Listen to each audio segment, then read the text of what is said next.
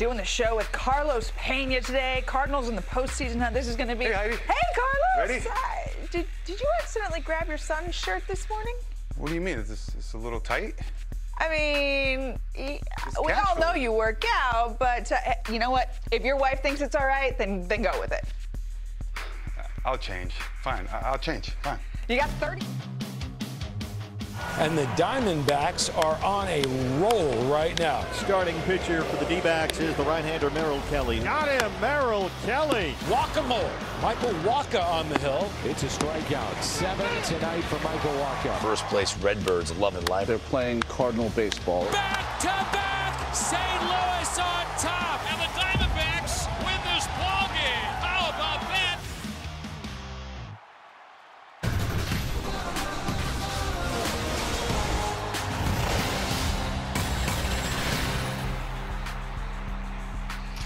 Heidi Watney here in Studio 42. Carlos Pena will be joining me shortly. Less than 11 hours after these two teams, the Cardinals and Diamondbacks, wrapped up their 19-inning marathon last night. They are going to play another baseball game, at least who is still left standing after that marathon. Welcome inside Studio 42. I am Heidi. Carlos is just getting changed really quickly. He will be joining me any moment now. Oh, thanks. How's this, Heidi? Go. This better? It's better. Better. Right? It's like 2 sizes bigger. What are you talking about? It is. You know what? You rock those schmediums, though, Carlos. You rock. What do you want me to wear? Like a blanket or something? I mean, Maybe. No, you look fantastic. We are going to get these guys set for some good baseball. Nothing like we saw, though, last night. We're going to have to put a clock on us, though, because Carlos and I will just keep talking all day long. So the clock is right about over your shoulder. There. Yep, right there. 27 minutes, 55 seconds until we toss it out to the game. But first, we have to take a look at how last night's game went down. 19 innings. Game number 2 tonight. Dexter Fowler at the top of the Cardinal lineup. In the air, out to deep right field. Track wall, leadoff homer. And I think we're running out of adjectives when it comes to Jack Flaherty. Struck him out. Strikes out the side. That's 10 strikeouts for Jack Flaherty. We're in the bottom of the ninth. Vargas gives one a ride. Gone! We're going to extra innings after 9 in Phoenix. Goldschmidt with a drive. Have a homecoming. 2-1 Cardinals here at the top of the 13th. Inning number 17, 18, 19. The bases loaded, 2 outs. Good night, everybody. Ildemaro Vargas tied it in the 9th and wins it in the 19th. Yes, Ildemaro Vargas is your hero. This game was 19 innings, 6 hours and 53 minutes, the longest game in Chase Field history. 48 combined strikeouts, tied for most in Major League history. Diamondbacks used 30 players. That's the most in their franchise history. And basically every team is pretty much wiped out. The bullpens are taxed. They want their starters to go the full 9 today, basically, in this game. Carlos, what's it like? Did you ever play in a game that got near 7 hours? Not even close. I mean, I really don't remember. And if I did play, the fact that I don't remember just tells you a lot about the fact that it was a horrible day. I mean, at that point, 7 hours. I mean, I can't even go 2 hours without a meal. So, like, are you going in and eating some peanut butter in between innings? What are you doing? You know what? It's so difficult, especially, how about this? When you go over in one of these games. You know, a regular game, you go 0 for 4, 0 for 3. But some of these guys, man, look at this. Dyson, 0 for 7, 3 strikeouts. That hurts. 0 for 6, and the walks helped for Marcell Ozuna, okay? It helped a lot. But it's one of those games that's going to hit a dent in your batting average. Goodness. I mean, it's hard to dig yourself out of the holes that you fall into when you have these long games and you have a bad game. Yeah. But on the flip side of that, you've got a guy like Vargas, who came in the 9th inning as a pinch hitter, hit the game-tying home run, ended up going 4 for 6 in the game, didn't even come in until the 9th. Right. I mean, if you think about it, he comes over to the ballpark. He's like, okay, I'm not starting. You know, I'm just going to warm up, to go around my routine. But then he gets in the game in the 9th. He has no clue that the game is going to go that long, and he has a monster day, career day, really. Dude, yeah. That's what I'm talking about. That's taking advantage of an opportunity and capitalizing. Yeah, that is, he sent the game to extras, and then, you know, it's his obligation to at least let them go home at some point with the, you know what was going to happen? If he hadn't had the game-winning single right there, he was going to pitch the next inning. Oh, man, he would have done it all. Torey Lovullo's like, mess. you're on the mound. He's like, I've never pitched in my life at any level ever. Like, not even little league talking. And he was going to pitch the next half. So good thing it didn't get there. Let's take a look at who is in the starting lineup here some less than 11 hours after the game ended last night. So you see some of the regulars got to get a chance to rest on this day. Tim Locastro in center field leading off. Abraham Almonte's in there. Wilmer Flores, Jake Lamb, Nick Ahmed. We're going to hear from him a little bit later in the show. He talked with Jackie Redmond. And then Merrill Kelly is on the mound. He has been good lately, Merrill Kelly, for the Diamondbacks. Let's take a look at the Cardinals lineup. Cardinals have a magic number of 3. They're still looking to clinch the division, so they can't just rest their guys. I mean, it's still pedal to the metal. You do see a few of the regulars not in there, at least to start the game for this one. Michael Wacha is pitching. Tommy Edman's been great for these Cardinals lately. He's in there at third base today, normally plays a little more of at second base. What have you seen from Tommy Edman?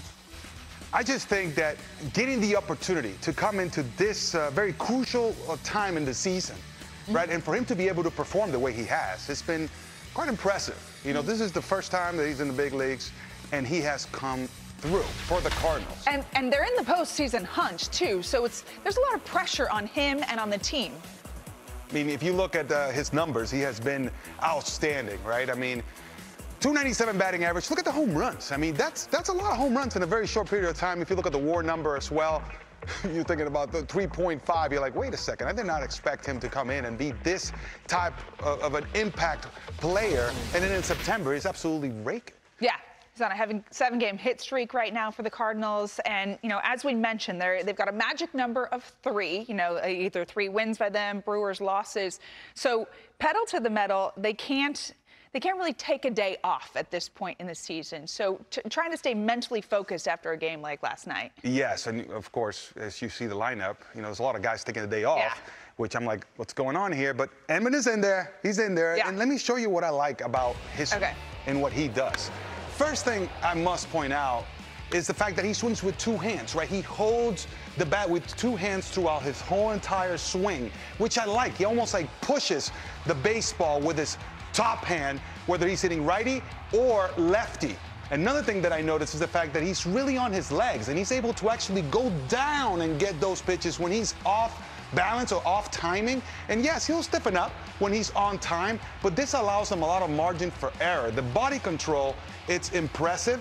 And right here, look how low he gets to be able to just stay through the baseball and punch with that top hand. I like the fact that, you know, when I talk to young kids, I like telling them, hey, swing with 2 hands. Swing with 2 hands. Don't let that barrel just whip through too quickly. Make sure you stay through the baseball. He does that great. And that's why he's having a lot of success. Our consistent swings day in and day out. Now, what is the important part? Because you know, I'm not a baseball player, wasn't a softball player, nothing, but I always let go of my second hand. And so why is it important to keep that second hand on the bat? Well, what usually happens is if this works like a hammer, right, and I do not control it, this barrel is just going to whip through this way a little too quickly, right? Now, when you are able to hold both hands on the bat, it just kind of delays the delivery of the barrel to the baseball. So it's like, they call it lag. Little extra pop? You're able to lag through it. You know, a lot of people will say, no, it makes your bat slower when you swing with 2 hands, all right? But I think that the trade-off, that may be true. Maybe true that if you just whip through it like that, it'll be faster.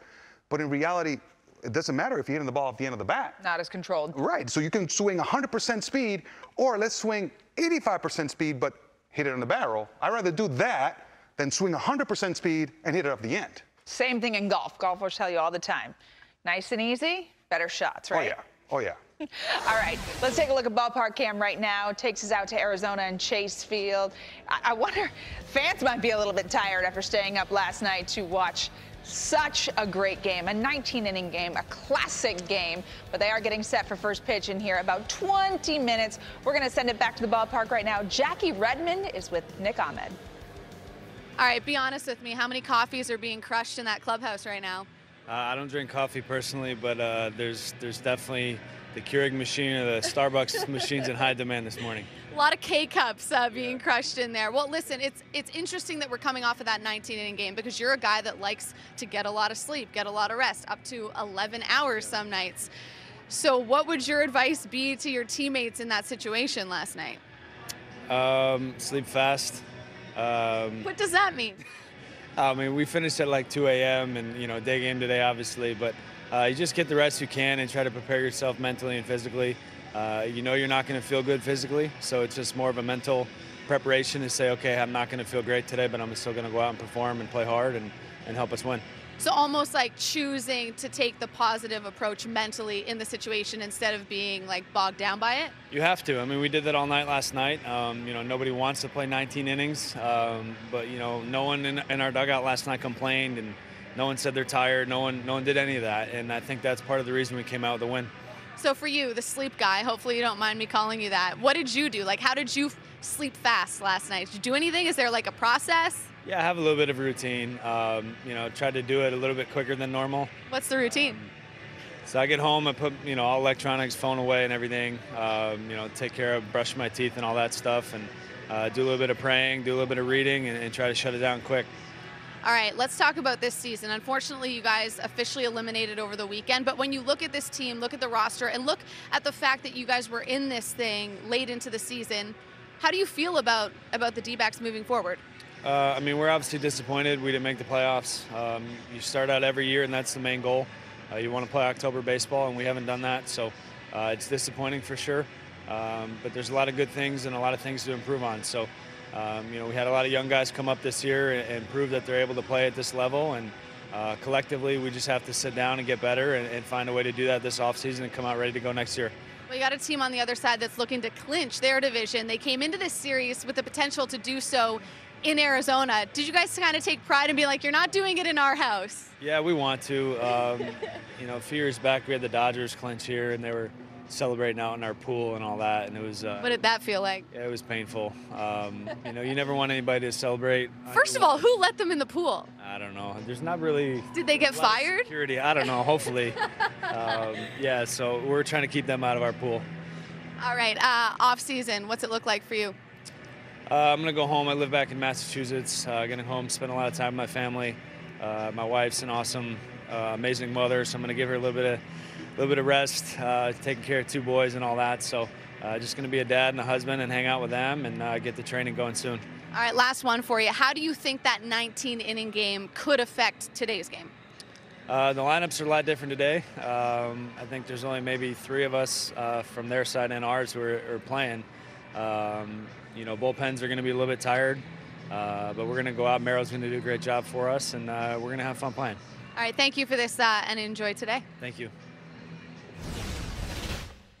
Good stuff, Jackie. Thank you so much. All right, when I knew that we were going to have you, Carlos Pena, on the show today, I thought, we got to show some of your fantastic defense at first base. And specifically, I think you were one of the great ones at turning a 3-6-3 double play. In fact, I looked up on YouTube, Carlos Pena turning a 3-6-3 double play, Gold Glover at first base right here.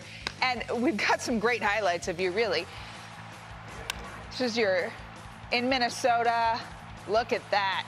About 2008 for the Tampa Bay Rays. You went way back. Oh, I just used to love this, right? Flawless.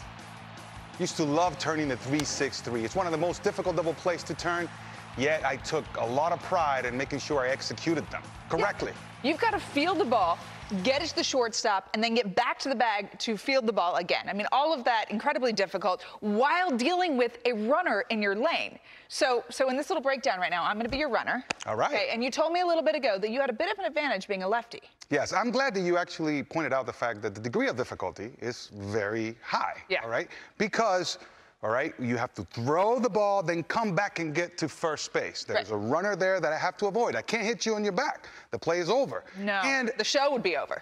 Exactly, the show would be over. And we definitely don't want the pitcher receiving the throw. No, I mean, look. So I have to get back. Pitchers are athletes, but in this case. In this case, we would prefer, all right, for the pitcher to stay away from the play. Stay out of the play. Yes. So this is what we do. So I'm a left-handed first baseman, which gives me an advantage because immediately I have a clear lane to throw, all right? Right-handed first basemen have to really be more intentional about getting space to be able to throw the baseball to second, right? So here we go. The first thing you must do is, as I'm holding the runner on, is when the pitcher delivers the ball, I have to clear myself. I have to go forward, okay? You can't go to the side and be in the middle of this lane right here, all right? You give yourself space. So what you do is you come forward right here immediately. Now anything hit to me, look at all the space I have. I don't have to worry about you.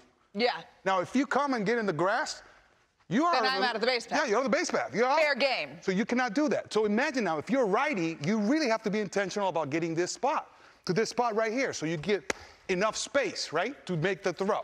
So that's the first thing. Get enough space so you can throw the baseball clearly and cleanly to the shortstop in this case. So here it goes, the throw. I'm here. The ball's hit to me. I make the throw. Make sure you keep it on this side.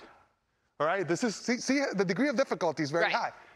Now you have to get back to the base. This is what most people do. Mistake. You backpedal. After you throw, you backpedal because you don't want to take your eye off the baseball. That is wrong. You don't want to take your eye off of the shortstop. That is wrong. What you do is you field it, you throw, and you get back. When you get back, then you find the throw. Because it's not like you have to have your eye on the baseball. You know where the shortstop is. He's going to be right around the bag, so you can re-pick him up as he throws the ball back to you. And Heidi, look, I have to trust myself. I'm going to take him out, though. I mean, I have to trust myself, Heidi. If I make a good throw, as soon as I let that ball go, I know it's going to be a good throw. Now I'm done with that. I got to go back and catch. So immediately turn around and get to the base. Turn around and get to the base. If the ball's coming in the air, you should be, okay. You should be a good enough athlete to pick up the ball in the air. well, that's the other difficult thing about this is that the shortstop has a runner bearing down, so his throw is not necessarily going to be a perfect chest-high throw. It might be in the dirt, it might be high, it could be anywhere. Excellent. So That's the last you have to get back piece. and be ready to handle anything coming at As you. a matter of fact, that's the last piece. What you want to do is you want to expect the worst throw. Yeah. At all times, expect the worst throw. So here we go. Out in front, make a throw, get back to the base. And then expect the worst of throws. If he throws it in the chest, you're like, oh, thank you. Excellent. But be ready for the worst. All right, all right. Well, that was fantastic. Right now, we're going to throw it back to a couple pitchers, though. We are going to go back to Chase Field. Dan Plesac and Kyle Loesch. Take it away, guys. Thanks, Heidi. Hey, I'm here with former Cardinal Kyle Loesch. Long one last night, 19-inning game here at Chase Field. It's a tough one, a quick turnaround, right back at it, and it's a very meaningful game for the Cardinals. They can't, let the foot off the gas with the Brewers coming up right behind them. Cardinals starting pitching post All-Star break has been as good as anybody in baseball. What do you see the difference with Michael Wacha? Michael Wacha, you've seen him come out and use his changeup a lot more. That's been a very successful pitch for him. He's gone away from this cutter curveball combination, and him having that confidence to go in there right on right changeups has kind of turned around his second half here when he got back into the rotation. The guy for St. Louis, Jack Flaherty, has been tremendous. There's some people that think he's in consideration for the NL Cy Young Award. Well, with that second half he's put together, he's really carried the staff. That's been a big key to their surge here, putting them where they're at, because he's going out there every start, putting them on his back, and he's hardly giving up any runs. His ERA is under 1, I believe, in the second half, and you can't ask much more out of anybody. This had to be weird, kind of a homecoming for Paul Goldschmidt, right? He played so long here, multi-All-Star appearances. This has been a unique, I guess, for him to come back to play here against the Diamondbacks. Yeah, you've been around on several different teams. I've been on several different teams, and his first time going to a new team after spending all those years here. He's, put up the All-Star numbers, MVP, candidate every year, and coming back to your home has got to feel a little different. He's come in here and he's hit a home run each game and kind of showed them what they were missing. The Dodgers have run away with everybody. They're by far, if you look on paper, they look like the team to beat in the National League. When you look at this Cardinals team, Kyle, do you see the Cardinals as a team that could go deep into this postseason? From personal experience, it comes down to who's hot at the right time. And with this pitching staff that St. Louis has put together with, they've really taken over the rotation. Their bullpen is a strength. I know they had a little rough one last night, not being able to close it out. But, if you come in with a hot rotation, they do the little things right. They don't make errors. They don't beat themselves. You never know what could happen in a series. And, it could be a team to look out for. I know the Dodgers are strong in all facets of the game, but you just never know once you get in that postseason. One guy I have to ask you about before we get away, Adam Wainwright. He just continues to keep getting it done, doesn't he? Yeah, it's amazing. You know, it's got to be something for him. Somebody who's, they keep counting out, and he, signs the deal where it's all incentive based, and he's hit all those incentives. So it shows you he did a good job, earned every bit of it this year, and this September, he's really putting it together and carrying the team into that postseason berth, and that's what you want out of your veteran guys, and it's impressive to watch. Well, it was a long one last night, 19 innings last night. The Diamondbacks pulled one out, so hopefully we won't be here for 19 innings, but expecting a really good game on this finale of this 3-game series. Back to you, Heidi. Yeah, if you're there for 19 innings, Dan, they're going to need you and Kyle both to pitch in this game. So just keep your arm ready. Speaking of Kyle Lohse, we were just marveling as we watched those two guys set up the game here. Curious how you think you did off Kyle Lohse. You think you might have had some good numbers there? You know what? He was a worthy opponent. It was a tough deal, but I think I hit at least 3 home runs against him, at least. Okay. You want to know how you really did? Please. Please enlighten me. You were 9 for 41, 220 average. You had a double, a triple, and 2 blockatas. Oh, my goodness. Maybe I imagined the last one, man. Maybe it was the triple. Maybe it was the triple. It was like an inside the Parker after a little league. No. I really thought I did better against you, Kyle. Do you want to know who you did the best off of in terms of home runs in your career? Does it have to be Pettit? Who'd you own? Pettit? Maybe Lester? Pettit would be the second best. John Lester. You went yard off of the lefty. Lefty. That's kind of 7 times. Doesn't even make sense. It really does. These guys are so baseball. Good. Yes. All right. So you didn't fare as well against Kyle Lohse as you thought. He's a good pitcher. Good pitcher. Yes, he was. They might need him in there if this one goes extra innings. All right, we got a little segment for you right now we like to call Like and Subscribe. Carlos, you are on the hot seat. The first question is, are the Cardinals the biggest threat to the Dodgers in the National League? I'm going to have to go thumbs down on that one. Thumbs down. Yeah, I think the Atlanta Braves are a better match, and even the Nationals would give them be a tough opponent for them. The Braves are somewhat quietly really good. People don't seem to be talking about them. They'll sneak up on you. Man, those top 4 in their lineup. Woo! All right, the D-backs would have made the playoffs had they not traded Zach Greinke. That's thumbs down. I just think that starters really don't have that much of an impact. Well, not as much as we may think. Now if you were out there pitching every single day, I think more regular players, on the field have more of an impact in the game than a starter that pitches every 5th day. Mm-hmm. An ace can certainly set the stage for a team. They can, give the bullpen the day off if that's, kind of the game's going away from that these days. But like you say, for a guy who pitches every 5th day to say they would be in, although, over the course of 2 months, how many more starts is that? How many more wins could that be? Right. All right. Our next one, Paul Goldschmidt. He was traded from the D-backs to the Cardinals. He will have a better career as a Cardinal than he did as a Diamondback. I'm going to have to go thumbs down on that one. Thumbs down. Pretty good as a good Diamondback. Why? Because he was so good as a Diamondback. I mean, there's nothing against him. It's just like, how in the world do you expect him to perform at that highest level for the next few years? It's almost not even fair. Right. And he was so good, and he's young, and, as players age, they tend to take a dip in production a little bit. Yeah. All right, Ketel Marte, he was so good. He was on an MVP track before getting injured. He's going to win an MVP award before the end of his career. I'm usually an optimistic type of dude. He's a very optimistic guy. But, man, I'm going to have to go thumbs down on this one. All of them have been thumbs down. Because, yes, he is. It's because your shirt's too tight, Carlos. It might be. I might be suffocating right now. That's what it is. But, hey, man, he's really good. He is very good. Yes. But, come on, to win an MVP, so many things have to go right. You're going to be compared to the rest of the league. He's going to get some votes. But if I had to pick, he's not going to get an MVP award, no. Well, I mean, ask Paul Goldschmidt how difficult it is to win an MVP in Arizona. He's been so good. He's been an MVP caliber player. You don't get as much attention in the desert. All right. Thank you so much, Carlos. Oof. Yadier Molina, catcher for the Cardinals. He spent his entire 16-year career with the St. Louis Cardinals, winning 2 World Series championships and enduring himself to the community. Cardinals Insider gives us a closer look at the man who has effectively become the face of that franchise.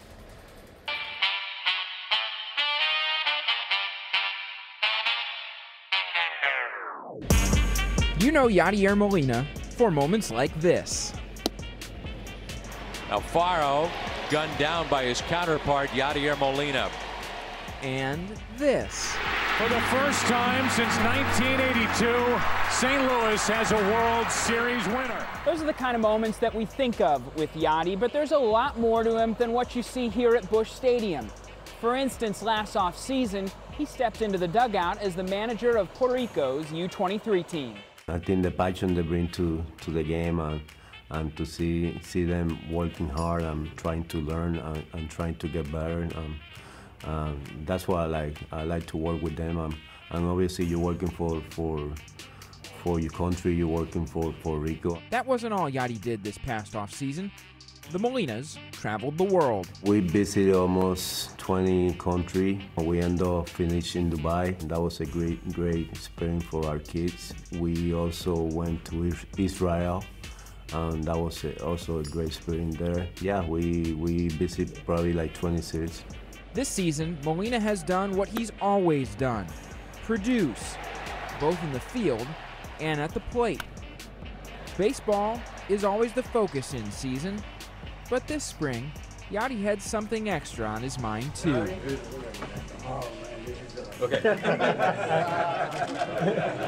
Coming from Puerto Rico, we don't have ice there. We don't have any time of snow or any like it. I started learning in here, watching them play. One time I went to one of the games, my first time. I fell in love with them. Yadi, give us, let's go. Let's go, Baru! Let's go, Baru! Let's go, let me hear you! He's the ultimate St. Louis fan and player, a face for the community with a life that stretches far beyond the field.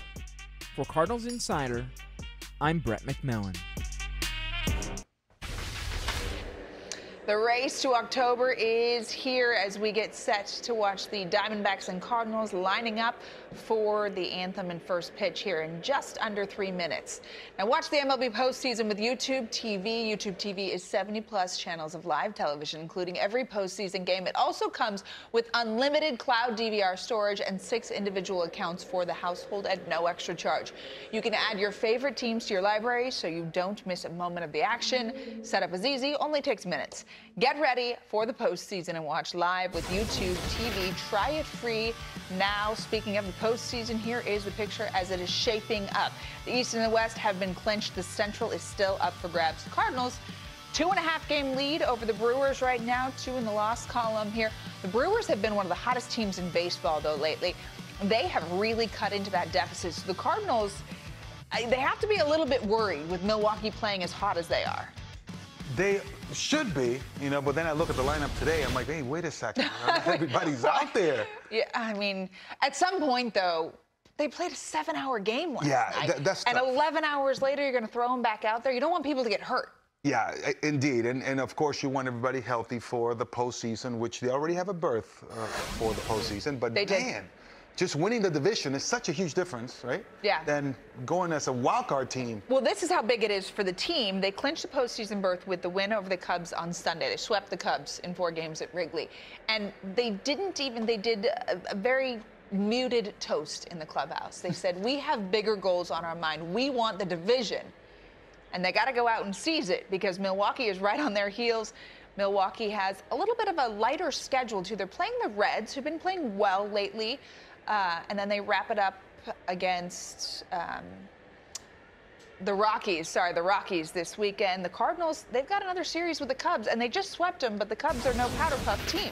Right. So it's pedal to the metal. Yeah. I mean, you have to go all in. So I was surprised to see the lineup today. Yeah. All right. It's a huge difference. You don't want to be a wild card team and be a one-game playoff, one-game type of thing. No. Who are you throwing in a 1 game? Now, the Cardinals have a couple of good options in their young guys who have been playing so well lately.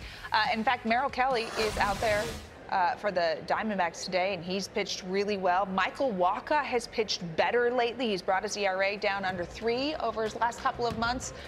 So that's who we've got in the starting matchup today as we are getting ready to send it out to Scott Braun, Dan Plesac, Kyle Lohse, and Jackie Redmond. They will have the call for you on this game. It is live on YouTube TV. For Carlos Pena and Heidi Watney, enjoy the game.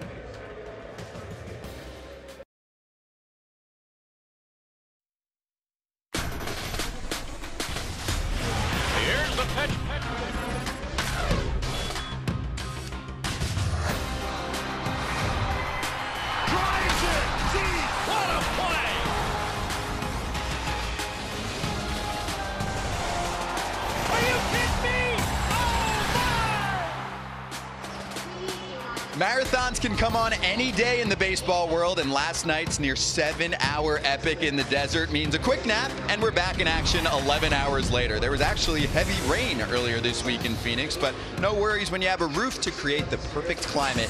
This is the MLB Game of the Week live on YouTube. The St. Louis Cardinals meet up with the Arizona Diamondbacks at Chase Field. And hello to everyone watching worldwide on YouTube. I'm Scott Braun. Thank you so much for joining us. The Cardinals are postseason bound, and they are very close to clinching the division. The Diamondbacks have been eliminated, but it's been a strong year. They're not an easy opponent. And on YouTube, we stream these games for you live and free. We have great guests scheduled to join us, including Robbie Ray and Jack Flaherty, and both managers. We are streaming live with one more matchup and a post-game show. And if you haven't yet, subscribe to the MLB YouTube channel. Over 2.1 million have already done it. We're live for YouTube TV customers too. Go to the MLB pop-up on the channel guide. And joining me on the team, former Cardinal Kyle Lohse, former Diamondback Dan Plesac. 19 innings last night. Did you get any sleep watching the game? A little bit of sleep. How about this? The D-backs used 13 pitchers to win that game last night. 13. Let's start with the St. Louis Cardinals pitcher yesterday. Jack Flaherty was putting on a show, so much so, Kyle, that he had the no-hitter going through 6. He had his good stuff last night, just like he has all second half. Got the slider, back foot, going up top with the fastball, just coming right at guys. He really had it going until this one bad hop got by Goldie, and that was the first hit of the game. A season-high 11 strikeouts for Flaherty. Ildemaro Vargas spent 7 years in the Cardinals organization, and he had a fun night. He did. How about twice? Here he gets to the Cardinals bullpen and then wins it in the 19th with a bullet here between the gap between third and shortstop. And for the Diamondbacks, it's win number 81 on the year, so they are 1 win away from a 3rd consecutive winning campaign. They were in this fight for a while. What did you like about this team? Well, there's a trio of position players that have really carried this Diamondbacks team. Nick Ahmed has had a terrific year, number 13, and he has been everything that the Diamondbacks could have asked for and more. A 6.1 WAR on the season. He has been terrific. He's been terrific in the field and swinging a very big bat at shortstop. Eduardo Escobar, near the top in baseball in runs batted in. That's not a typo. 118 runs batted in to go along with 35 home runs. He had some productive years with the Twins. He's found a home here with the Diamondbacks here in the desert. And then Ketel Marte. Now he's shut down. He's had some lower back issues. 32 home runs to go along with a 329 average. And oh, by the way, he still leads the National League with 187 hits. This team has lost players like Paul Goldschmidt lately, and Patrick Corbin, and A.J. Pollock, and Zach Greinke was traded at the deadline. Here are some first-year contributors to this organization, first full season as a Diamondback for Gallen, Kelly, 2 Kellys, Christian Walker, and Alex Young. So they're hoping to be a competitive ball club for next year. They do miss their guy, though, Paul Goldschmidt, back to Arizona for this series for the first time since being a Diamondback, and he has been a great presence in the lineup for St. Louis. Yeah, he has. I mean, he's not having his normal Goldschmidt kind of year, but as you can see here, he's leading the Cardinals in a lot of categories. You know, with the games played, the home runs, the RBIs. You see him, you know, showing up every day, ready to play, and he brings defense to the field too, and that makes all the players around him better. And you know, that's really what St. Louis was looking for in bringing him over from Arizona. A quiet leader. He had a home run on Monday and on Tuesday in this series, and the Cardinals as a team are flying high. Goldie's been better in the second half of the season, and so has St. Louis. Look at the work through June 29th. 40 and 41. They have absolutely taken off since then. 50 and 27 since June 30th. Best in the National League. Starting pitching has been supreme for them as well, and they're trying to line up that rotation for the playoffs. So let's bring in the 4th member of our team, Jackie Redmond, with more. Well, Scott, we both know sports cliches exist for a reason. They are often, if not always, pretty accurate. You know, win as a team, lose as a team, take it 1 game at a time, keep your eye on the prize, all that good stuff. And for the Cards, who clinched their first playoff berth in almost half a decade on Sunday, that last one certainly applies. But here's another one for you. Their work is not yet done. Look no further than Sunday for evidence of that. I mean, picture this: 8 champagne bottles on a table, 4 left completely unopened, 3 open but full, and 1 bottle with nothing but a single swig taken from it. Yeah, the Cards didn't celebrate. at all. And to be clear, they clinched that playoff spot in the house of their biggest rival. Allow me to quote Miles Michaelis, who had a sports cliche of his own on Sunday, saying, "We've got bigger fish to fry and bigger dreams to make happen. We want the division, and we're going to go get it." AKA, the Cards are all business. But let's be real, kids don't dream about winning the division. If we're talking dreams, we're talking World Series. And for the Cards, that journey would begin with a division series likely against the Atlanta Braves. So let's take a look at their options for the starting rotation. The hands-down favorite to start game one of that series, of course, would be Jack Flaherty, who put on quite a performance here last night. Dakota Hudson also looking pretty stellar over his last 15 starts as well. Scott, the Cards, as we know, can't clinch that division title here today, but one thing's for sure, once they do, their attention turns to the Atlanta Braves. Back to you. That's right, and Waka might be a part of the bullpen for that NLDS. Lineups and first pitch coming up from the desert right after we watch back the way St. Louis essentially silenced the Cubs' postseason screams at Wrigley this past weekend. Well, we got game one of a 4-game set. Cubs and Cardinals. To say it's big will be an understatement. Anthony Rizzo.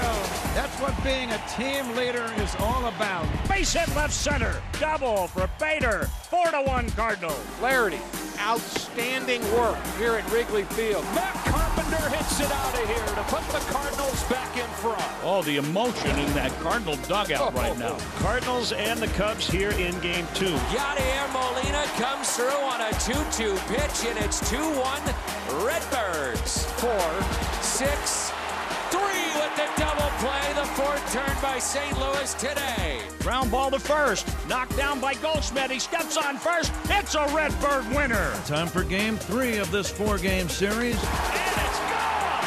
We're tied. Nico Horner gives the Cubs a 6-5 lead. He opened up on that one. Cardinals back on top. Tony Kemp, Cubs lead. Back to back. Yes. 9-8 St. Louis. Best win of the year. Round 4 of this series. O'Neill racing home. Save, and this game is tied. Goldschmidt pulls it fair. The Cardinals have the lead. It's 9th inning magic again. A Cardinals 4-game sweep. St. Louis back in the postseason.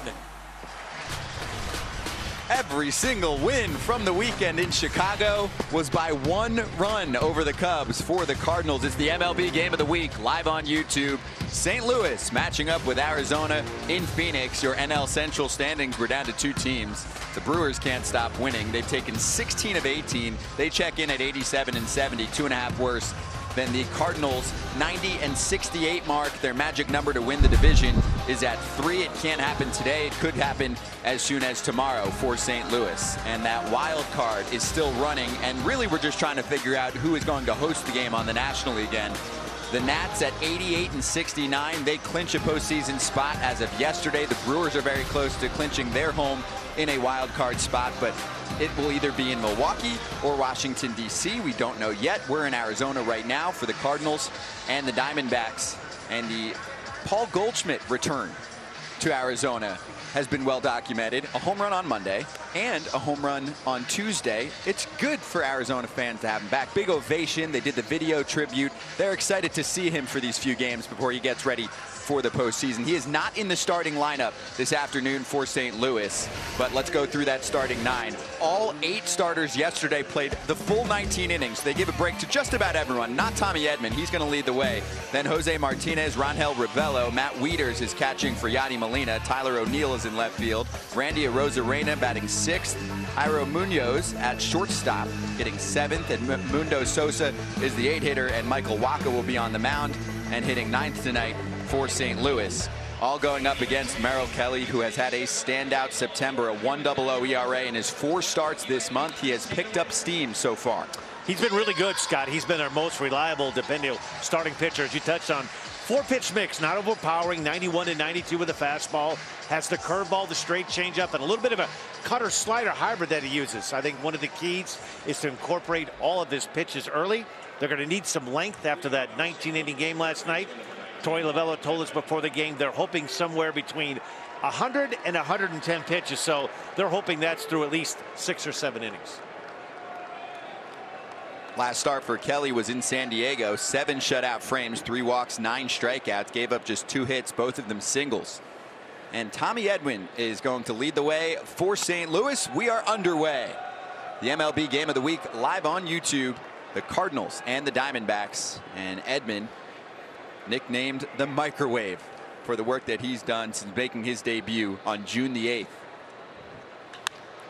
Connects through the right side for a base hit, and the Cardinals have their leadoff man aboard. It's really been quite a transformation post All-Star break.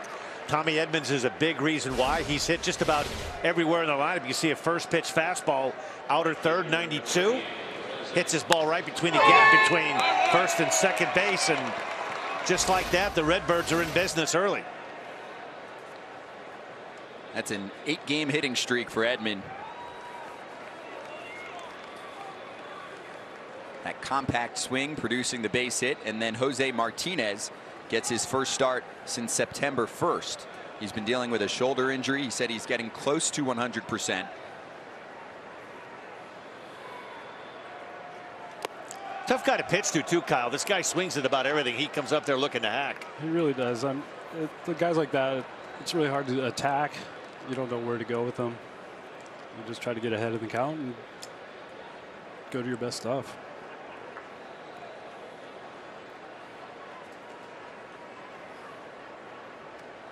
$14 stolen bases in 15 tries for Edman off of first, and Martinez facing a 1-0 count. It's just amazing, Scott, how this division has turned upside down. Going into the All-Star break, it looked like the Cubs were the best team on paper. They looked like they were going to pull away from the pack. The Cardinals were struggling to find an identity. The Brewers, their starting pitching and their bullpen was kind of in shambles, but Mike Shildt really did a good job of holding the course. I know a lot of Cardinals fans were upset that they didn't make any moves at the trade deadline, elected to stand pat. And it looks like GM John Mozeliak, sometimes the best trades are the ones that you don't make, and things have panned out for the Redbirds. It's very true. You look at their turnaround, a lot of it starts with the starting pitching. They've done a great job of picking it up, putting the team on their back. That ball gets away, and Edman's going to get to second, and he'll hold up there. So creating trouble without even moving much at first. Merrill Kelly very worried about Edman's 14 stolen bags. Just kind of one of those step moves, a quick move. Tried to catch Edman a little bit off guard. See, he comes to a set. That quick step and throw to first base. Not an easy play there for Kevin Cron to try to go across his body as Edman was diving back head first. You know, Dan, sometimes you try to get a little too tricky and ball gets away like that. Sometimes it's best to stick to the basics. Stick to the basics. Try to get Martinez out.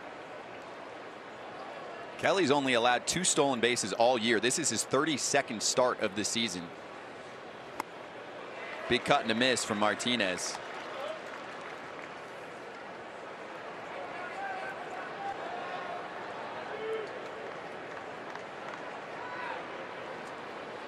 Last night, the Cardinals were 0 for 9 with runners in scoring position. The loss snapped a season-high tying 6-game win streak.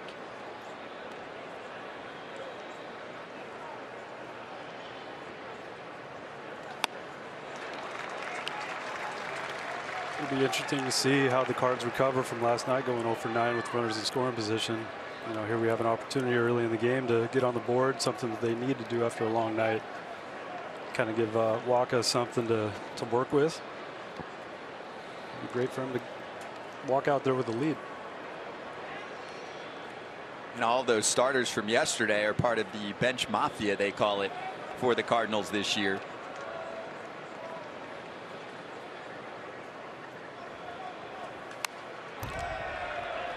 A game like this, you know, even though the Cardinals haven't closed out the division yet, they still need a couple more wins. It's a really good opportunity for their bench to step up and show what they can do if the Cardinals end up going on a long postseason run and do the little things that you need to do to get on that postseason roster and see what they can get out of you.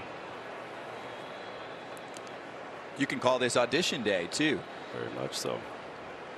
Bench players trying to earn a spot on the October roster. Kelly's 2-2. He's got his first strikeout. Pretty good fastball right there. Martinez is up there cutting and slashing. We touched on it. He likes to use all of his pitches. Almost like a little cut fastball. You can see that spin on it. Torey Lovullo told us he's incorporated that a little bit more and more into his repertoire. It's been an interesting story. This guy's been a picture of a guy with perseverance.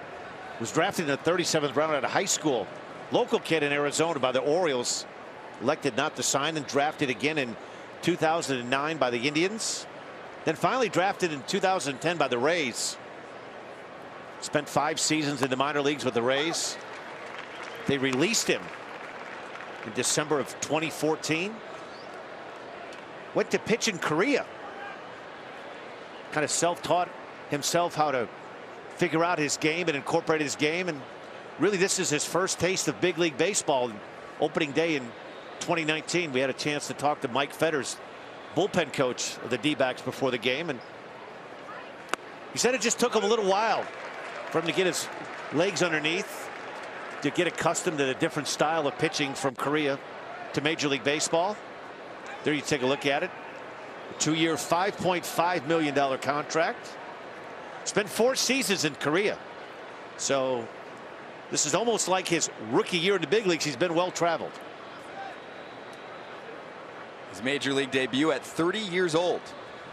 Rangel Ravelo takes strike 3. Outside corner, a little paint from Kelly.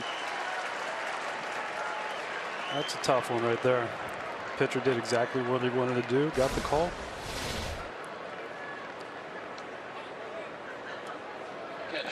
I have 2 pitchers in the booth next to me today, so we're cool with that. That's a thing of beauty right there. You know what, I'll tell you what, it is a beautiful job by Caleb Joseph. You know, we often talk about pitch framing. It's more about receiving and presenting that pitch and making it look like a strike. It might have been just off the outer edge, but a really good job by Caleb Joseph to have a quiet glove and just kind of massage the ball right into the glove. And here's backup catcher Matt Wieters. You know, in a day and age, Scott, where we're so used to seeing high velocity and spin rate, we talked earlier to Mike Butcher, the pitching coach of the Diamondbacks. He talked about the ability that Merrill Kelly has to spin the ball, to change speeds, figure out how to disguise to make 89-91 look 94-95, and he does that by incorporating off speed early. That's a fair ball. Wieters to Crone, and the toss to the covering Kelly to sit down the side. So Edman gets on with the base hit, moves over to second on the misplay, and he's stranded there. We'll go to the Cardinals, or the Diamondbacks portion of the first inning. MLB Game of the Week live on YouTube. Scott Braun, Kyle Loesch, and Dan Plesac will get the starting 9 in just a moment for the Diamondbacks side. But first, Michael Wacha takes the field, and he has been so much better in the second half of the season. Let's pinpoint his last 8 starts, a 2.52 ERA. His first 20 appearances against right-handed batters did not go as smoothly, and he's always actually been a guy, Kyle, that has had reverse splits, so he's actually much better against left-handed hitters. Yes, he is. A lot of that has to do with the changeup. And as you see, the last 8 appearances versus right-hand batters, he's going to that changeup a lot more, and that has led to a lot more success. Almost double the changeup usage in his last 8 appearances. Likely won't be a starter for the playoff rotation, but could be a reliever. The Arizona Diamondbacks starting lineup features Tim Locastro and Abraham Almonte to start things off, and then Wilmer Flores, Jake Lamb, Kevin Crone, Josh Rojas. Nick Ahmed played yesterday, the full 19. He's back. Caleb Joseph hitting 8th and catching with a big hit yesterday. Merrill Kelly in the 9 spot. And there's Michael Wacha and his 4.68 ERA, but as we mentioned, much better down the stretch for St. Louis, which has been the case for just about every starter that the Cardinals are throwing out there, Dan. Well, he's been in and out of the rotation a couple of times. I guess it's a good problem to have, but he's thrown the ball really well the last month and a half. Perfect timing, too, to be a free agent at the end of the year. He's been a horse down the stretch. Former All-Star in 2015. You touched on it, accelerated changeup. I think one of the things marveled when he first came up and with that huge postseason run, taking the Cardinals to the World Series. That fastball changeup combo, Kyle. If you have a good changeup, it can make every fastball look pretty good. Yes, it does. I learned that personally. Kept me around for a while. You know, you don't have to have that overpowering fastball. If you can throw a changeup off of it, throw it in hitters' counts, get them off balance. And we'll see if Wacha has that good one today. 2013 NLCS MVP. His best season was in 2015. Wacha was an all-star. In 30 starts, a .338 earned run average. You know, it's kind of amazing, Kyle. You've been on some really good Cardinals teams, and this has been kind of the way the Cardinals have drawn it up. Good base running team. They're catching the ball much better. But it's kind of that monkey see, monkey do. I think on paper, you look at the division, you look at the Cubs starting pitching, and on paper, the names on the back of the jersey stick out. But this St. Louis Cardinals starting rotation post All-Star break has been as good as any team in baseball. Yeah. You nailed it. They really have taken this team that hasn't been scoring as many runs as you think they would, but it doesn't matter when you're going out there and dealing, getting late in the game, and handing it over to a very strong bullpen. You know, two young guys too. That I think if you would have told Mike Schilt at the beginning of the year that Dakota Hudson and Jack Flaherty would be your two most dependable and reliable starting pitchers. Jack Flaherty's turned himself into a Cy Young candidate kind of a pitcher. Tim Locastro with a base hit down the right side, and he's going to end up at second. It's a leadoff double for the Diamondbacks.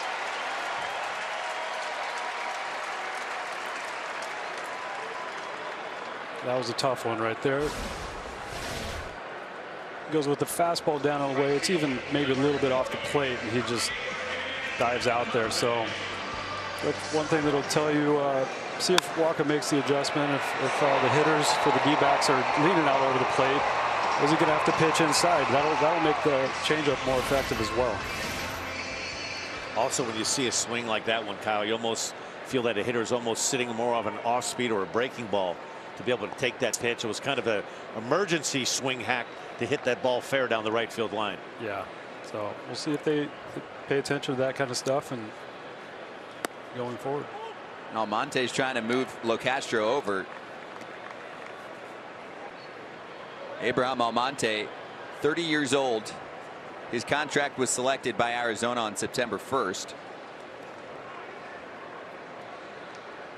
He's hit well in his 16 appearances. .290 and .937 OPS. Bit interesting dilemma for the Cardinals when they do clinch this week. Which way they'll go with that starting rotation. Walker's been throwing the ball great. Flaherty right now is their best pitcher. Dakota Hudson throwing the ball well.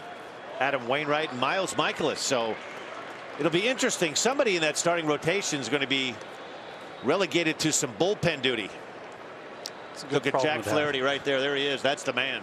That is. It's a good problem to have. Who's going to draw the short straw and end up out there? And having been in that situation before, you know, it's how that guy takes that demotion, if you will, go down there and figure out how they're going to help the team win. You know, it's really a team game, and you know the Cardinals are good about teaching that. You got veterans like Adam Wainwright who can go out there and show the guys the way we do it, and you know he'll be probably one of the guys in the rotation, but it looks like Wacha fighting for that spot in the bullpen. 4-pitch walk for Almonte. You saw Wainwright today. What did he say? How's he feeling? He's feeling good, feeling healthy. You know, if you get a chance to talk to him and meet him, he's always full of energy. So he's talking about how good he feels, ready to get this thing going. You know, it's been a remarkable turnaround for him the last year. Going out and finish the season strong. It's what you want out of your veteran guys, to finish the season strong, show the young guys that, you know, maybe haven't played a full 162 game schedule, what it's like and what you have to do to get yourself ready every day.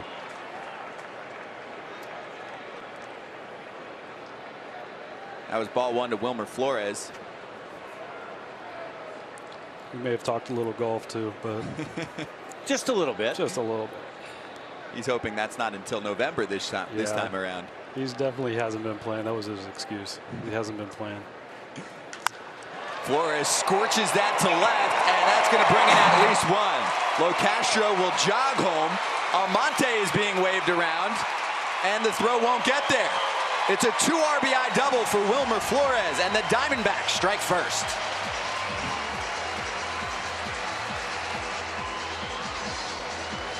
Adam Wainwright's had a hard time getting the ball down in the zone. Wilmer Flores makes him pay. Fastball's been up in the zone, the same with the changeup. This is another fastball. It's up 91. Almost looked like he wanted to try to cut this ball down and away. You can see Weeder sitting away, and that ball runs back into the inner third. Gets the barrel to it. 2 hops off the wall. Well, this is what we've been talking about. He's kind of been up in the zone this year, missing his spots with the fastball and cutter, and the best way to get guys off that is to throw the changeup, and he hasn't been able to do that so far. Flores hitting .384 in his last 27 games. Now it's Jake Lamb. You know, in a day and age where pitchers want to pitch up in that zone, Michael Wacha at times, I mean, you could get away with that fastball that's 93, 94, but he needs to establish down in the zone, particularly with that changeup. That's his bread and butter pitch. You do. Big league hitters will make that adjustment if you do it time and time again within the game. Got to move it around.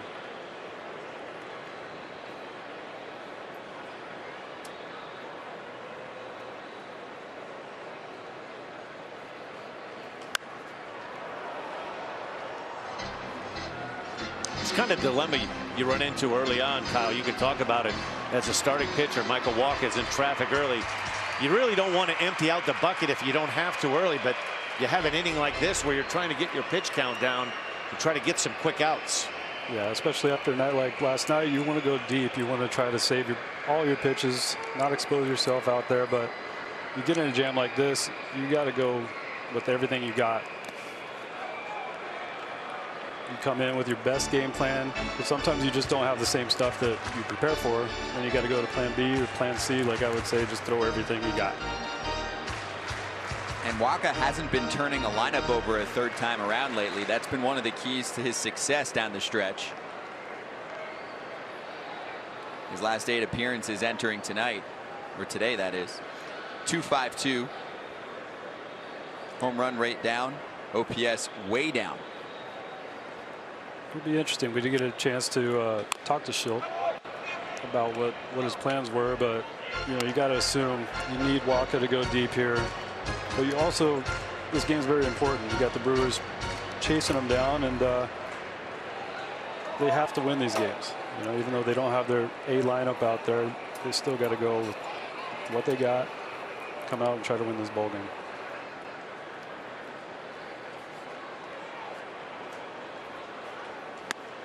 He strikes out Lamb. Well, that's the changeup right there that Michael Wacha needs. That was the best one he's thrown so far. Fastball, we've seen some good life on the fastball, 92 to 93. And this changeup to Lamb was the best one he's thrown. He sells it with the great arm speed. The ball just doesn't get there. Has a little diving action. See, he has Lamb out in front. 85 miles an hour, hard, soft, up and down. It's the way Michael Wacha has to go about it.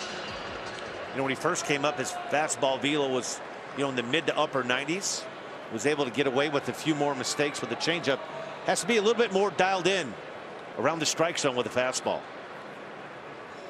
This is Kevin Cron going after the first pitch and fouling it to the left side.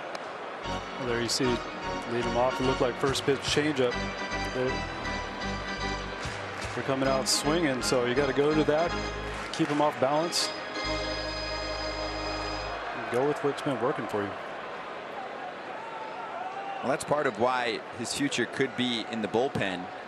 Still hasn't developed a reliable third pitch.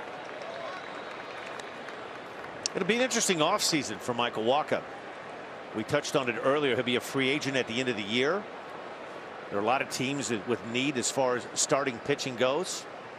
I know heading into the offseason, the opportunities normally are more abundant when you're on the market as a free agent starting pitcher. Even though bullpen seems like in the past 3 or 4 winter meetings that the relievers are the first guys to go off the board. Here's another changeup that's up in the zone. Needs to get the ball down a little bit more.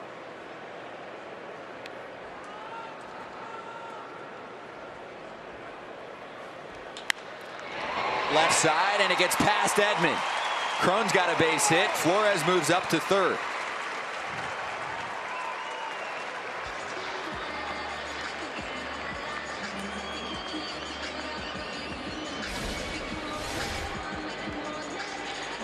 Not a bad changeup, outer third, maybe a little bit off the plate.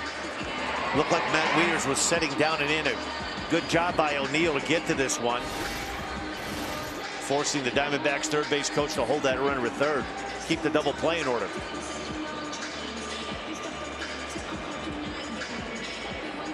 I'm sure that's what they're talking about here. Try to settle him down. It's kind of been a tough first go of it, but you're always one pitch away. If you got a guy on first there and one out, get yourself ground ball, get out of this inning. You often hear about that pitcher-catcher rapport, and just kind of diving through the numbers, Scott. Michael Wacha's ERA when Yadier Molina behind the plate, 3.58. Anybody other than Yadi, ERA right around 8. So pretty big difference, but you'll see that across the board. You're taking a look at one of the best that's ever sat behind the plate. Yadier Molina, like an extended another pitching coach on the field.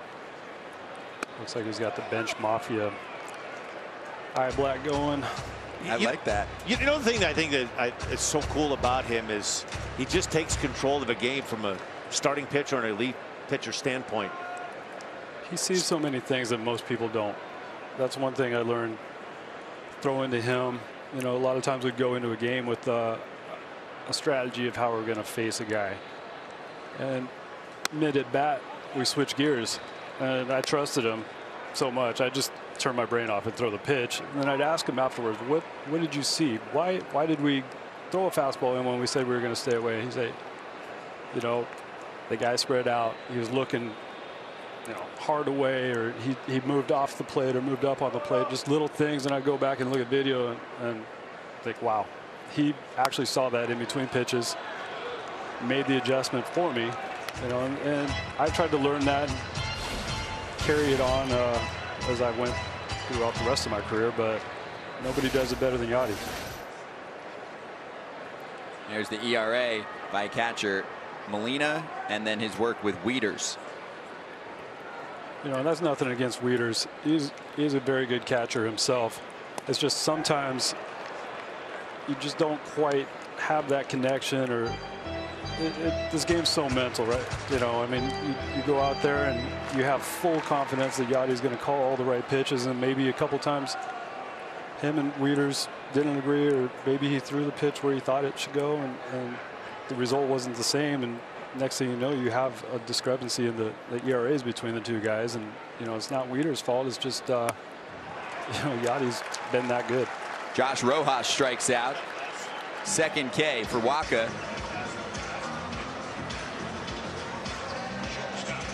Flores doubled in 2. He's at third. And a Cron base hit.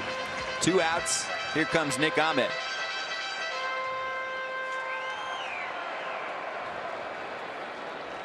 "19 home runs, a career year offensively, and the change began last year. Switched up his swing path, more fly balls.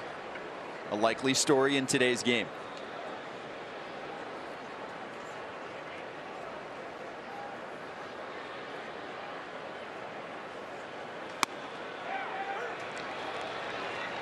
Another good fastball. What really a great 2-pitch sequence to Rojas. There's the straight changeup, right? He has him out in front on a check swing.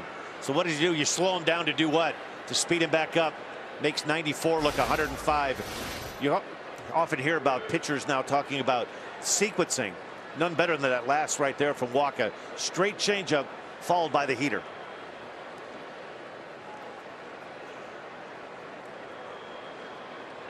It's really something we used to talk about, is trying to get the batters in between. I wasn't a real power guy towards the end, but I was trying to do things like he just did there.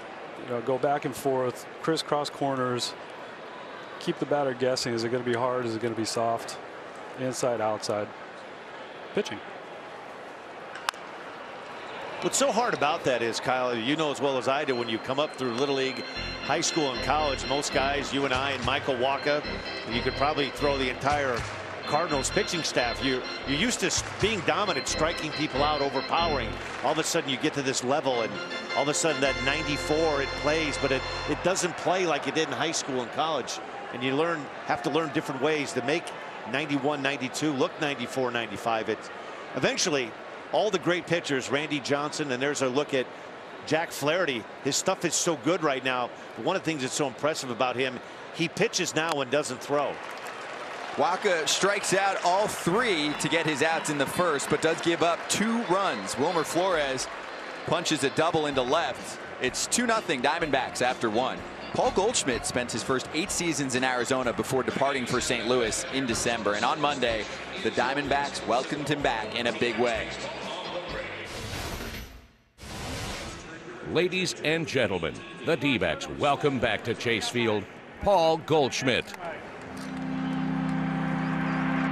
Welcome to the major leagues, Paul Goldschmidt. First of hopefully thousands. I mean, it's good. Obviously, go out there and get a win, and in the tight division race, and as for me personally, it was a good first game. Deep left field, big league home run #1. Yeah, I mean, I knew I hit that one good yesterday, and hit this one a little better. The Diamondbacks are the National League Western Division champions. Anytime you walk off, it's fun.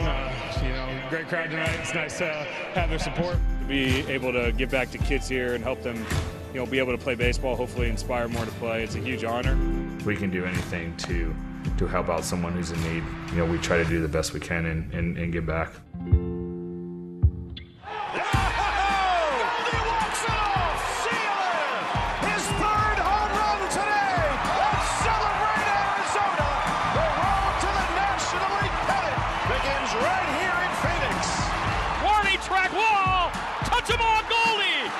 The Diamondbacks have won the National League wild card. That's number 200 for Paul Goldschmidt.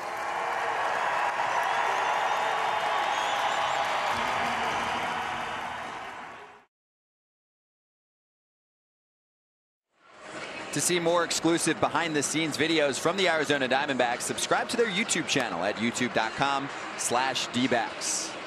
Oh, they miss him. They love him. A quiet leader, a great presence now on the St. Louis Cardinals, and he leads the team in home runs with 32. It's just strange seeing Paul Goldschmidt in that red uniform with the Cardinals. I mean, he was a staple here with the Arizona Diamondbacks. Not bad, right? 8th round draft pick. 297 average. How about 209 long ones? Second franchise history. Terrific player. Really, when you thought about the Diamondbacks up until 2018, he was the man. Paul Goldschmidt. I think I'm in that list of 209. In fact, I know I am. You've given one up? Yeah, he's such a good hitter. Early in his career, I thought I had him figured out. Kind of did my veteran trickery on him. And next at bat, I went back to that same stuff, and he showed me he can make an adjustment. So I asked for a new ball from the umpire and watched him trot around the bases. A ball and a strike to Tyler O'Neill. A great sign from Monday for Cardinals fans was watching him go the other way with the home run. When he's using the opposite field, you know he's starting to get locked in.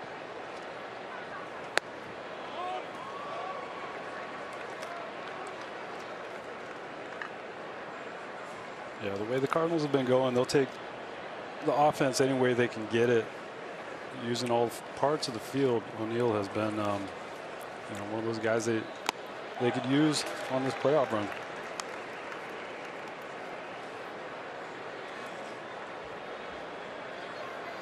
Trying to cut down on some of the swing and miss in his game, as you can see. Built like a bodybuilder, and his dad is a bodybuilder.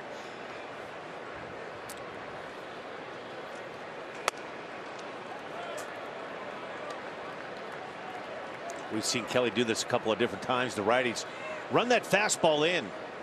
He's had a pretty good spot of getting that ball down and away with a little cutter. Run that fastball in. We might see something down and away, that hard little breaker. Payoff to O'Neill. We'll do another. Came right at him there with a 3-2 pitch. I think a little bit of the old school, don't walk him, come right at him with a fastball, make them earn their way on. And now pitching with a lead. Toss number 20 from Kelly. Got him. His third strikeout. Pretty good fastball, 94 miles an hour. He kind of lulls you to sleep, down and away, down and away. Ran a couple of fastballs in this last one here. See, the target is intended to be down and away. 94 with a little late life. It has kind of that backup spin rotation.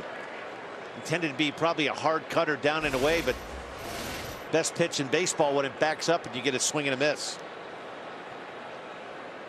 And now Randy Arozarena. First pitch, chop shot. Not an easy one for Ahmed, but he does it so well at shortstop. Arozarena wants them to check it. For now, it's the second out. Boy, that was a pretty slick play there by Nick Ahmed. That's one of those tough in-between hops. Do you lay back or do you come back and go get it? Not much you could do on this one. It was chopped up high in the air. See this right here. He has to come in and he plays it on that short hop. And it is going to be reviewed. It's kind of one of those do or die plays. That's what cost him right here. He has to kind of regroup and find his balance. Might have been the difference between it now that clearly beats that out. That one, I'm assuming, will be turned around.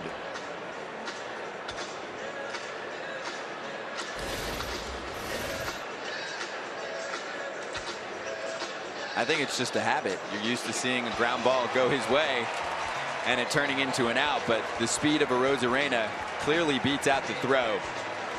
This should be a pretty easy turn this call around. It seemed like he beat this by a half a step. And he did. Infield single for the Cardinals center fielder.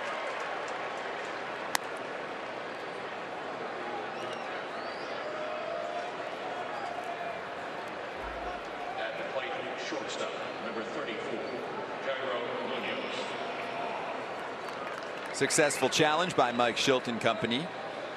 Shortstop Jairo Munoz filling in for Paul DeJong today. Usually you get a 19-inning game and there are all kinds of switches to the starting lineup. The Cardinals' 8 position players played the entire game yesterday, including DeJong and his buddy Dexter Fowler. Harrison Bader on the other side. Pretty incredible. Shows you how much they wanted it. With the Brewers chasing them, chance, if they would have won last night, a possibility of winning this one and closing out the division, but it didn't turn out that way. Kind of a good spot where you don't have to play every single game down the stretch of life and death. Cardinals coming into the play today. 2.5 game lead over the Brewers with 4 games left to play. The Cardinals head home after this one. Friday, Saturday, Sunday, they take on their bitter rival, the Chicago Cubs. Something tells me, Kyle, there's nothing that the Redbirds and their fans would like to do more than to clinch against the Cubbies this weekend. I think you're right. They don't mind not closing it out here, although it would be what we used to call a happy flight if they would have done that. But you know, they still win this game, have a chance to close it out against the Cubs at home, make them watch the celebration. You know, that's something all Cardinal fans ask for. You go back to last weekend, Scott. Big 4-game series, Thursday, Friday, Saturday, Sunday in Chicago. The Cardinals, 4 one-run decisions, and they won them all. First time I believe they had swept the Cubs in a 4-game series since like 1930. Going in the way 21. First time at Wrigley Field. And don't ask me if I was pitching at that time. No, I wasn't. I know that was going to be your next question. You beat me to the punch. I was not. He knows all my tricks. No. Another check at first.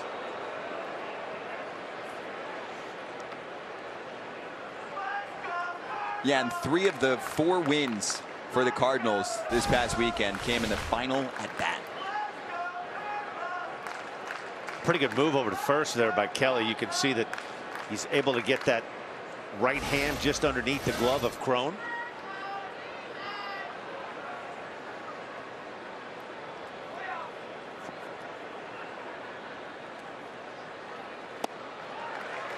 You can see why he holds the base runners well, does make good moves. He did throw that ball away, maybe being a little too quick in the first, but recovered after that, made some good pitches. But you know, that's another part of pitching is keeping those runners where they're at, paying attention, and not letting them get in a scoring position.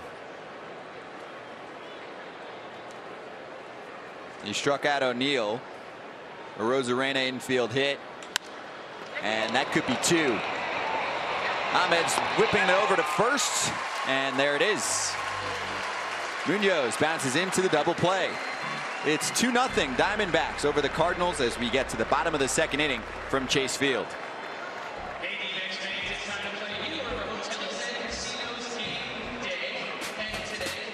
This copyrighted telecast is presented by authority of the Office of the Commissioner of Baseball, may not be reproduced or retransmitted in any form, and the accounts and descriptions of this game may not be disseminated without express written consent.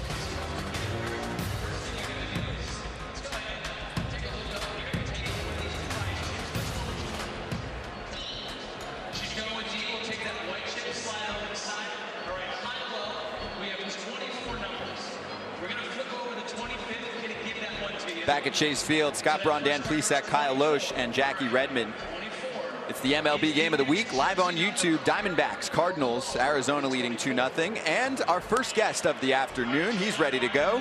It's Diamondbacks first baseman Christian Walker joining us. Christian, thank you so much for hopping on. There's also some watching in the comment section on YouTube that'll provide some questions for us. But first off, how much sleep did you log last night? Not as much as you'd think, but to be honest, I think the adrenaline and ending up with a win definitely helps carry through for a day like today.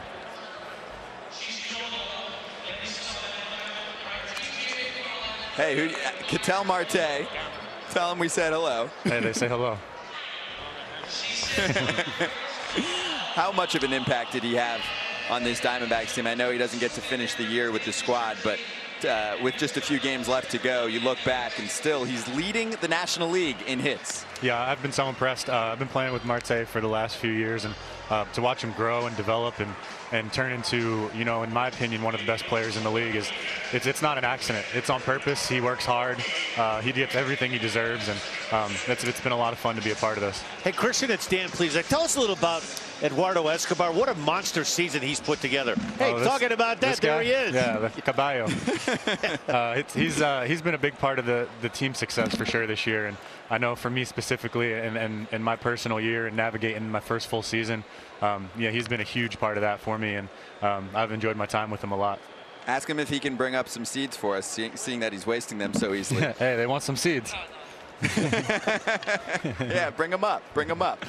This is a unique experience because many of the starters from yesterday are on the bench due to the 19 innings. So what's it like to watch this game on the bench with many of the fellow starters? I'm not used to seeing Escobar to one side, Ketel Marte on the other. Yeah, it's you know, it's that time of year. It's tough to play 19 inning games, you know, at game 159 or 158 or, you know, wherever we're at. And you know, I like the team we're throwing out there. It doesn't matter who we put out there every day. I feel like we got a shot to win, and you know, Merrill's keeping us going, and we're looking forward to this one. Hey, Christian, it's Dan again. If I'm an Arizona Diamondbacks fan, give me a couple of reasons why I'm going to feel optimistic about going into 2020. I think this year, I think this is a good example. You know, obviously, you know, the postseason is out of reach for us, and that's definitely a disappointment. But you know, we surprised a lot of people. We didn't surprise ourselves. I think we still have a lot in the tank, and we can play a lot better as a team. But that's just foul off the bat of Caleb Joseph, who had a big knock for the Diamondbacks yesterday. Yeah, guys like that. You know, I feel like we can throw anybody in any situation, and you know, we got a shot to produce some results. So I think moving forward, you know, I think the staff and we've been talking to Torrey, winding out the year, and you know, just sort of setting our sights on next year and finishing this year strong. And you know, I think everybody should be real excited for what this team has to offer. Our first question from a YouTube creator made the cut asking, Hey, Christian, what was it like hitting a 475-foot bomb off of Clayton Kershaw last year? That was amazing. You know, at that point, my role was pinch hitting, and to be able to come off the bench, and you know, it's rare that the starter's still in the game for a pinch hitter like that. But you know, to face a guy like Kershaw, and in my opinion, he's one of the best in the game. And yeah, I've had some success, but baseball's funny like that. It's just kind of how it goes sometimes. But to be honest, I was really happy to help the team and you know, give us another run in the late innings. You've had some good times against Kershaw. Has anyone hit you up with a text or some teammates saying, how do you hit that guy? As Joseph is going to bounce one to Edman, who throws across the diamond on a hop in time, and that's the first out. Yeah, to be honest, I've had this game go against me enough to know that, you know, there's no such thing as like owning a guy or anything like that. So just when you think you got it figured out, you know, the game humbles you. So I'm going to keep keeping it simple against him, and hopefully just get some pitches to hit and get some pitches to drive. Take us through some of the changes that you've made on a personal level. I think at one point you said this year, or maybe it was last year, that you've been swinging a little bit more uphill. Is that an adjustment to the way that the league is facing pitching these days? Yeah, it's a combination of things. Combination of picking apart my previous seasons and looking at weaknesses and tendencies and trends. You know, a lot of at-bats, there's a lot of numbers. Obviously, everybody says baseball's a numbers game, but to be able to pick it apart and tweak the numbers and develop a plan and formulate a plan moving into the offseason on what I need to work on, where I can get better, and also grow on the strengths for sure. But yeah, a combination of how I'm getting pitched, how I'm getting adjusted to, and trying to make my adjustments on the fly. This is Merrill Kelly facing an 0-2 count. That's solidly struck to first. It is stopped by Ravello, and he'll make the play. So 2 down in the bottom of the second. And let's go back to the players that are in their final year of club control. Ahmed and Ray in 2020, along with Peralta. Archie Bradley would be a free agent after 2021. I mean, this is a good sign, though. So in the offseason, I think there are only 3 free agents, yes, on the Arizona Diamondbacks, and which should be some money to spend. So how nice has it been to have some of these guys this year, like an Escobar and a Ketel Marte, emerge into some of the best power hitters in the sport? Yeah. To be honest, it's no surprise. Playing next to these guys, playing with these guys, seeing how hard they work, and the amount of focus and preparation that goes into the daily grind.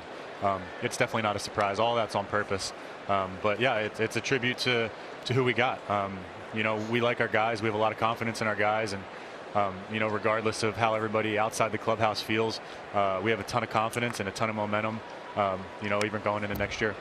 Hey, Christian, it's Dan again. Was there any added extra pressure when you arrive in spring training and know that, hey, you're going to be the guy replacing Paul Goldschmidt, who has been really much a staple here?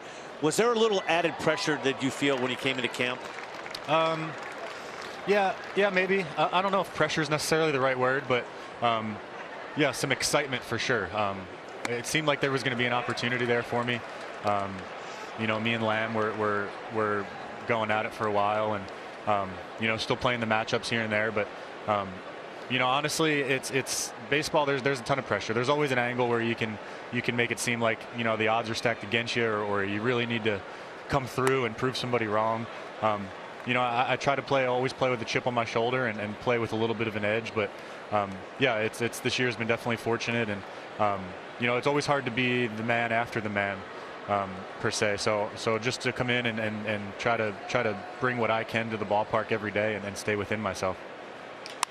Well, Castro is going to find himself a seeing eye single over shortstop. He's 2 for 2 today. How fast is he, Christian? I have him as the fastest player in baseball according to sprint speed this year. Yeah, I agree. I haven't seen the metrics on it, but just watching him with my eyes, he's one of those guys that just looks good running. And you know he's fast when Dyson is talking about how quick he is. Yeah, Jarrod Dyson with 30+ stolen bases this year. Your team can run. Yeah, we got a good group, and Dave McKay over at first base does an excellent job with our guys and helping us pick up on little tips and trends with the pitchers, and you know, any little edge, any little tip, anything to give us an extra split second on the bases. You know, that fine attention to detail, I think as a whole, really puts the pressure on the other team to play a clean game. Do you think Locastro's running here? Ooh. I think I would not be surprised if he went within the next 2 pitches. All right, we'll see what happens. Abraham Almonte walked first time around, ended up scoring thanks to the Wilmer Flores 2 RBI double. We're talking to Christian Walker to finish up this bottom of the 2nd. Diamondbacks lead at 2-0. And Wilmer Flores on deck. The difference in the contest right now. So this is September baseball, Christian, and it's not going to be like this next year. Is it pretty crowded in the clubhouse at the moment? It is. There's definitely a lot of bodies. I'd say more so in the dugout during the games. There's not a lot of open bench seats, but it's nice. It's nice scoring a run or hitting a homer and coming in and slapping a bunch of hands. So it's a lot of fun for sure. Yeah, next year it will be down to a 28-man roster in the month of September. You can still go up to 40 this year. Now, what do you guys think about that? Well, Kyle, what was it like to have a crowded clubhouse in September?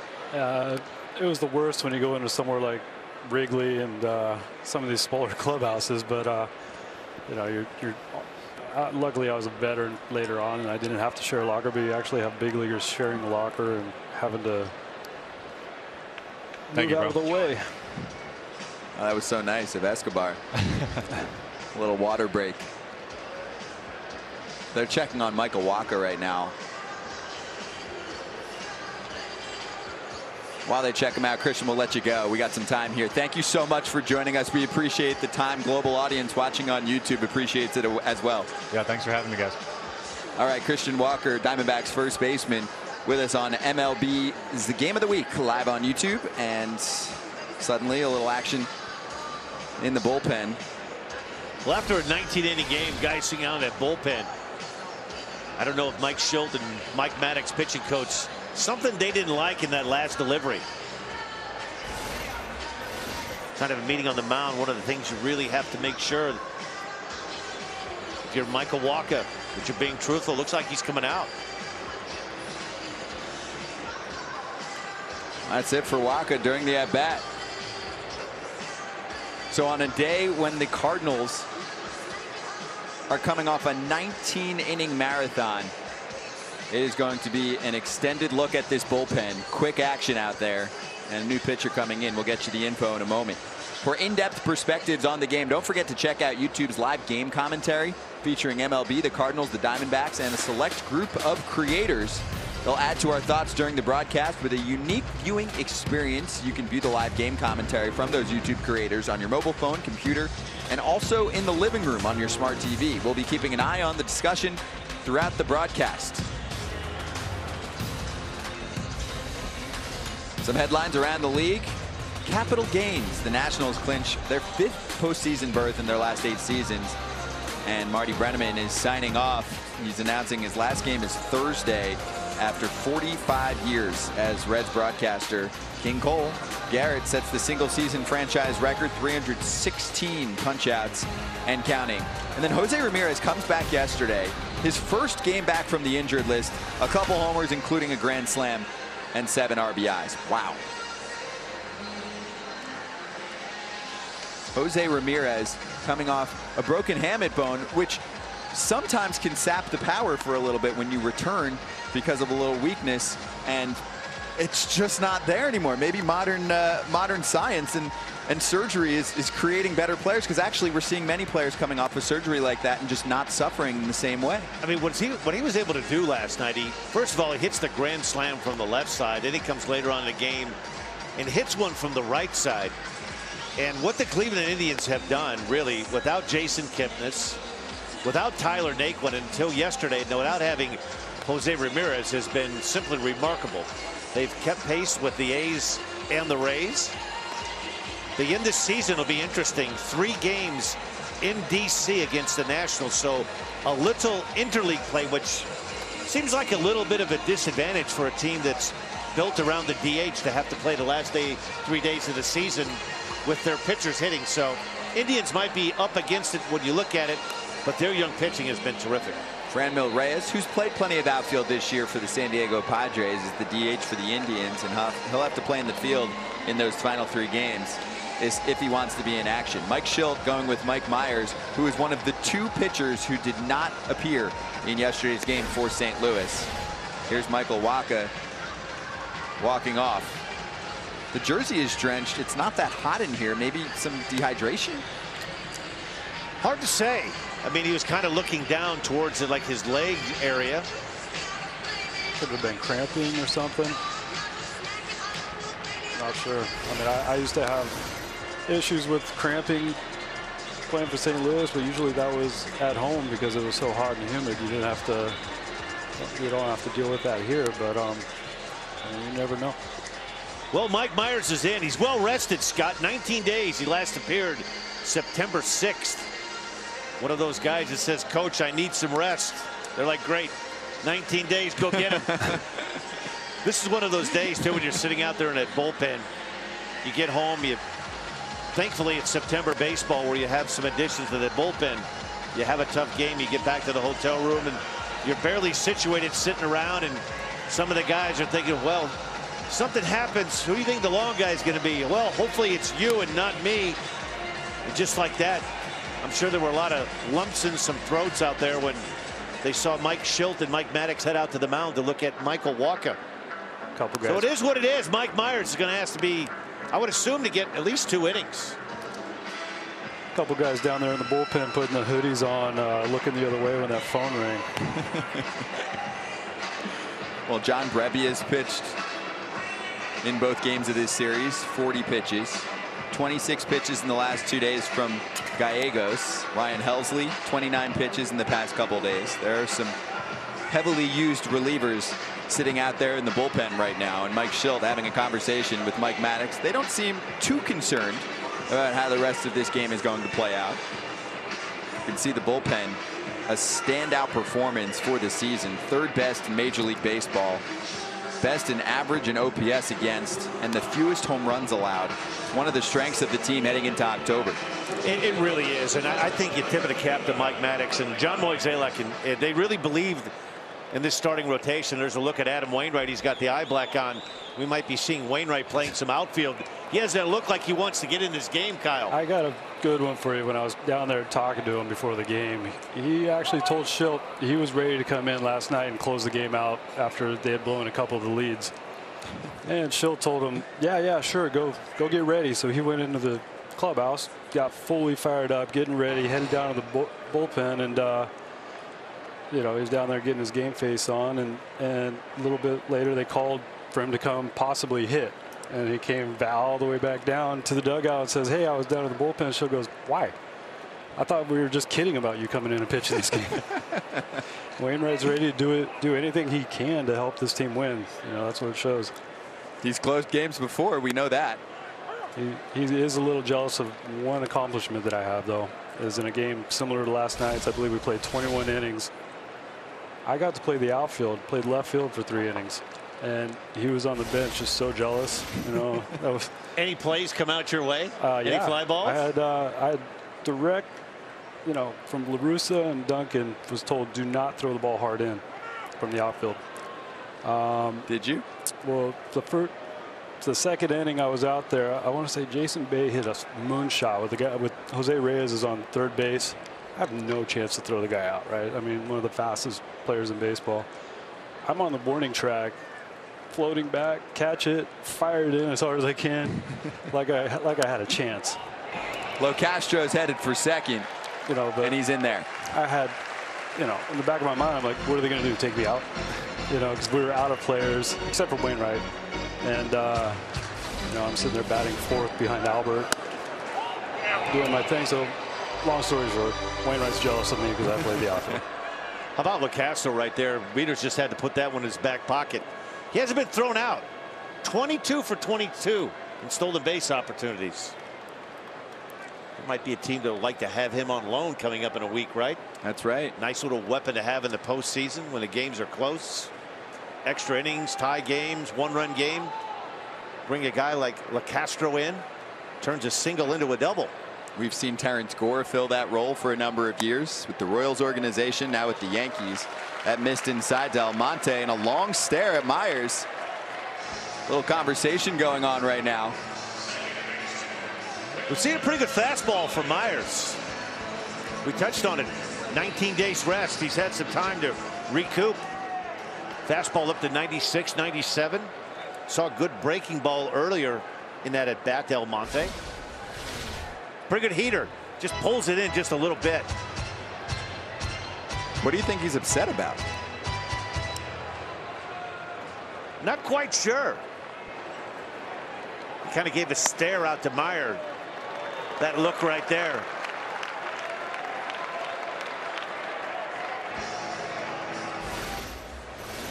Well, this sets up nicely for Wilmer Flores. His second at-bat of the day, now in the second inning. Back in the first, a 2 RBI double.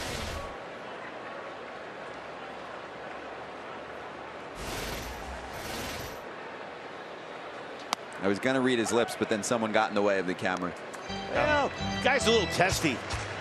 19-inning game last night.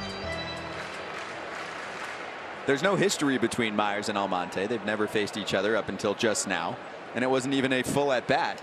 Myers enters the game with a 2-0 count. Might have been a case where Myers is looking at the umpire, asking where that pitch is. Even though he missed his spot, he may have felt it may have caught the inside corner, and the batter thinks he's talking to him. You don't know. There's a look at home plate umpire Alfonso Marquez. He's done a good job. The zone's been very good on the corners. As we've seen across baseball in 2019, that low strike. You get anything down below that box quadrant there. Very rarely are those pitches called strikes anymore. We have this raging debate all the time, and I still think there's never been a more difficult time to be a starting pitcher or a relief pitcher in the history of baseball than there is right now. Umpires are under scrutiny with that box that you see on your TV screen. I really believe that there are more strikes that are called balls than balls that are called strikes.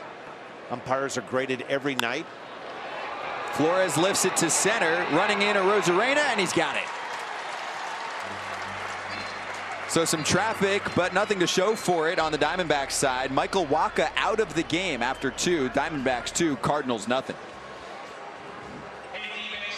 What's the craziest MLB play that you can remember? Let's listen to some big leaguers list their choice.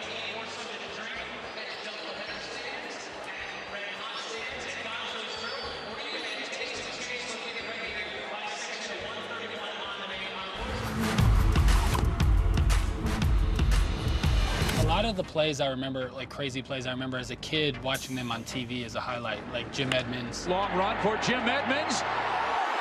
Oh, he made a catch! Unbelievable! Similar to Willie Mays' catch over his shoulder.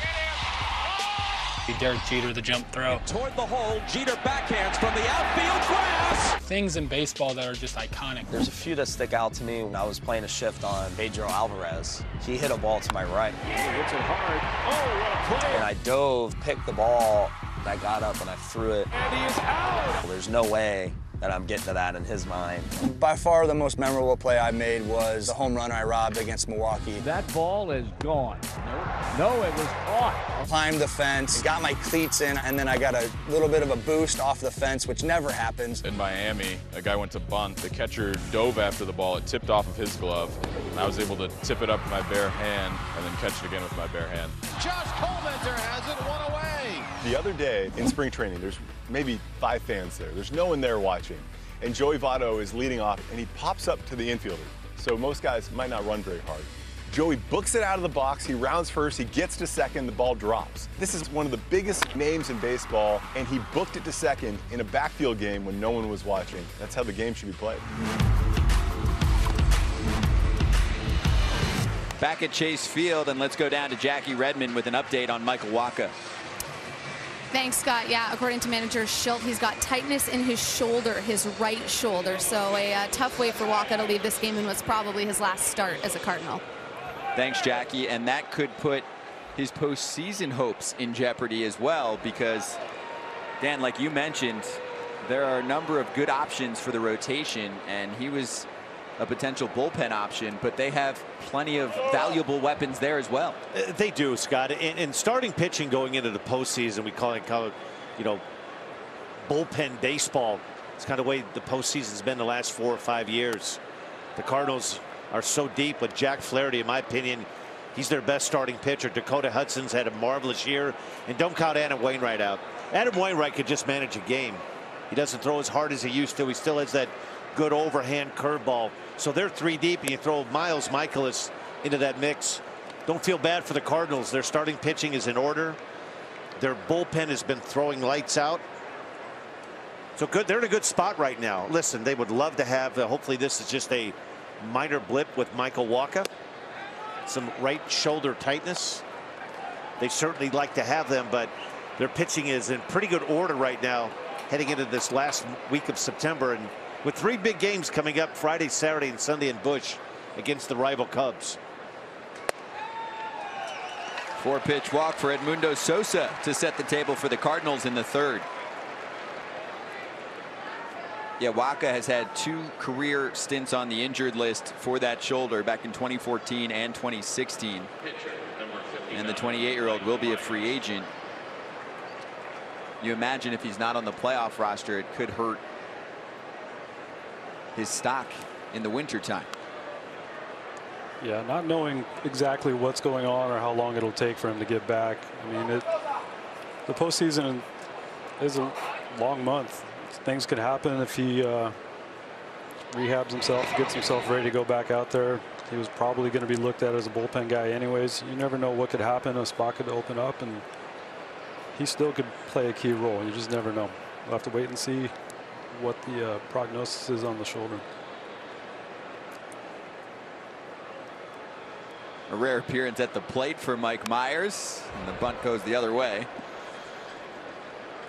Oh, that Cardinals bullpen. Best since May 31st. Best save percentage in the National League. And then 9 players have at least 1 save. It wasn't just one guy getting the job done. Lately, it has been Carlos Martinez, who was not used in yesterday's game either.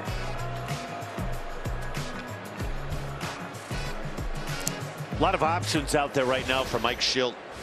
Andrew Miller blew the save last night, but he's been throwing the ball really well. 2 guys that have flown under the radar.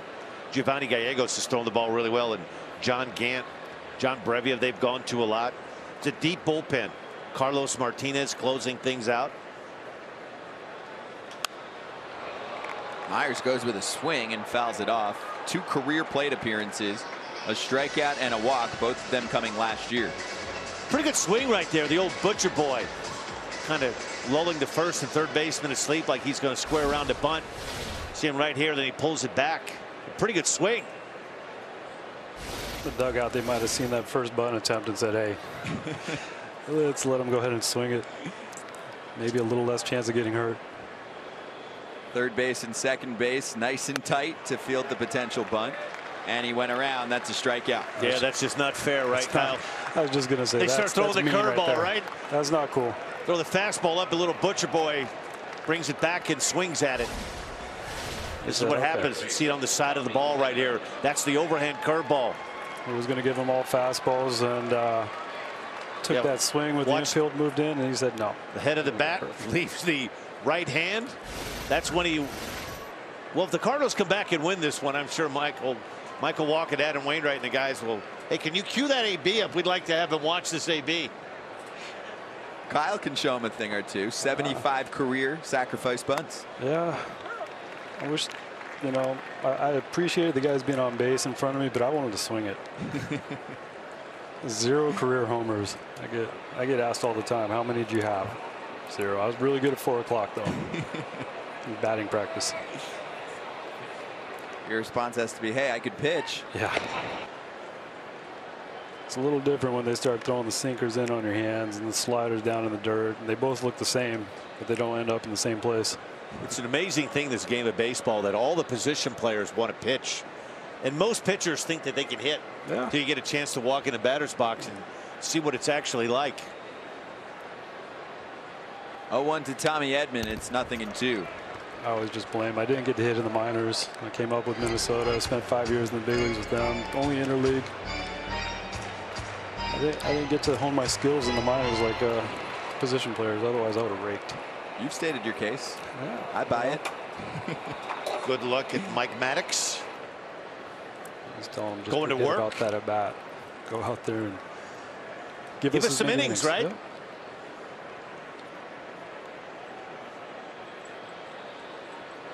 A single for Edman in his first trip, and he's got another. Sosa's going to hold up at second, and that's 2 on with 1 out. Well, this is, you can see why the St. Louis Cardinals faithful come to love this guy as a player. Kind of a scrappy blue-collar type of guy. Takes his backdoor curveball, hits it right back up through the middle, doesn't try to pull it. Redbirds in business, 1st and 2nd and 1 out here in the top of the 3rd. And there's a streak on the line for Merrill Kelly. 17 1/3 consecutive scoreless innings. Now 2 on, and here's Jose Martinez.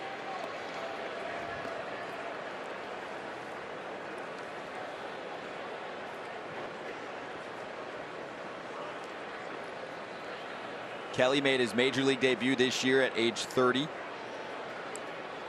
Martinez, a late bloomer. 2017, a rookie breakout campaign at age 28. Not an easy thing that he excels at, coming off the bench. Late inning replacement guy. He hits good pitching. He's a free swinger. That's great barrel to ball skills. He can get the barrel of the bat to it. Struck out in his first at bat, but he usually goes up there swinging it.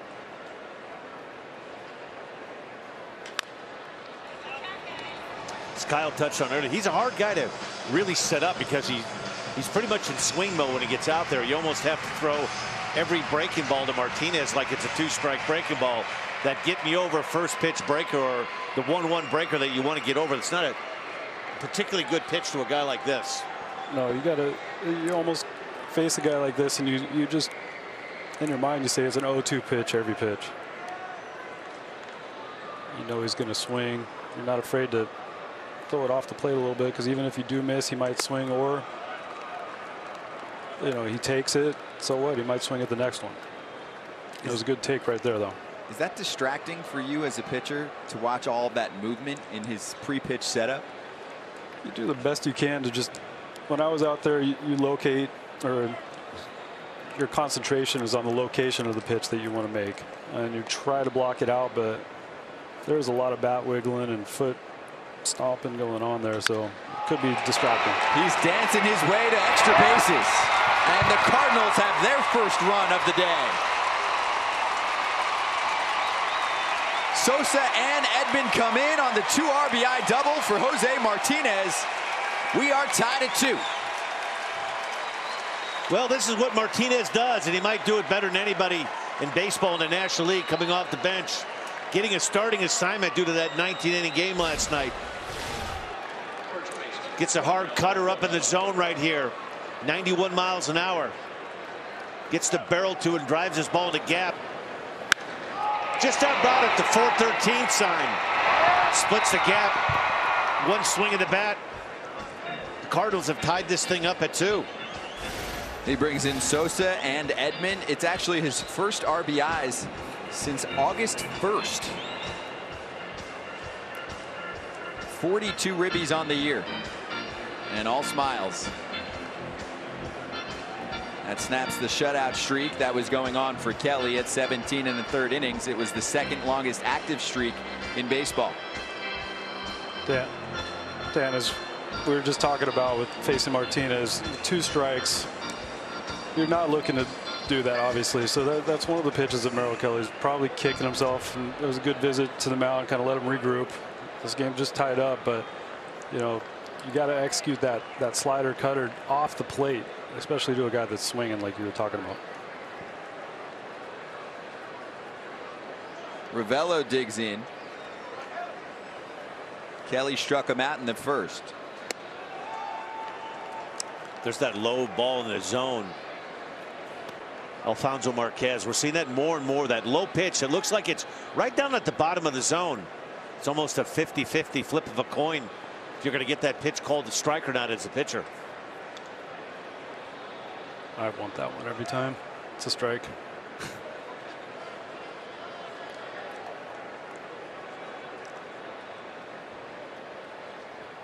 Ravello ships it to center.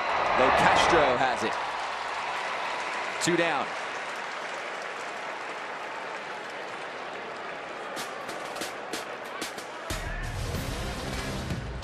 The MLB postseason is on YouTube TV. 70+ channels of live TV, including every single postseason game. And you have unlimited cloud DVR storage, 6 individual accounts per household. You can add your favorite teams to the library. The postseason begins on October 1st with the NL wildcard game. If you want to watch them all back, you can do that nice and easily if you have YouTube TV.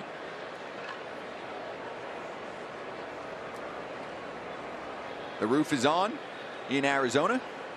Some rain earlier this week, a rarity. Monday's game would not have happened without this nice retractable roof at Chase Field.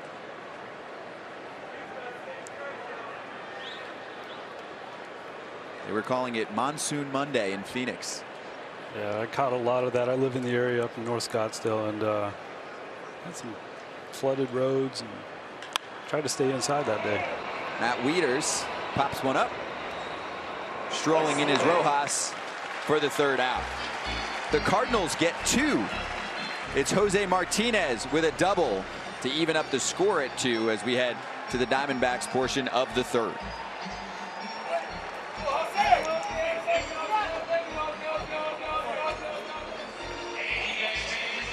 Cardinals pitching coach Mike Maddux is respected across baseball. One young man got a private session with Mad Dog. Take a look.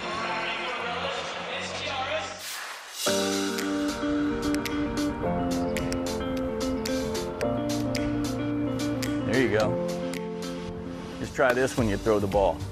If I'm going to come up behind you, I'm going to say, Nehemiah, give me your lunch money, okay? You're going to take this elbow right here and go wham, okay? Right there, okay? You're going to come up and you're going to drive that thing, okay? Getting the pitch and be watched by Maddux and get to pitching here. He's a pretty cool person too. If you get to talk to him, it's pretty nice. Broke a sweat yet? Yeah. Should have. A little warm out here. I wasn't too uncomfortable here.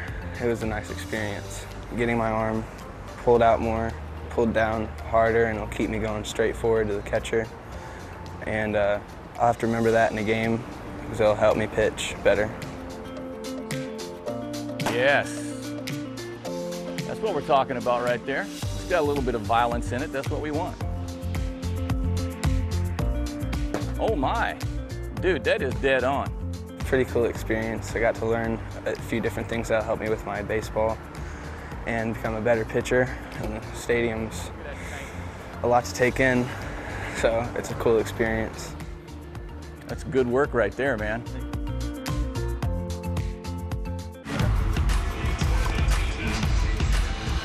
The behind-the-scenes Cardinals video doesn't stop here. Subscribe to their YouTube channel now, and you won't miss a story. YouTube.com/Cardinals. That's a dream experience to be able to link up with one of the great pitching coaches in the sport. Couldn't imagine as a young man getting to go out there and show my stuff for big league pitching coach, especially one like Mike Maddux. Pick his brain, and I would be asking all kinds of questions. Still do. Jake Lamb takes a strike. Well, there's a fine-looking rookie on the Cleveland Indians by the name of Zach Plesac, who's had some help from his Uncle Dan. You had him a nervous wreck. Zach's next post-up will be Friday at Guaranteed Rate Park in Chicago. Indians closing out their season. Actually, they'll be thinking they're playing the White Sox.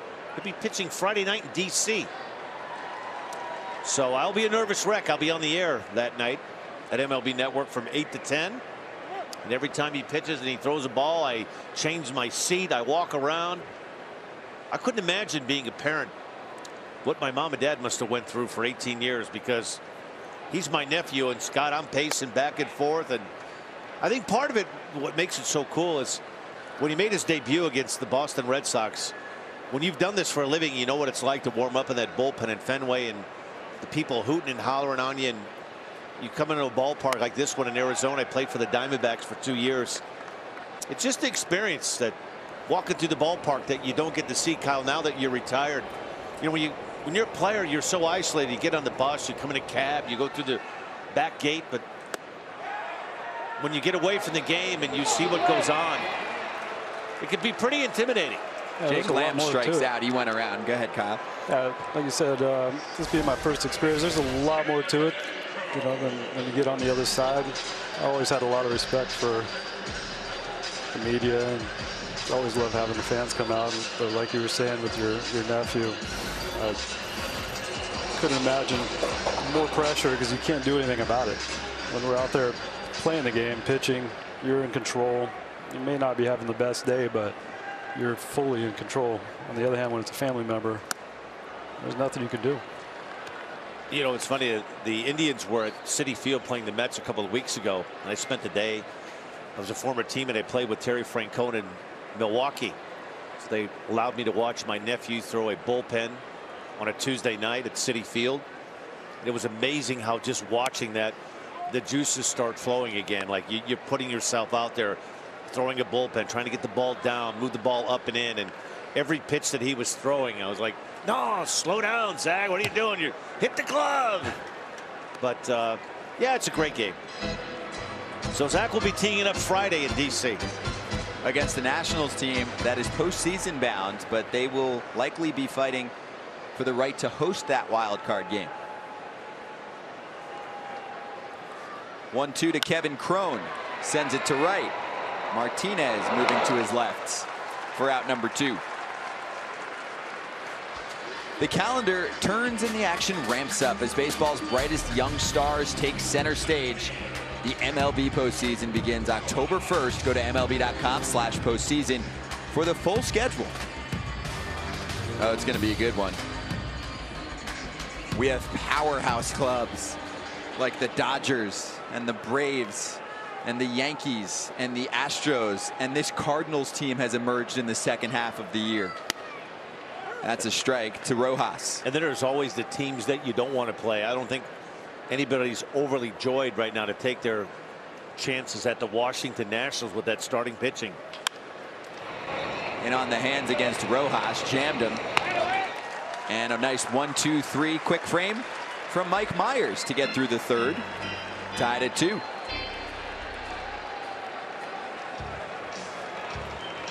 Diamondbacks manager Torey Lovullo is going to join us in a moment, and we'll ask for any questions from the commenters, those accounts that are watching, that have access in that little chat. We'll shoot a few questions over to Torey. We'll talk to Mike Shildt soon, and also Jack Flaherty is scheduled to join us. This is the career of Torey Lovullo as Diamondbacks manager. Manager of the year in 2017 as they won the wild card, a 93-win campaign last year.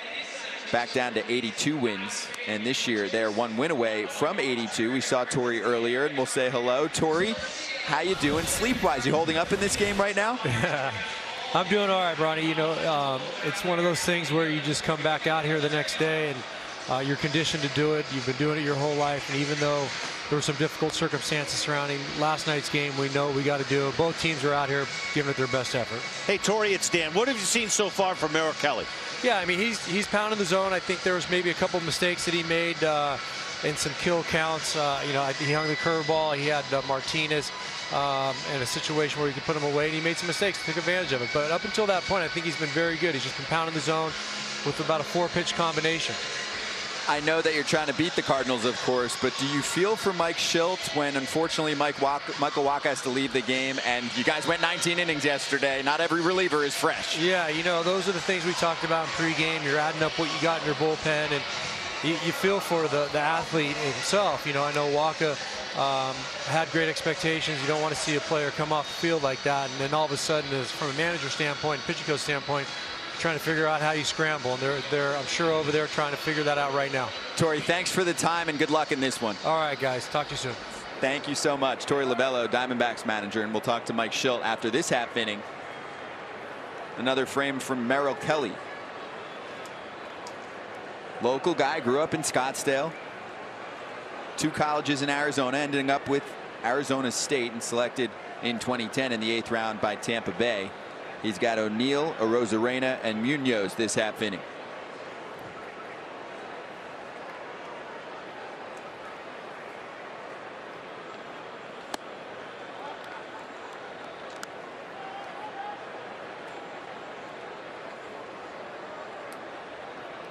O'Neill struck out in the 2nd.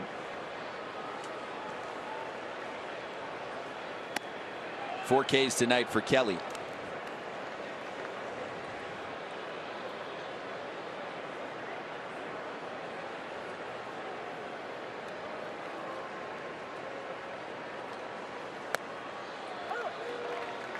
And he finds the bottom of the zone. Fastball, curveball, cutter, changeup. Most strikeouts by a rookie in a single season in D-backs history. Climbing up the list. The top belongs to Brandon Webb in 03. Talk about a guy with a powerhouse sinker. Brandon Webb had one of those kind of sinkers you could throw pitch after pitch after pitch. 94 to 96 dive bomb sinker. This is another sinker that's up in the zone. O'Neill almost makes a pass at it. Gets some leverage in the count. 3-1. He walks O'Neill. But it's been a strong month for Merrill Kelly, coming off 4 years where he shined in Korea. In fact, when he was first approached to pitch here, he said he didn't even know the KBO existed. A 3.86 ERA in his 4 years there. A fun character. Clearly he knows how to balance a water bottle. And part of a championship club as well. A 3.86 ERA, by the way, in this league. This is a hitter's paradise, the Korean baseball organization. So he proved himself. Many teams were asking about him, and he ends up with the Diamondbacks. And he has put together a nice rookie campaign for Arizona, trying to prove himself and earn a spot in the 2020 starting rotation. You know, like a lot of guys who have come from playing in Korea or Japan, it's a league that's not as dominant as Major League Baseball as far as velocity. You see a lot more guys throwing splitters and curveballs, and a lot of pitchers that when they come back from playing in Japan or Korea, they have much better command of their secondary pitches. Little cutter, little changeup, split fingers, to become more well-rounded pitchers. And some guys, Miles Michaelis is another example with the St. Louis Cardinals, a guy that played in Japan, came back, learned a couple of different variations, the changeup, the split finger. And if you're not going to overpower hitters, you certainly have to have at least 2 or 3 pitches to go along with that fastball to be a starter. And it's one of the things that Merrill Kelly's excelled at. See if he can turn 2. He starts it at second. That'll be it. So they get the lead runner O'Neill, and Arozarena replaces him at first. Here's the resume. Bounce around a little bit. 8th round selection in 2010 draft by the Diamondbacks of Arizona State. Bounce around a little bit in the Rays minor league system for 5 years. They released him, went to Korea, had some success, and signed a 2-year, $5.5 million deal with the Diamondbacks. And Torey Lovullo told us before in the managers meeting that it took him a while, April and May, to kind of get his big league legs underneath him.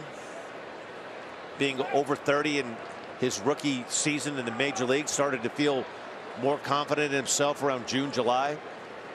4-pitch mix. He needs all 4 to be successful. We've seen a little bit of everything from him. We've seen his fastball up to 93, 94. Good changeup, good slider, and a good curveball to go along with it. Runner going, and the throw to second is just a little late. A stolen bag for Arozarena.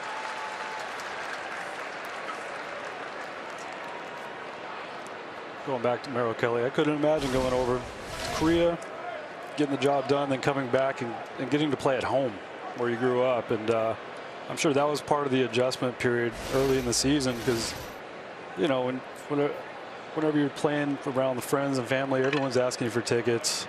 You're trying to balance that out, not trying to make people angry, but you have a job to do. And I'm sure that was quite an adjustment for him early on, too.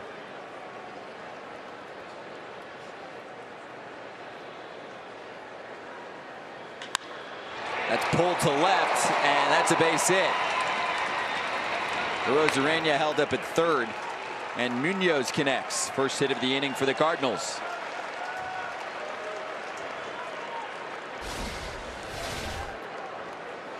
Another cutter that runs back in the inner third of the plate. You can see that Caleb Joseph is sitting away, and he's kind of reaching back towards the inner third of the plate. Little cutter that backs up. Kelly's been able to, for the most part, heading into this fourth inning, to get a ground ball when he needs it. Be a pretty good spot right here if he could roll up a ground ball. Sosa runs fairly well, so it's more than likely going to have to be hit pretty hard at either short or second base to be able to turn two.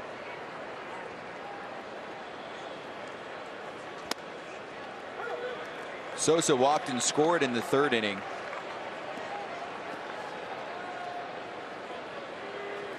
Two RBI doubles for Jose Martinez and Wilmer Flores. Your scoring so far this afternoon.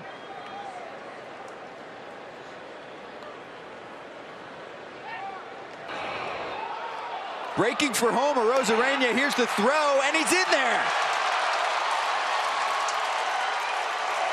He's got home plate. Cardinals lead 3-2.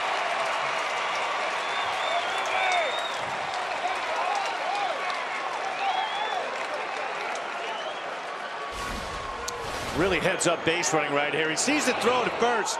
He sees the ball is down. Does a great job. Head first slide. You see Munoz dives back in, and Cron, his ball bobbles it. By the time he's able to pick it up and come clean with it. And a great slide. See if he gets that left hand. Looks like it's in. It almost looks like Caleb Joseph had that glove laying on the back side off of home plate. Almost between the back of home plate and the back of the batter's box. Well, Torey Lovullo disagrees with the call, and the Diamondbacks will challenge.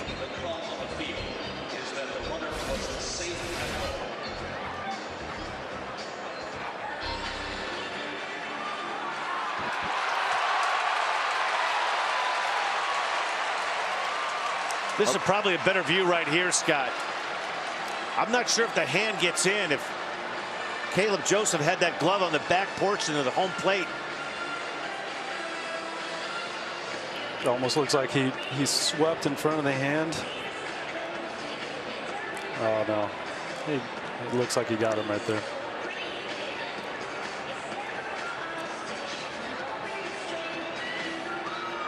The crowd here at Chase Field erupted when they saw the first replay.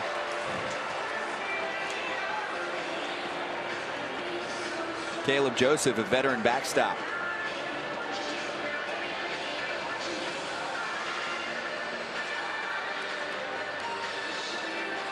Oh, we're waiting here, Dan. The last couple of hits to Munoz and Martinez last inning looked like they were on cutters. And I don't know about you pitching in the desert. I felt like if I got around my slider or cutter, it just didn't have the bite to it. You know, is that something you see possibly happening there with Kelly? Without a doubt, and Kyle, that's a good point, because normally he's able to get to his glove side. He's usually pretty good getting that cutter down and away, which would be down and away to a righty. Here's probably the best angle we're going to have. The question is going to be, did Caleb Joseph swipe that left hand before the glove went behind that back part of home plate?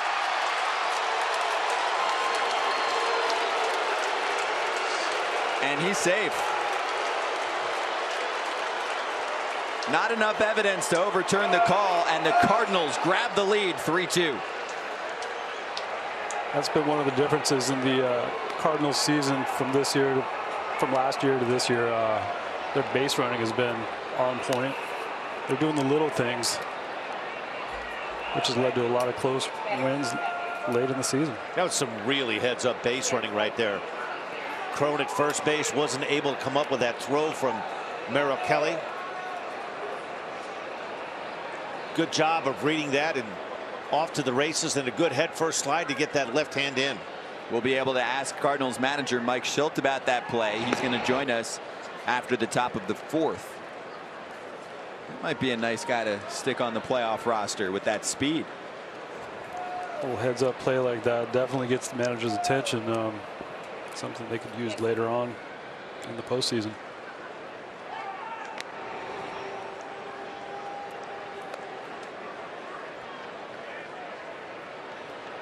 We were talking about LeCastro earlier, and you saw right there what speed does is, you know, makes everybody on their toes a little bit more. Any little bobble of the ball changes the complexion of the game if the guys are heads up and ready to take advantage of it. Edmundo Sosa drops one into center field, and he's got a knock. Munoz pushes up to second.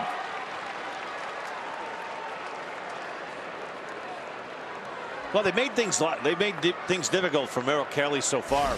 They've been laying off the breaking balls, and this is another mistake. This is a breaking ball that's intended to be down and away, and it's inner third. You can see Sosa tracks it really well, gets the barrel to it, doesn't try to pull it, hits it right back through the middle part of the diamond. Some good hitting.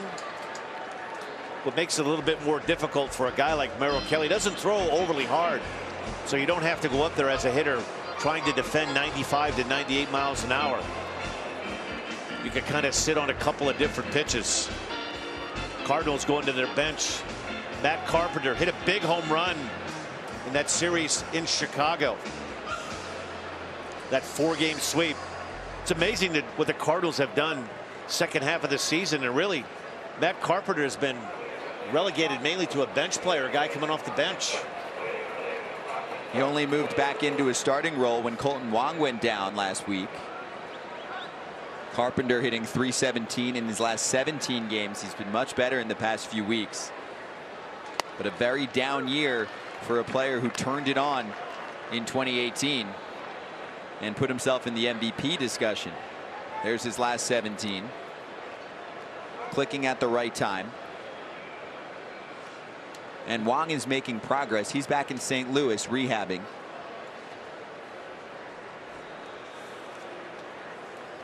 A grade 2 left hamstring tear on Thursday, running out a ground ball for Wong. Carpenter in the air to right, and Almonte runs it down. Both runners stay put. But he's squaring up the baseball lately. He really has gotten hot over this last 17 games, I believe you said, and you know, that's what you're looking for from your veteran guy who, while Wong's hurt, he's going to have to step in and get the job done. You don't know when exactly he'll return, and Carp's been there before. He knows what is expected, especially in a postseason run. So it'll be interesting to see what kind of things he has going forward. This is the man who has replaced him at third base, Tommy Edman.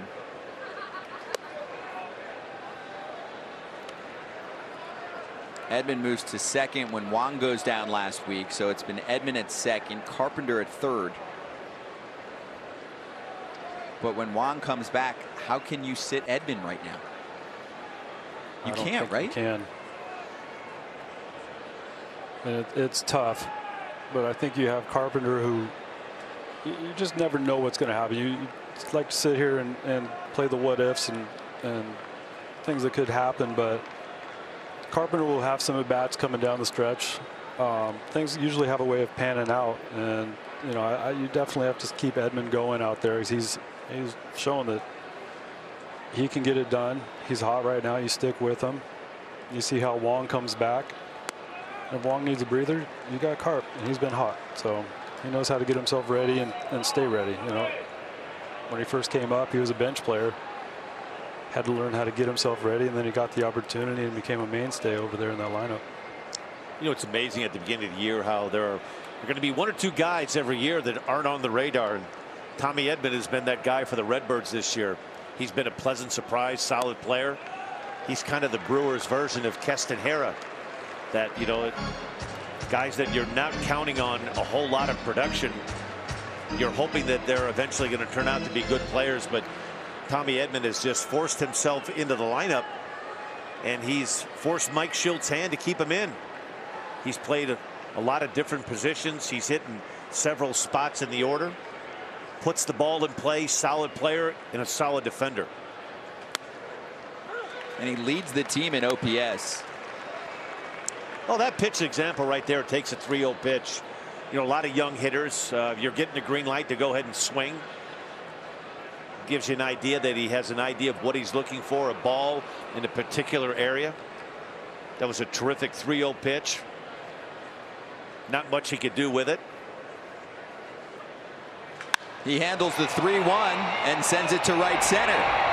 Back at the track, and Locastro is there. Deepest part of the ballpark. It goes to 413 out in right center, but Tommy Edman gave it a ride. Not enough. Cardinals do get a run. Arozarena swipes home. Only the 18th steal of home base in Major League Baseball this season. Cardinals up 1-1, and we are entering the bottom of the 4th. Mike Shildt about to join us, the Cardinals manager, about 1.5 years into his tenure. He replaced Mike Matheny around halfway through last season. A bench coach with the Cardinals, a quality control and third base coach before that, and many years in the minor leagues as a manager. His 16th season in the Cardinals organization, and this team has been a standout squad in the second half of the year. Defense, stolen bases, some bright spots. Mike Shildt joining us right now on YouTube. Mike, thank you so much for hopping on. First off, let's go over Arozarena stealing home. Was that called for?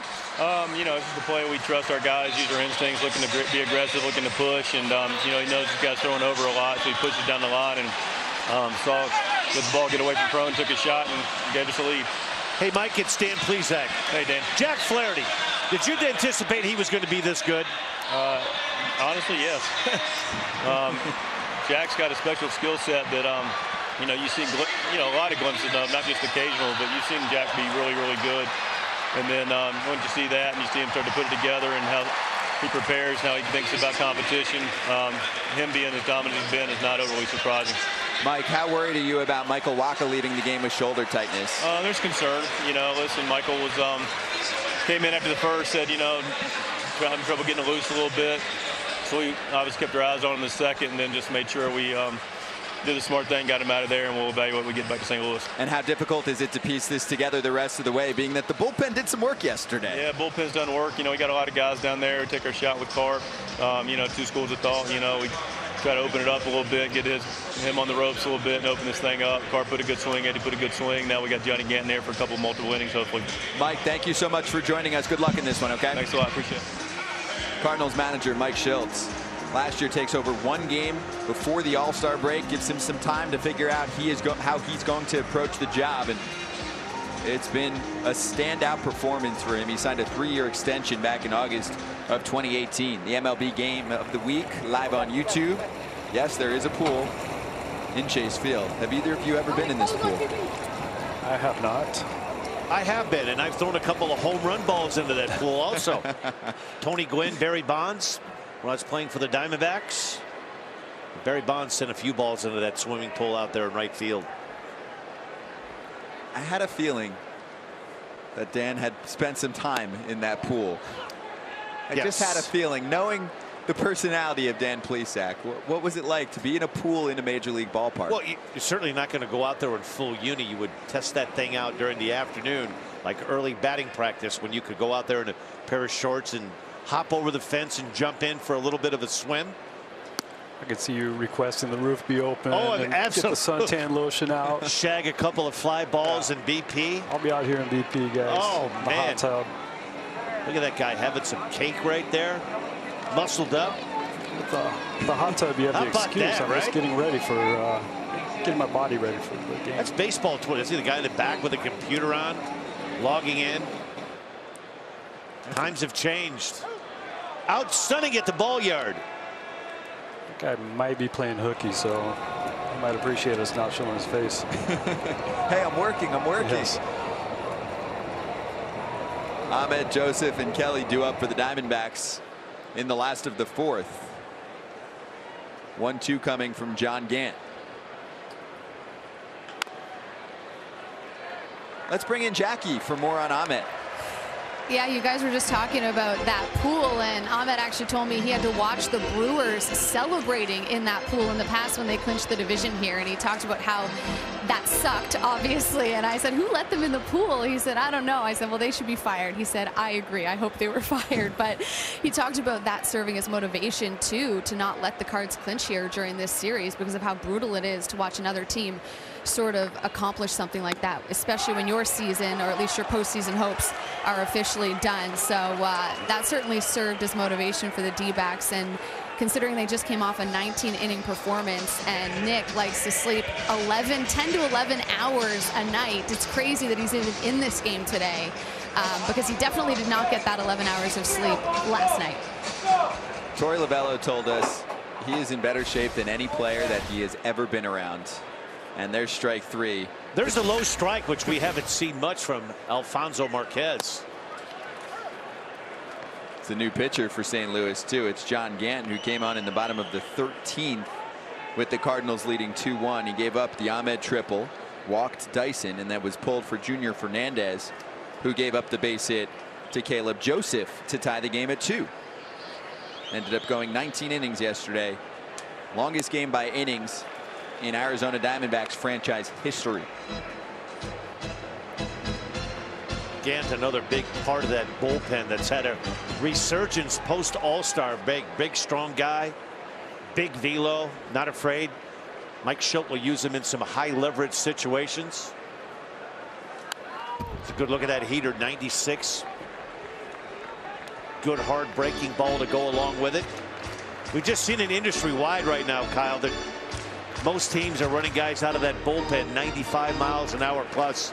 If you can't hit velocity, you're going to have a hard time hitting in 2020. It's not like it used to be. Everyone throws mid to upper 90s. Can spin it. There's another one. Well, that's what happens. You have to sell out for that 96 to 97 hour fastball. And he pulls the spring on a hard breaking ball. It's hard to hit both. It's hard to cover 97. There's that split finger. See that ball just diving. There's the good look at. And that slow-mo, the split finger grip. Ball just comes out having that tumbling effect. Fastball up, split finger down. Really good arm action on that split right there. Not much you can do to make that adjustment when you're looking fastball 96 and it comes out and never gets to the plate.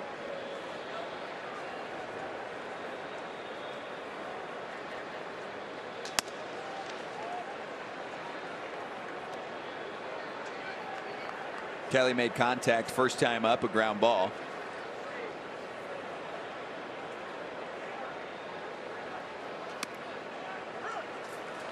I think the one thing, if you're going to knock Gant's throwing the ball so well, he'd like to see him cut down on the walks, in 64 2/3 coming into this afternoon's game. He's 33 walks. A couple of things that hurt you coming out of the bullpen. Walks in the long ball. He's tough to center, though. He's only given up 4 home runs in 64 2/3 coming into this one. Big arm. We've seen the good split finger. That's Quick pretty work. much unhittable right there. He Wow. strikes out the side. 1 looking, 2 swinging. John Gant, perfect in the 4th.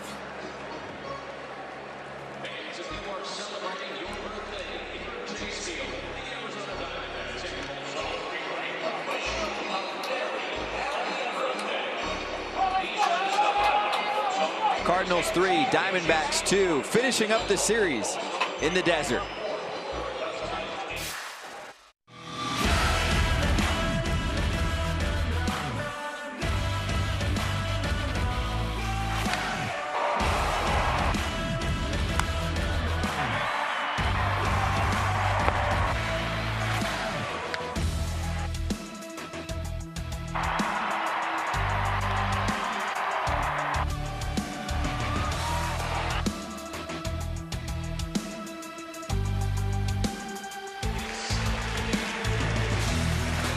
That's the difference so far. Rosarena swiping home.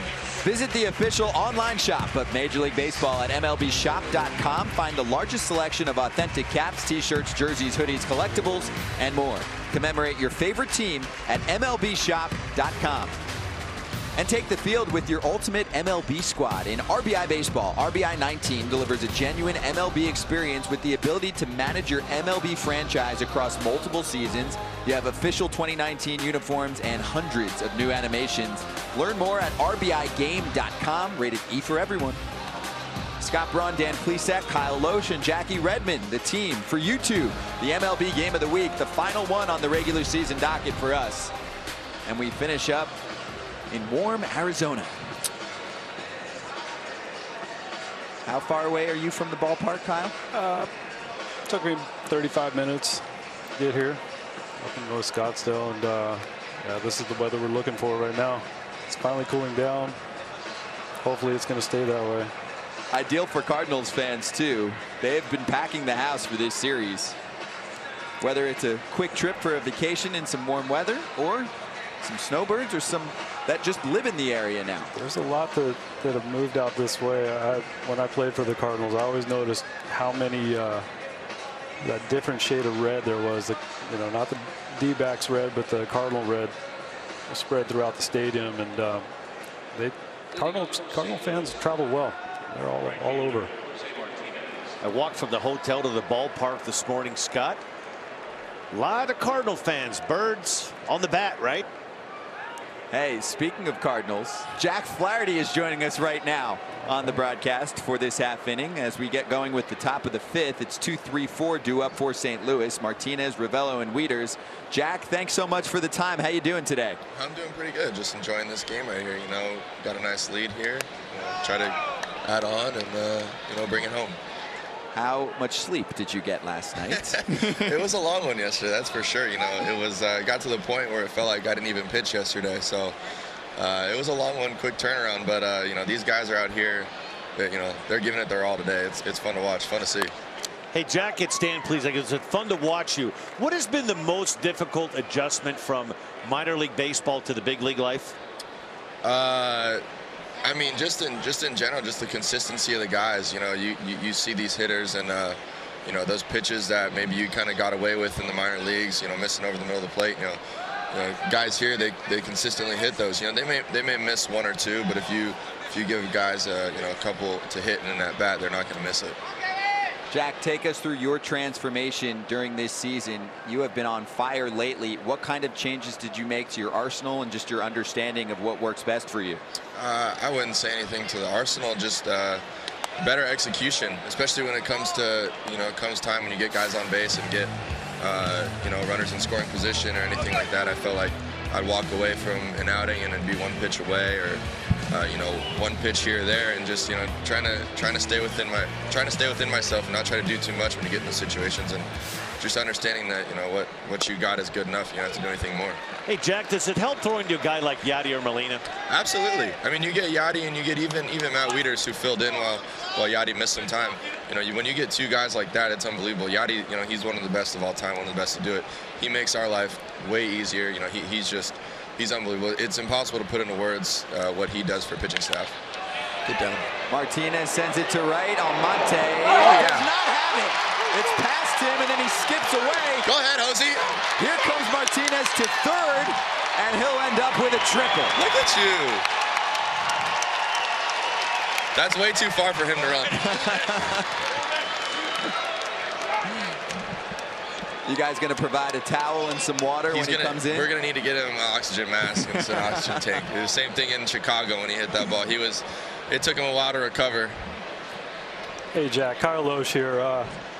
We were just talking about Yadi and what he means. How much do you lean on a guy like Adam Wainwright? Talk about that. Unbelievable amounts. You know, having him here, you know, he's unbelievable. He takes everybody under his wing, gives everybody the, you know, whatever time that they want, you know, whenever they want to ask him any questions, he's always there to answer. He's always there to give you whatever you need, you know.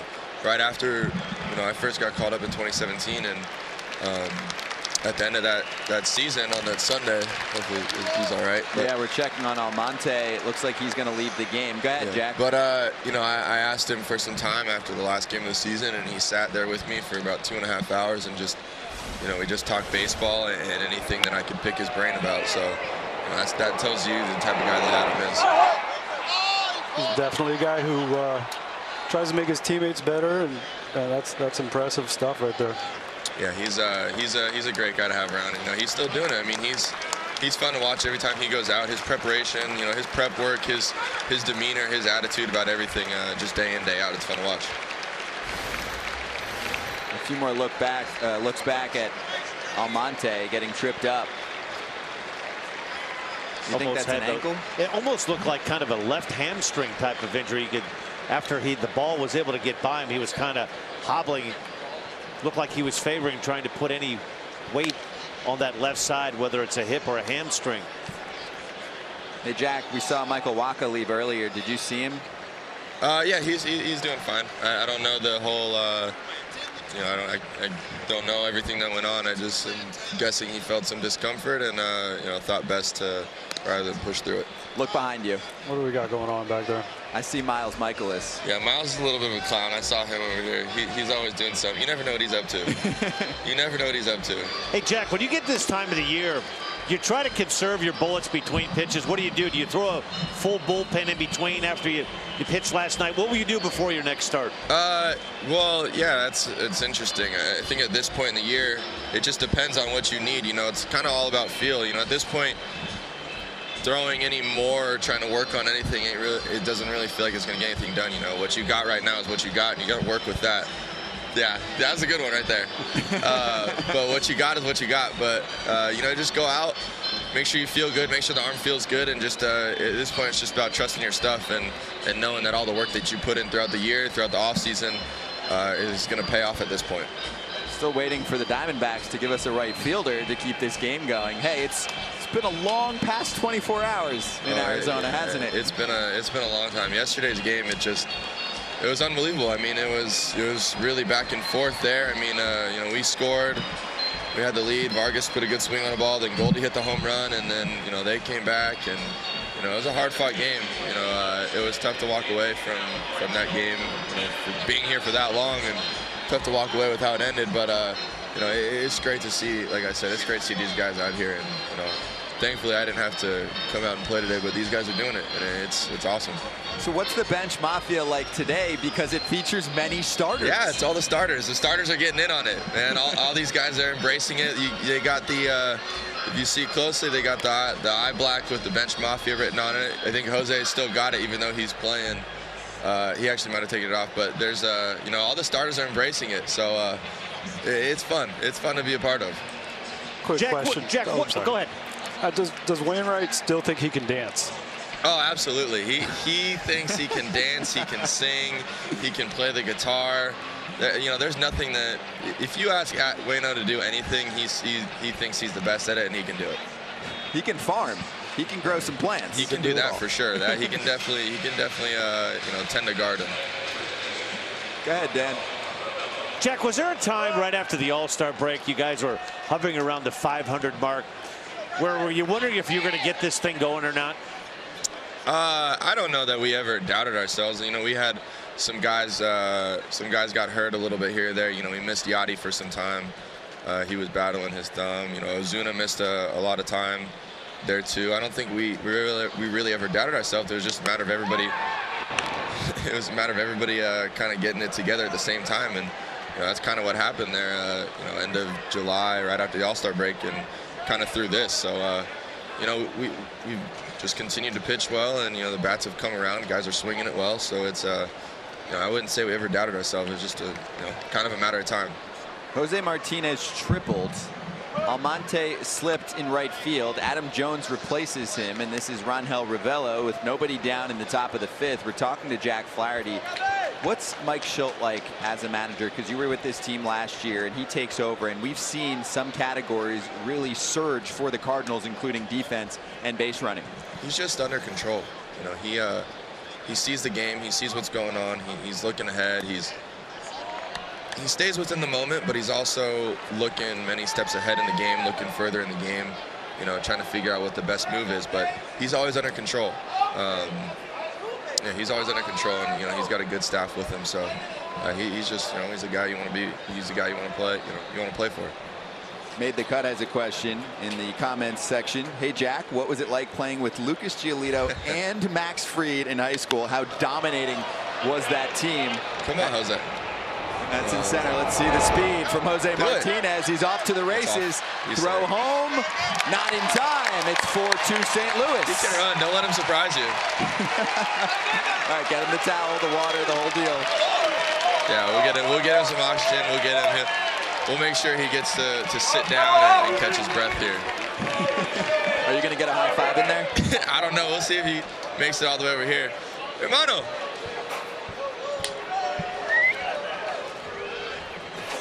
Yes. There we go. That's my guy right there.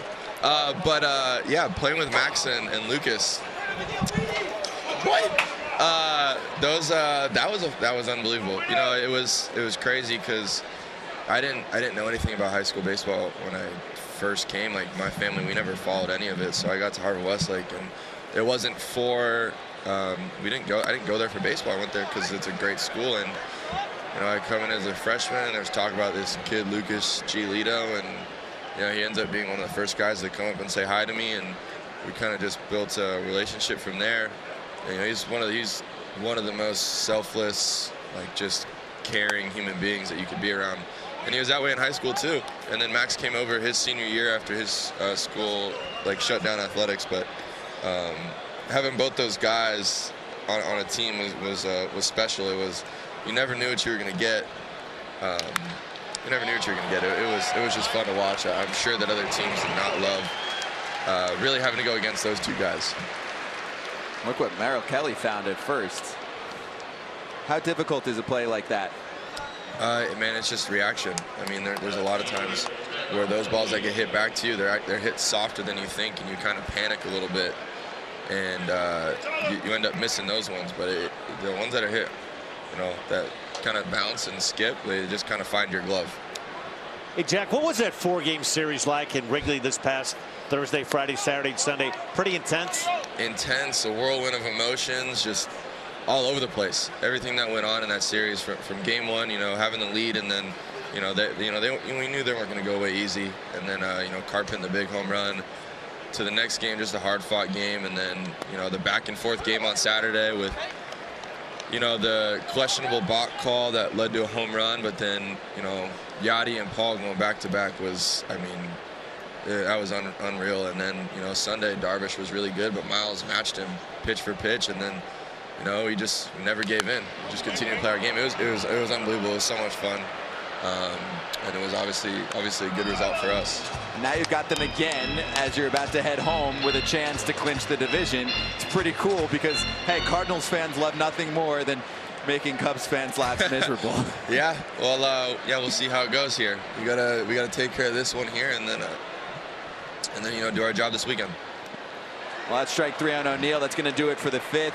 Jack, thank you so much for the time. Keep crushing life, okay? Always, thank you. Jack Flaherty, Cardinals starter, with us on the MLB Game of the Week live on YouTube. O'Neill down on strikes, but the Cardinals get another. The sac fly for Ravello brings home Martinez. It's 4-2 in Arizona.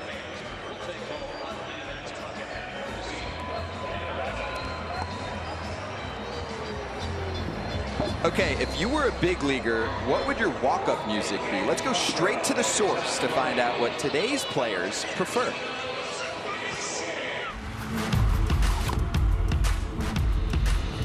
You know what spring training is for? It's walkout season. You got to try different songs. I've always been like an instrumental guy when I come out. That comes from Barry Bonds. He obviously had Dr. Dre, and it was just so cool. The music went along with his character. And Bonds hits right high.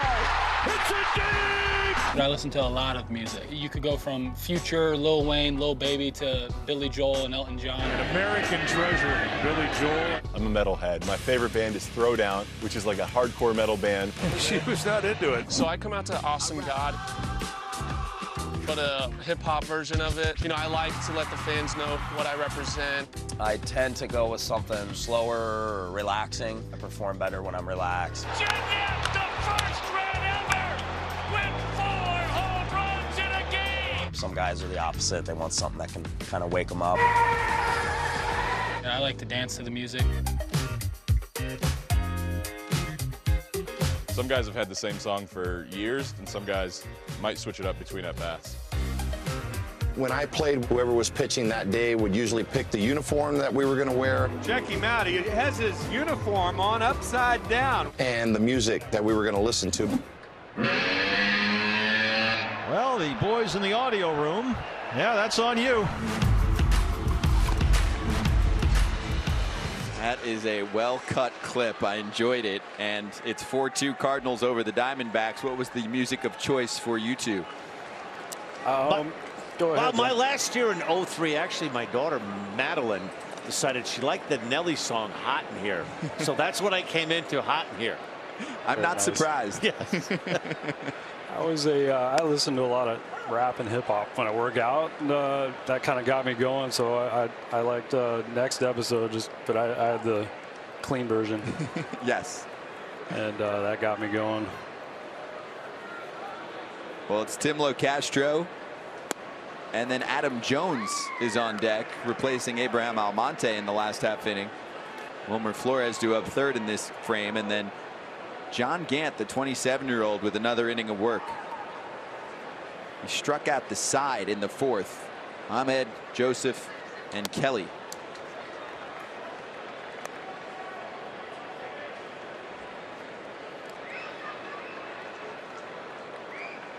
Velocity is up for Gant this year. Sitting around 93 in 2018, averaging 96 miles an hour with his fastball this year. He kind of pulled the last couple of fastballs right there. Maybe this long in between inning, taking him a little bit while to get loose. Kind of pulled that fastball glove side. We've seen a power split finger, almost unhittable. It almost looks like a slider from a lefty. It goes down and in towards that back foot of a righty. After a couple of 94s, we might see it right here. A single and a double for Locastro, and this time he pops out to Sosa at second. Well, last inning, John Gant had his way with the D-backs. He punched out the side, and he did it a couple of different ways. Has that big power fastball. There it is. Gets a little friendly call. Upper 90s, and there's that split finger. Nearly impossible to hit. This isn't fair to Merrill Kelly. Little two-seam dive action. So we've seen 96 to 97. We've seen the curveball and the power split. Three different ways to get you out. A former starter, he sat down 4 in a row, and this is Adam Jones.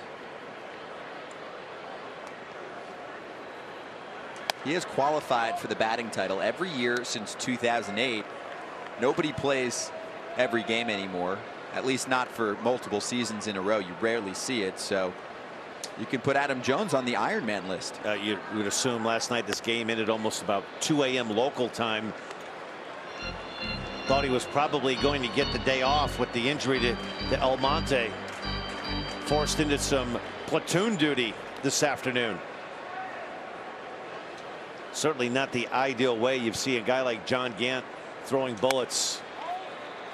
Little high split finger. And Jones gave us some extra time with Jack Flaherty. It took a minute for that substitution. Might have had to run back in, throw the uniform back, top on, and maybe tighten up the spikes.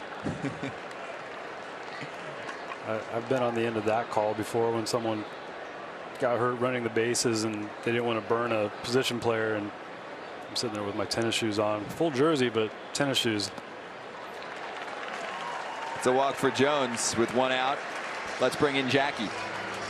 Yeah, Scott, you guys are talking about Adam Jones and how he qualified for that batting title every single year since 2008. And sometimes you wonder if these stats mean anything to these guys or how much they mean. And he actually took to Twitter the other day and wrote about a 7-tweet thank you, or excuse me, about a 5-tweet thank you, saying, you know, I just showed up to work every day ready to perform. The trainers have kept me on the field during this span. Also, because all players battle injuries and some handle them differently, he thanked his teammates for pushing him. And then he even went on to thank the fans as well, saying that that's who they play for. So Adam Jones, you know, living up to his reputation as a class act once again. 34 years old. Wilmer Flores takes the first pitch. It's 1-0. Adam Jones has been around the game for a while, and he says this experience with the Diamondbacks has humbled him.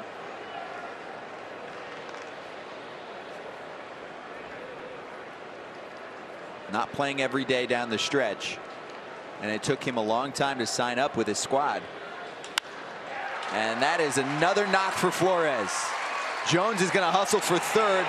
Big throw coming in. And they got him.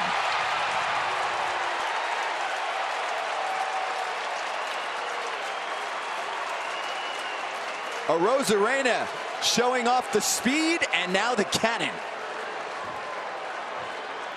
There it is. This is a terrific play. This ball is scalded right over second base. He does a good job getting to it and gets rid of it quickly. Face able to get it on the glove side. Short little curl hop and in the air all the way to Tommy Edman. Adam Jones trying to get this little first to third action. No doubt about it, and a terrific throw.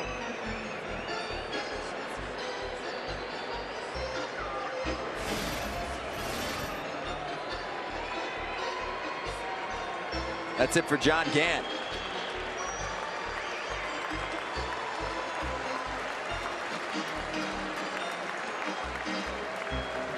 So with 2 gone in the bottom of the 5th, Cabrera coming in for St. Louis. And let's check out Arizona Cardinals icon and future Hall of Fame NFL wideout Larry Fitzgerald talking to the Diamondbacks this spring. I think it's important to always remember the things that you do well. I think too often in life, we're always told about the things that we can't do or the things that we don't do well. Well, you wouldn't be sitting in this locker room if you weren't great at something, right? The conversation always changes throughout your career. I mean, when I was young, you know, I was a first-round pick, and they were, you know, do you think he'll be able to live up to the expectations, you know, when you first get in the league? And then once you start showing promise and you start achieving some of the goals and you get that second contract, they say, is he going to stay hungry? Is he going to continue to play and be driven to be as great as the contract that he just received shows? And then you get a little older and say, yeah, he's had a great career, but is it sustainable? Can he still play at that level? So the challenges change, but the voices never stop. You're always going to hear the chatter. People are always going to doubt you and have things that they don't believe that you can do. But I think it's always important that you just believe the voice inside more than anything. That voice that tells you that you have the ability, that you can succeed, and that you can do the things that you know you're capable of doing. That's the voice that really matters. Clubhouse Access is an Emmy-nominated series available on the Diamondbacks YouTube channel. Subscribe now at youtube.com/dbacks. Genesis Cabrera replacing John Gant. Arozarena from center to left. Harrison Bader enters the game. There's Bader in center.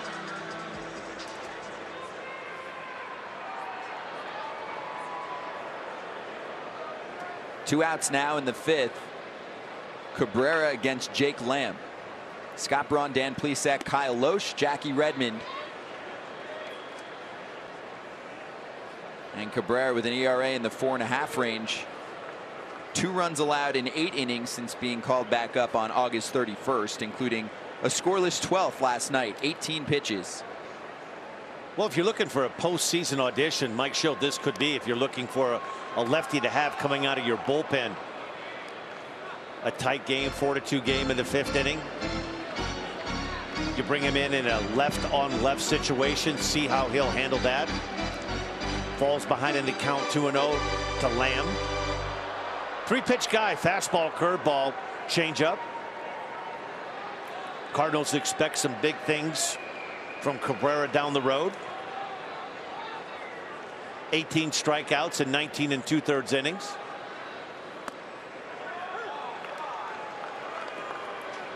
Let's go back to the last play, the base hit for Flores. And Adam Jones was thinking third all the way.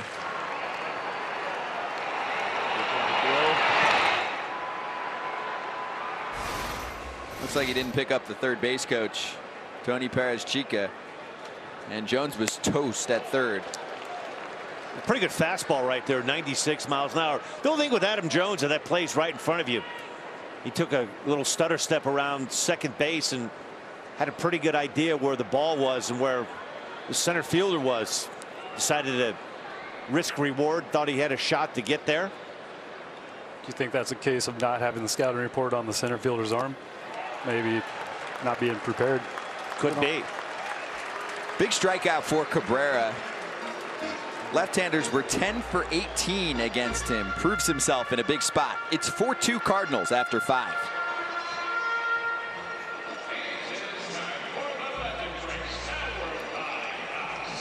You know, there are some sharp dressers on this Cardinals roster, but who's the best dressed? Let's go straight to the source.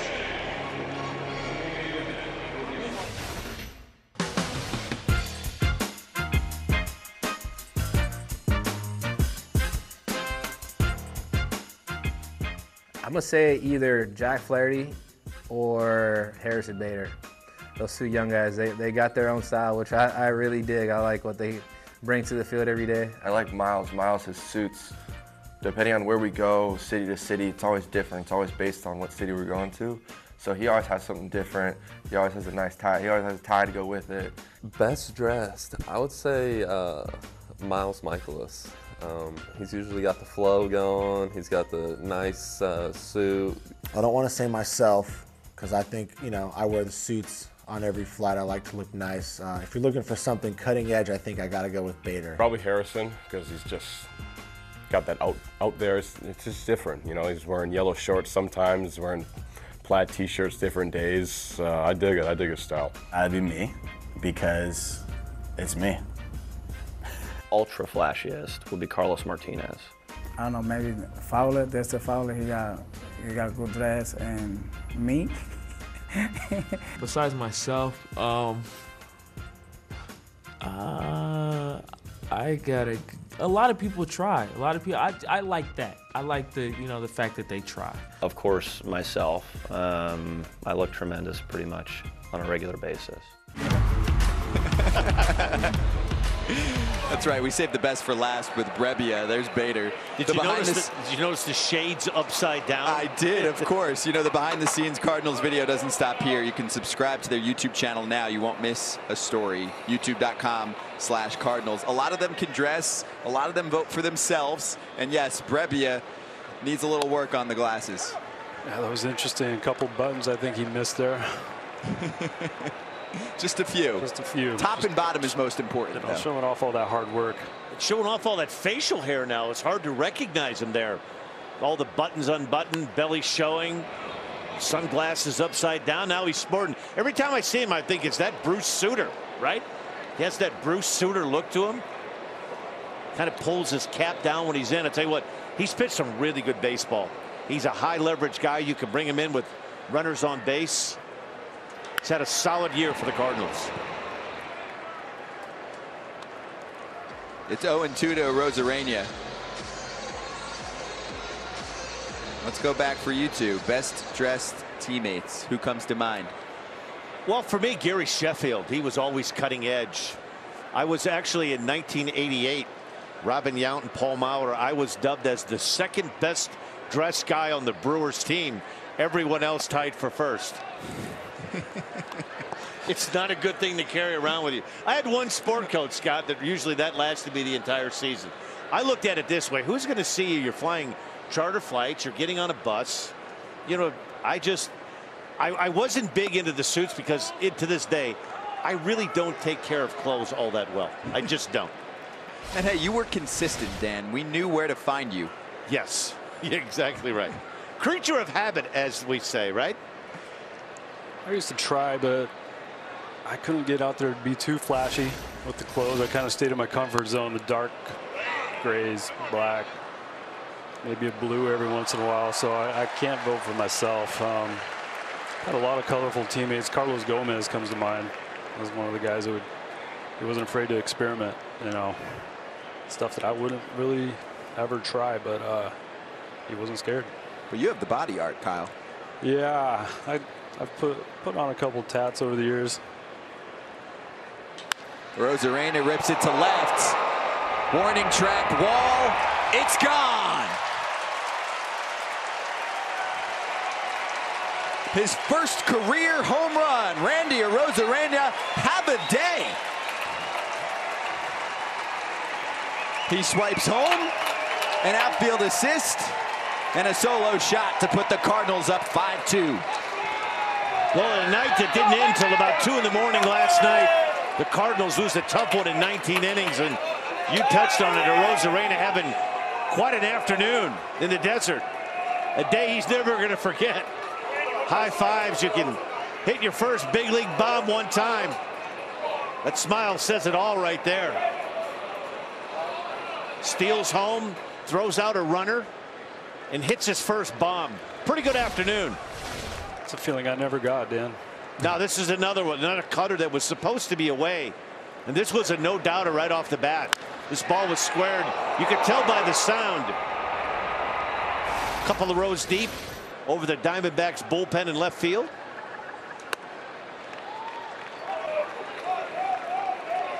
You could say he's making a good impression for that postseason roster push, right?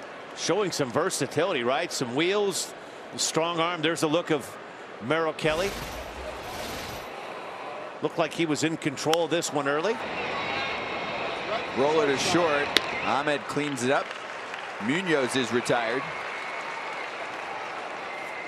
It's kind of been the story of the St. Louis Cardinals post All-Star break.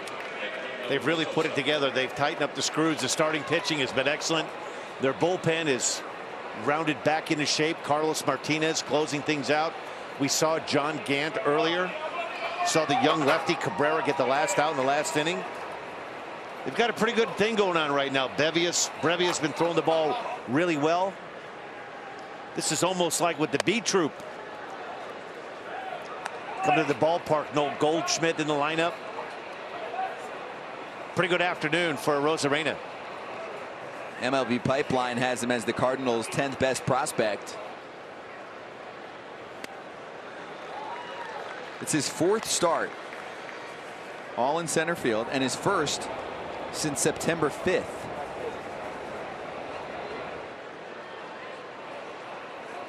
It's all about keeping yourself ready for that opportunity. That's what the young man has done. I don't know if he's going to get that baseball back. It's going to be a tough one. Maybe offer him a Goldschmidt signed bat or something.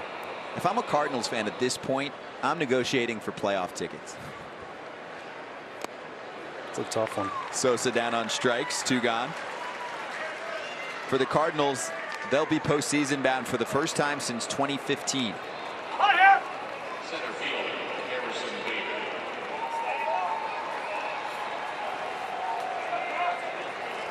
That young man, 24 years old, showing off all the skills today for his manager, Mike Schultz.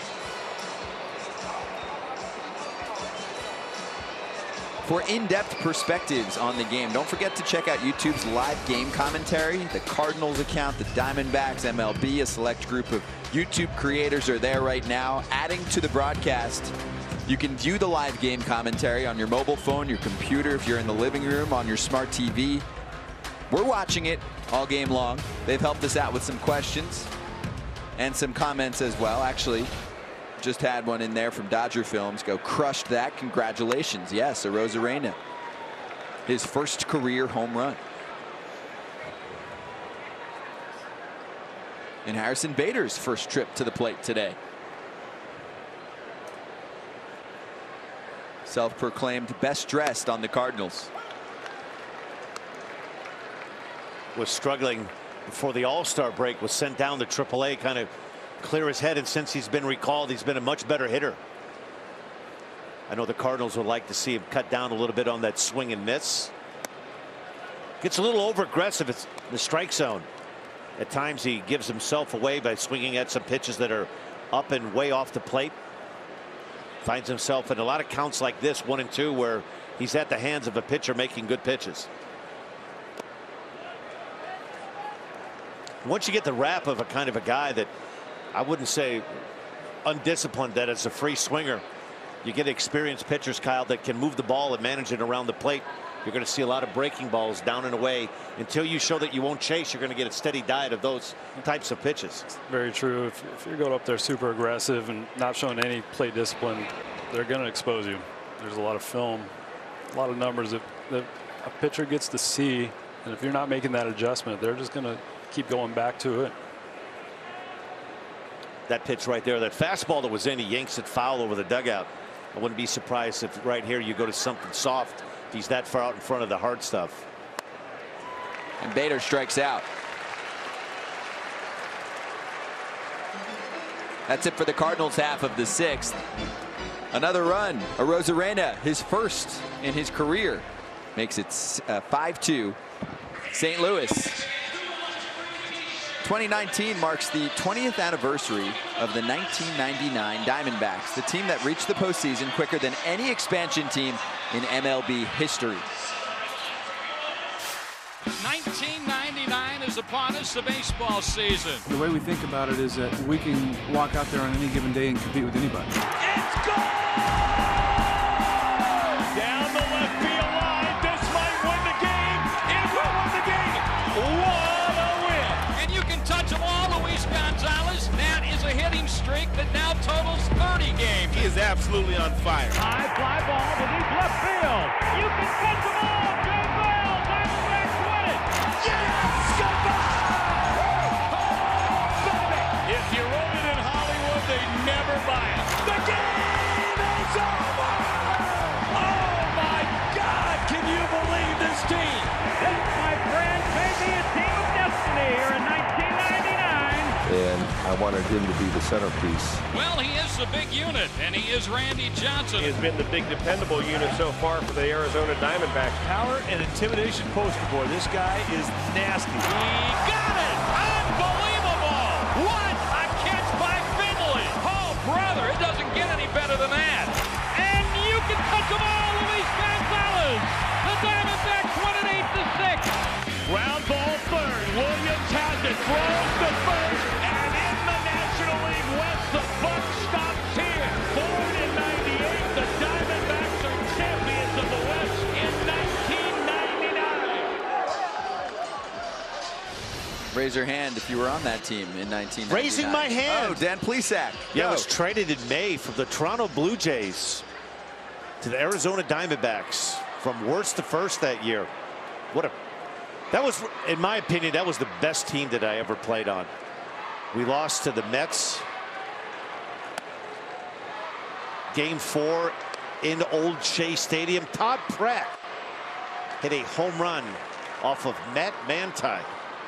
That sent the D-backs packing. To this day, I was sitting in the bullpen in left field in Shea, and I still thought to this day that Steve Finley caught that ball up against the wall in center field. Remember, the big theme song for the Mets that year was Mojo Rising. And when the game was over, Scott, it was like, it sounded like the walls, the ceiling was going to fall in at Old Shea in the clubhouse. And you could hear that song, Mojo Rising. And then owner Jerry Colangelo came in and talked to the team right after the game and just said, listen, we're going to be back next year. It was a tough year. We were a good team. We should be going to the World Series, but we're not. We'll fix it. And then the next year just hit with injuries. Todd Stottlemyre, Matt Williams. In 2000, the Giants won the division. I was a free agent after that year, signed with Toronto, and the D-backs won it all in 2001. So I was in the right place at the wrong time. You just missed Story the of party. my career, right? 1992, I was a free agent leaving Milwaukee, and there were like 3 teams I narrowed it down to, and the Toronto Blue Jays had made me the best offer. And I decided, no, I wanted to pitch for the hometown team, the Cubs. The Blue Jays won the World Series in '93. So don't follow me, Scott. Wherever I go, don't follow me. It's the wrong place. After this one, when you walk out the door, if you go left, I'm going right. Right. Do as I say, not as I do.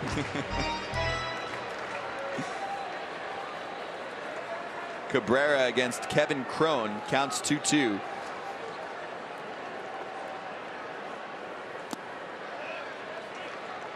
Yeah, Dan, I got lucky. Played on some pretty good teams. You know, obviously, I was in St. Louis in 2011. I was a part of that rotation that even though we weren't used very much because Tony loved our bullpen, which really carried us. Chris Carpenter and our bullpen. And it's a nice stop by Edman, and he's got enough time, but the throw takes Ravello off the bag. Cron doesn't move well, so Edman made the stop, but His throw had a little too much air on it, so Cron reaches. I'll be surprised if that's not ruled a base hit. This is a pretty tough play. This is a bullet. You can see right here he one-hops it. He has some time, but he has to, in one hop, make that throw. It'd be interesting, but I would be surprised if it wasn't ruled an infield single.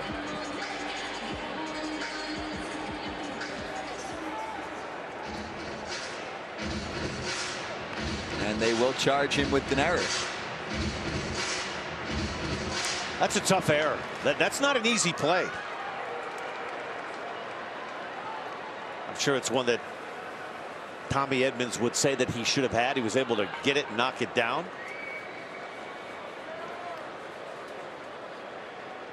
Now Josh Rojas going after some high heat. The Cardinals led baseball in errors last year. They're best in that department this season. Now this is a bully. He does a good job to knock this down. This is not an easy play.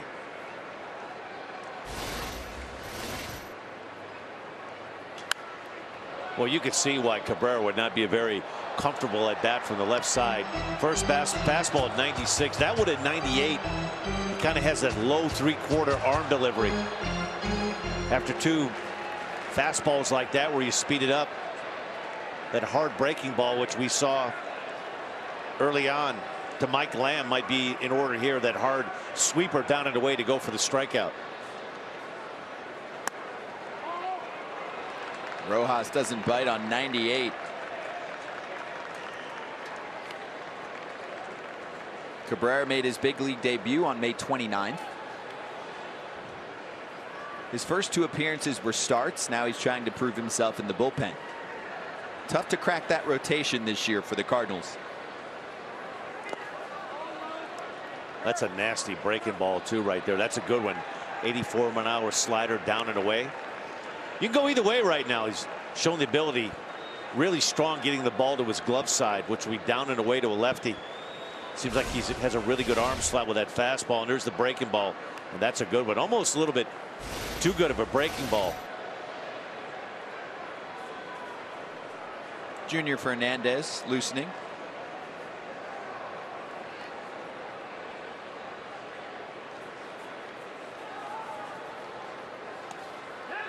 Pitch gets away. Cron's at second now.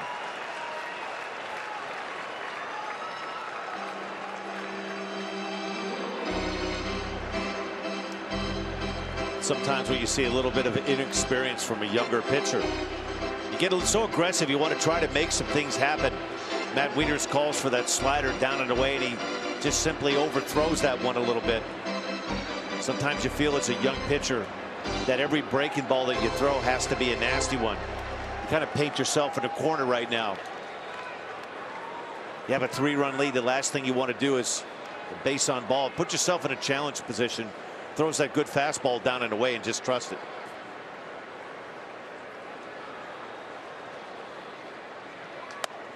Ball 4.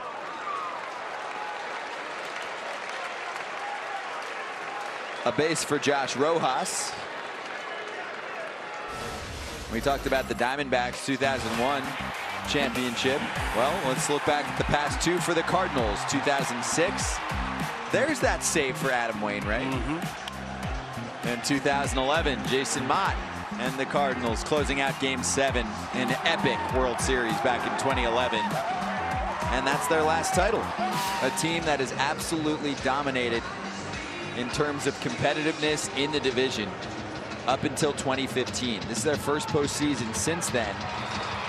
But they made 12 playoff appearances from 2000 through 2015. And that included 4 World Series appearances and a couple rings.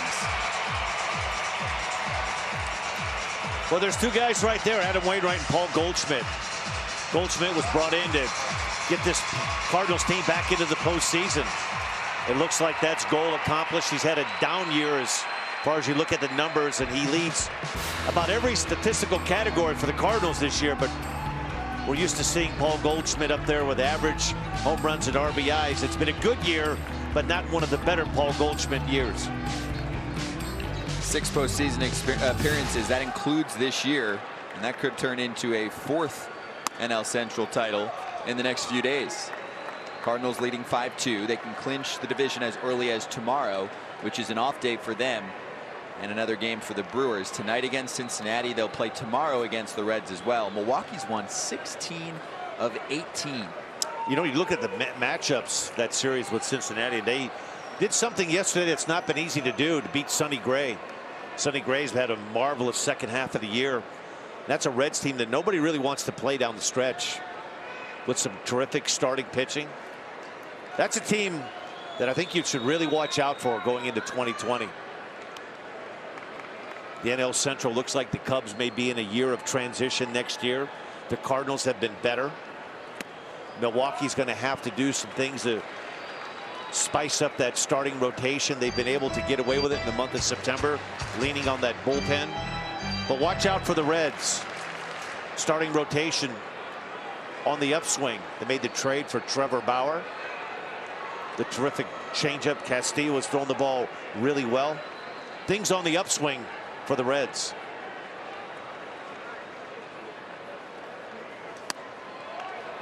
There's a strike to Ahmed. That's a really tough spot to do anything with if you're an opposing hitter. Ball looks like it's a couple inches off the plate, and you can see why Ahmed's griping a little bit. Not only is it 97, it looks a little bit down. Wieters does a good job of selling it, trying to present that as a strike to Alfonso Marquez, whose zone's been really good so far.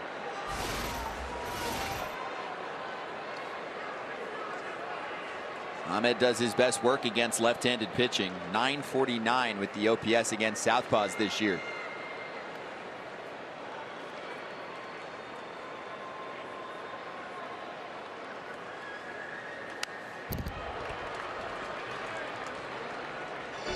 Cabrera can dial it up. 99. You know, Kyle, he looks like he's selling out for the fastball right there. That was a good fastball that he was just able to get underneath. Yeah, you have to. 99. He hasn't shown that he's really comfortable yet to throw that hard slider down and into a righty. But if you're committing as soon as Ahmed is right here to sell out on a fastball, that hard breaking ball down and in would be virtually impossible to lay off if you're Nick Ahmed. I'm not sure how comfortable Matt Wieters is having his young lefty try to throw that pitch, but if you're going to do it, this would be the pitch to try that.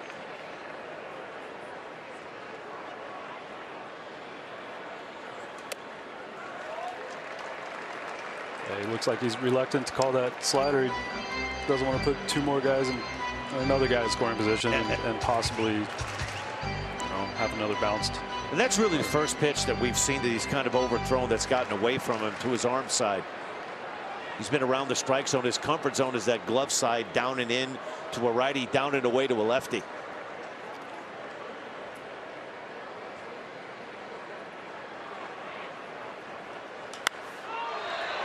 To right. Martinez in the corner. Doesn't get there.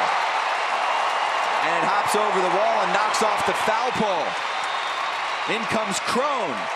It's 5-3. It's a ground rule double. So that'll keep Rojas at third.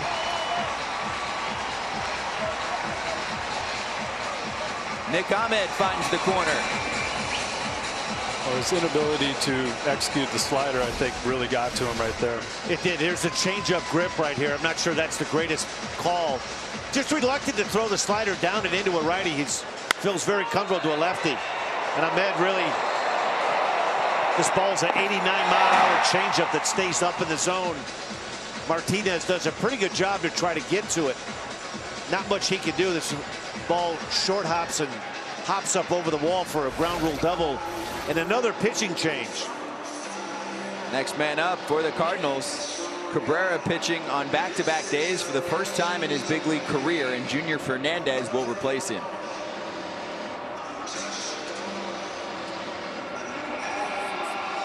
We also saw Fernandez yesterday. Cardinals used all but 2 of their relievers. And while we have a moment, let's look back. On this date in baseball history, Dr. Frank Jobe performed the first ever reconstruction surgery on Dodgers left-hander Tommy John. If a pitcher blew out his elbow prior to 1974, immediate retirement was his only option.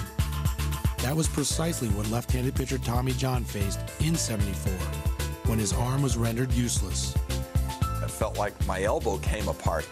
Desperate to continue his career, John put his faith in a procedure never before performed on a professional, transplanting a tendon from the forearm to the elbow. Dr. Frank Jobe told Tommy it was his only hope. If you wanted to play baseball again, you had to have the surgery and take the chance. Dr. Jobe only gave me 2-3 chances in 100 to pitch again, but that's a whole lot better than 0 in 100. After removing the tendon, Jobe attached it to the 2 largest bones in John's elbow to replace the damaged ligament. Tommy John surgery, a moniker eventually copyrighted by Jobe, was born. Somebody had to do it, and I was the guy in the right spot, and thank God I had the right surgeon at the right time. So how did Tommy respond to this revolutionary procedure? He went on to pitch 14 more seasons in the major leagues, winning 164 of his 288 career victories. And in Tommy John, the Dodgers had one of the great comeback players in sport. In fact, John did not retire until he turned 46. I think the big thing is, and I've had guys do this in the minor leagues, come up to me and shake my hand and say, hey, thank you very much for having that surgery when you did, because it saved my life in baseball. I don't remember who I was with, but they were young, and someone told me the other day, they go, Tommy John was actually a real person? I said, yes. It's true. More on him in a moment. Caleb Joseph, or make that Nick Ahmed on second after the double.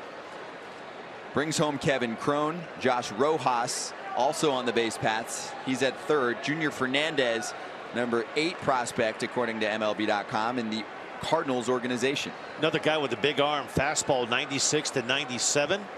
Fastball, slider, changeup. Uses the fastball about 39% of the time.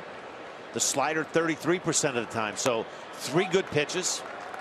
More than likely long term the Cardinals seeing him more as a starting pitcher, but a young guy trying to get some dirt underneath his cleats in the bullpen. As you touched on, another guy with a big arm. And a pinch hitter. Big spot for the Diamondbacks in this game. Joseph is out. Domingo Leyba takes upstairs. Does everybody out of the Cardinals bullpen throw 99? It's standard procedure just about every bullpen across the board in the big leagues now, Scott. You know, it's really hard to get signed. You're looking at some of the guys relaxing with their legs up. The guy with the beard, Andrew Miller's been throwing the ball really well. Gave up a home run, blew the save last night, but that Cardinals bullpen is one of the better bullpens in baseball right now. Reliable, dependable. They've eaten up innings, and they pitch well when the game's been on the line.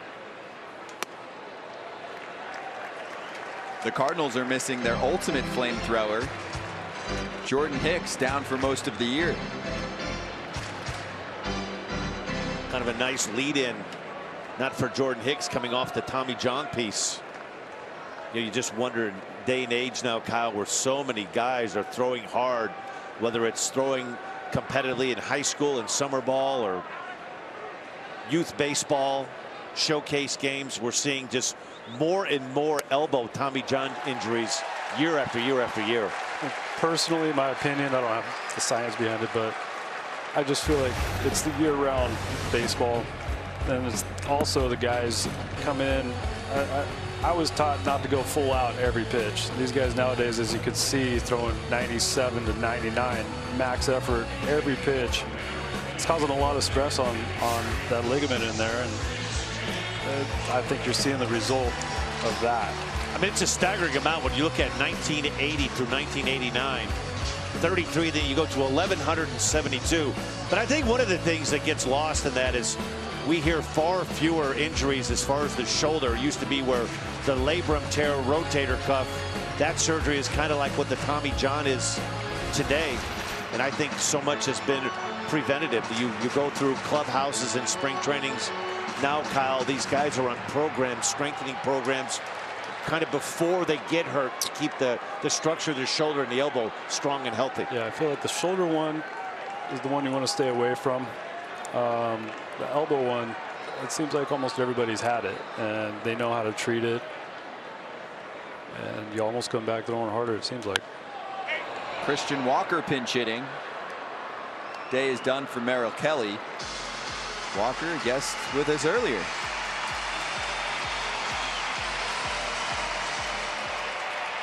Hey, both benches have some pinch hitting options today. Many of the starters getting the day off, or at least a portion of it, being that we went 19 innings yesterday. Eduardo Escobar still an option off the bench.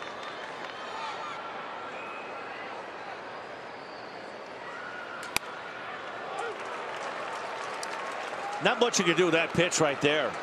98 miles an hour on the outside corner. A little bit of bump the knees. You can see why the Cardinals are so excited about Junior Fernandez. There's not much you can do with this pitch. With a little bit of tailing action, Wieters does a nice job presenting that, selling it as a strike.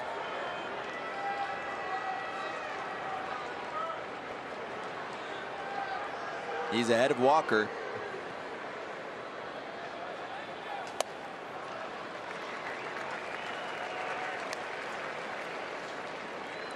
Well, Christian told us earlier, not easy to replace the guy in Paul Goldschmidt, but he's done that.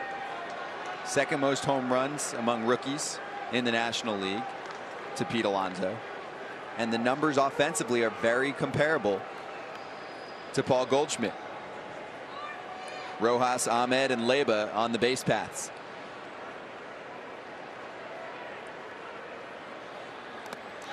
And that'll get away and bring home another for Arizona. It's 5-4. Rojas scores. Well, it's one of the things that will drive you nuts as a fan and as a manager, a pitching coach if you're Mike Maddox. You love the big arms that we've seen from Cabrera and now Fernandez. This is the changeup that just spikes into the ground. Wieters kind of tries to backhand this one instead of trying to get in front of it. Keep the ball in front. With that changeup grip, the ball's going to hit and spike towards the left. So what comes with the big arms also comes with a little bit of inexperience. Secondary pitches, controlling those into the strike zone. On one hop to short. And Walker grounds out.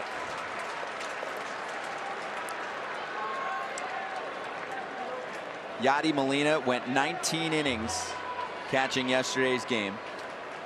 I'm sure he tried to state his case for today as well, but the one con of Yadi playing so much, Matt Wieters is making his first start today since August 31st. Yeah, that's a long time to go without getting reps behind the plate, but not to pick on Wieters there, but you want to see him drop down and block that ball. As a pitcher, it gives you that inspiration or confidence to go ahead and bounce that pitch with 2 strikes. When that ball gets by the catcher, that affects your mentality, and you don't want to do that again. Well, you can see the infield in. Mike Shildt thinks that the game is on the line right here. You have across the board, all the way through the diamond, playing just on the infield dirt. Anything to home, look to cut down that tying run at third base. Really important if you're Fernandez right now. When you have the infield in like this, you really want to try to keep the ball in the zone, keep it down. You're trying to induce the ball to be hit on the ground. Ahmed and Leyba on for Locastro. And that's going to get to second. Here's the throw home, and Wieters doesn't have it. 1 run is in. Leyba's going to score as well, and the Diamondbacks lead at 6-5. Still the baseball fumbled behind home plate. And all the way to third goes Locastro with the wheels. Well, this is what kind of was the problem in 2018 for the St. Louis Cardinals. Protecting the baseball. You see Mike Shildt, he played his cards right. Had the infield in. Fernandez able to get the ground ball that they were looking for. High chopper to the second baseman, Sosa.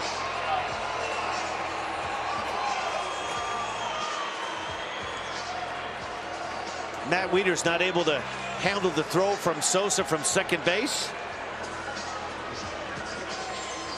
kind of an unconventional way to get a couple of runs. There's a good look at Sosa.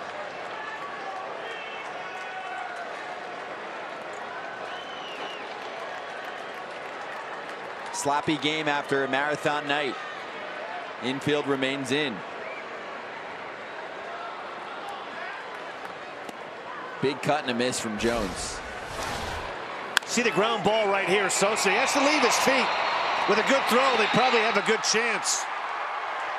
Matt Wieters is trying to stay as attached to home plate as he can. I think in hindsight 2020, if Wieters, you can kind of concede that run, that throw is going to take you away from home, to try to make sure at least you make the catch. The inability to make the catch allowed the second run to score. You can see right here, Sosa does a good job. He leaves his feet. He comes down with it. He has to try to catch and throw and all with one motion.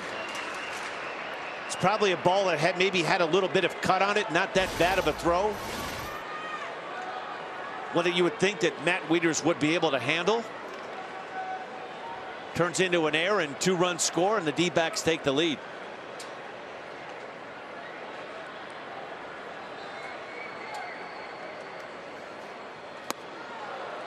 So for LoCastro, he reaches on a fielder's choice. Wieters charged with the error, and 1 RBI on the play for the Diamondbacks leadoff hitter, who now stands at third.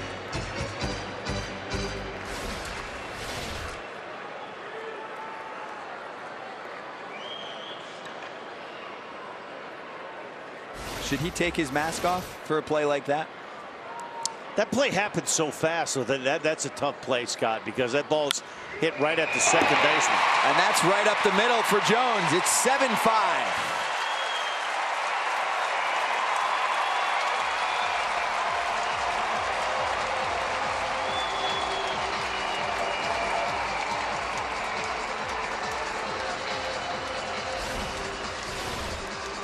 Let's see the 2-seam fastball.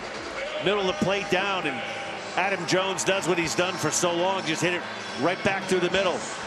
With the infield drawn in like that, you cut down on a lot of angles. It's really tough unless the ball is hit directly at one of the infielders. Cron, Rojas, Ahmed, Leyba, and LoCastro scoring in a 5-run frame for Arizona.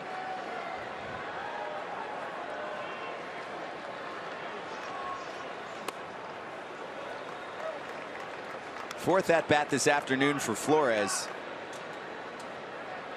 He started the day with a 2 RBI double, also a base hit in the 5th.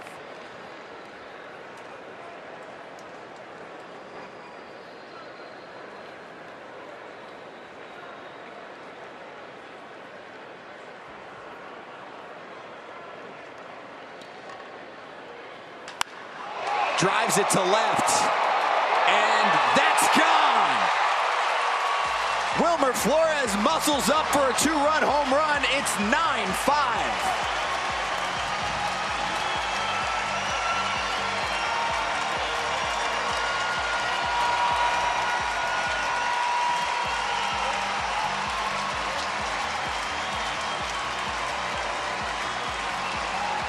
Well, we talked about how good the bullpen has been for the St. Louis Cardinals. But when you start going to your young relief corps, that 19-inning game, you don't go to your go-to guys. John Gant pitched very well. It's been a rough go for Cabrera and Fernandez. See this pitch right here. Middle of the plate, kind of up. Wilmer Flores just selling out when you have a hard time getting your secondary pitches. Both Cabrera and Fernandez had a tough time establishing anything other than the fastball. You basically turn yourself into a one-pitch pitcher. There's a should have been an error on that fan too right there, Scott. Wow, and he brought a glove. But that's fan interference. No, that's the guy there with the dark and the light-colored glove that's bending over the wall. Not so good.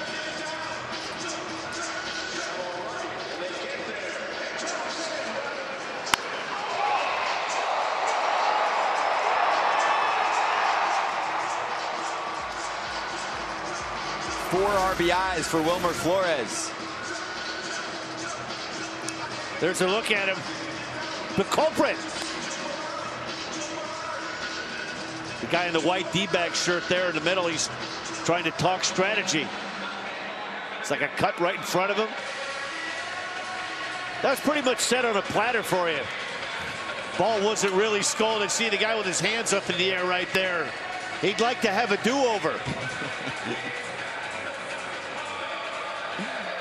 He's trying to barter one of the players. Hey, how about throw me a baseball up here?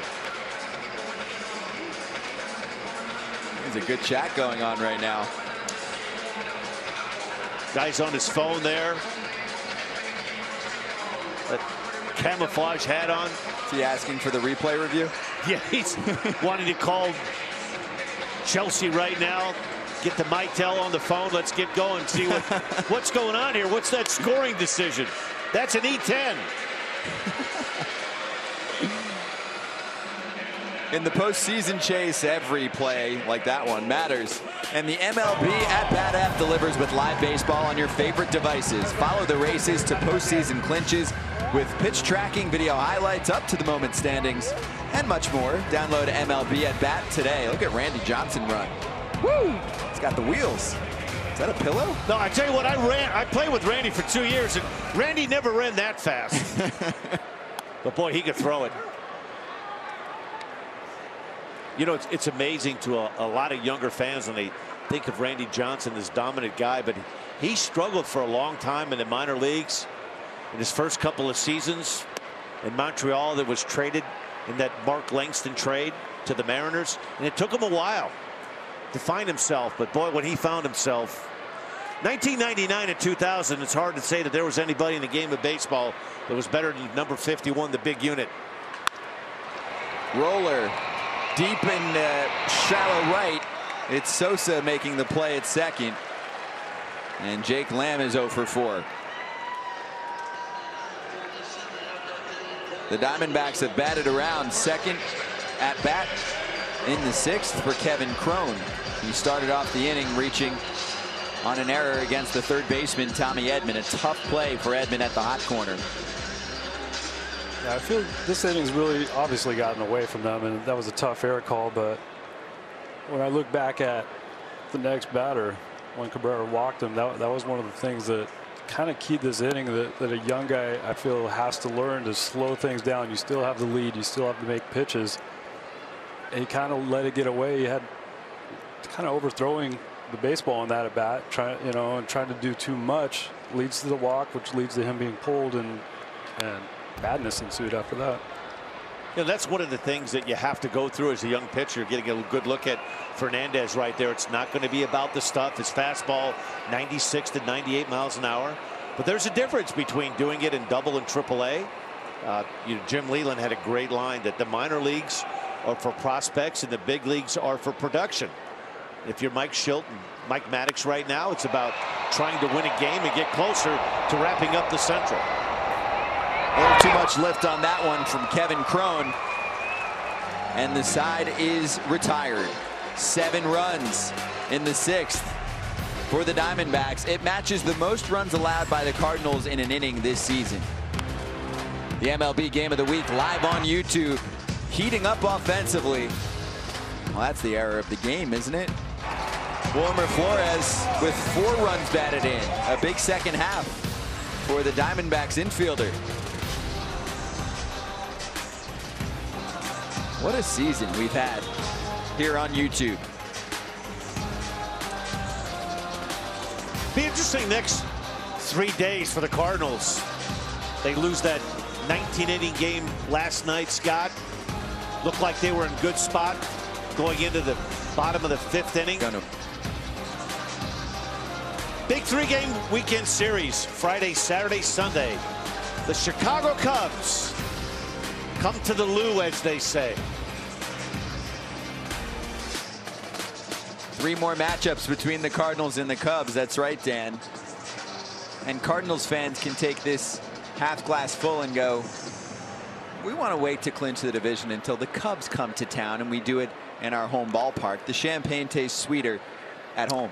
You know, it's a lot easier when you go through a handful of pitches. Last night, the Diamondbacks had to use 13 pitchers to win that game. this is one of the benefits. We won't see this next September. I think there'll be a limit on the roster of call-ups. You can get through a 19-inning game like we had last night when you have 5 or 6 extra bodies that you can run out there. This is the kind of game, if you're Shildt, that could set you back the rest of the season, the rest of this long 3 games coming up with the Cubs. If you have to expend the valuable parts of your bullpen, the Cardinals, kind of playing it safe this afternoon. Certainly, you'd like to win every game, but they'd certainly like to have their main guys, Andrew Miller and Brebbia, available this weekend for the Cubs. The Cubs were playing so well at home this year, and they were completely silenced. A 4-game sweep, the first of its kind for the Cardinals at Wrigley Field. Since May of 1921, they won each game by a run. 3 of those wins came in the final at-bat for St. Louis. Only 15 runs allowed. That bullpen is exhausted after last night, but they have had quite a week. And I think what the surprise was that, Scott, was how well that the Cubs have played at home in 2019. Joe Maddon and the Cubs, they've had their troubles on the road in 2019, but it looked like the season and the schedule was setting up favorable for the Cubs. They had the Cardinals in for 4 last Thursday, Friday, Saturday, Sunday, a day off, and then they headed to Pittsburgh. And the Pirates have rained on the Cubs parade too. It's been a very disappointing last month of September, particularly the last week to 10 days for the Chicago Cubs. On the flip side, the Milwaukee Brewers might be playing better than anybody in baseball. They lose Christian Yelich. Thought that would be the final dagger in the Brewers' 2019 season, and all they do is they keep finding ways to win.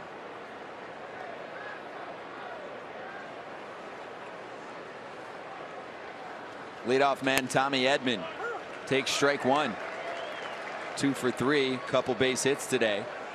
Domingo Leyba is going to play second base. And there's Christian Walker at first. Alex Avila catching and replacing Caleb Joseph. That's a strike up in the zone to Edman. And there's Avila catching it. I think the Cardinals have really found something in Tommy Edman. He kind of fits the profile of what the Cardinals are looking for in this day and age, where you like players to be versatile. He can play all over the infield. They've used him an occasion in the outfield. Puts the ball in play. Has shown some power. More than that, I think if you talk to Mike Shildt and you talk to people around the Cardinals organization, he has what you're looking for, that baseball IQ.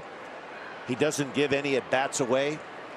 Very rarely do you see him free swinging at pitches that are way out of the strike zone.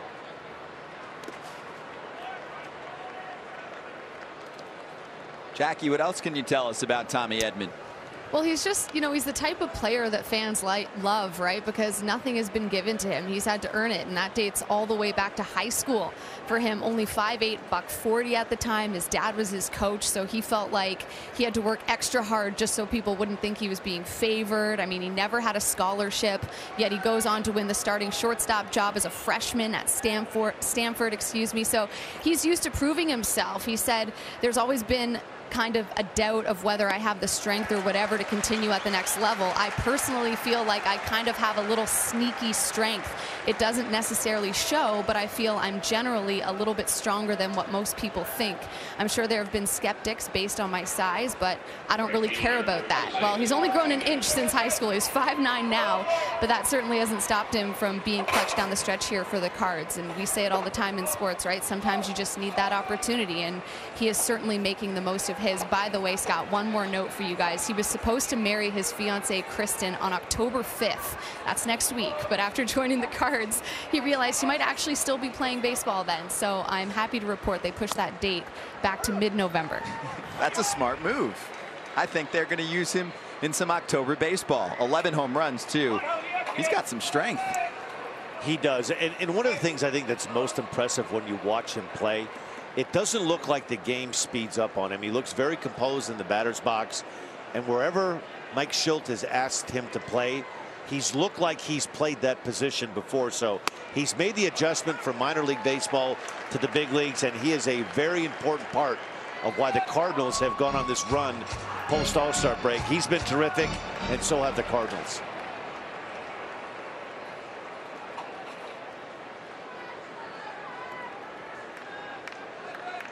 Lopez struck him out.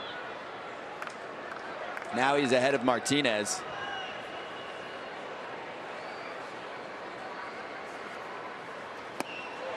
And he got him too.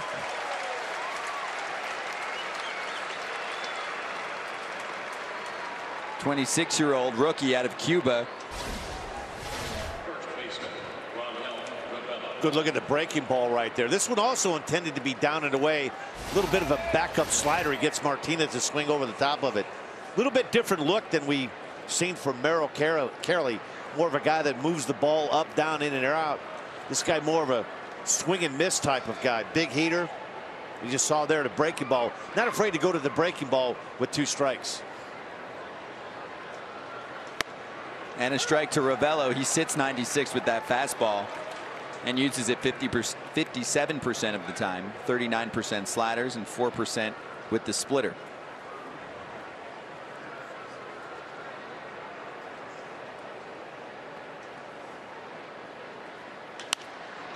Roll to the left side for Ahmed, and that short glove makes the 3rd play.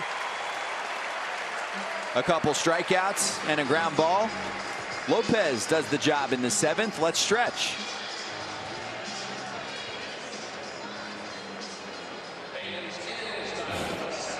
All right, so more on this date in baseball history. Let's look back again.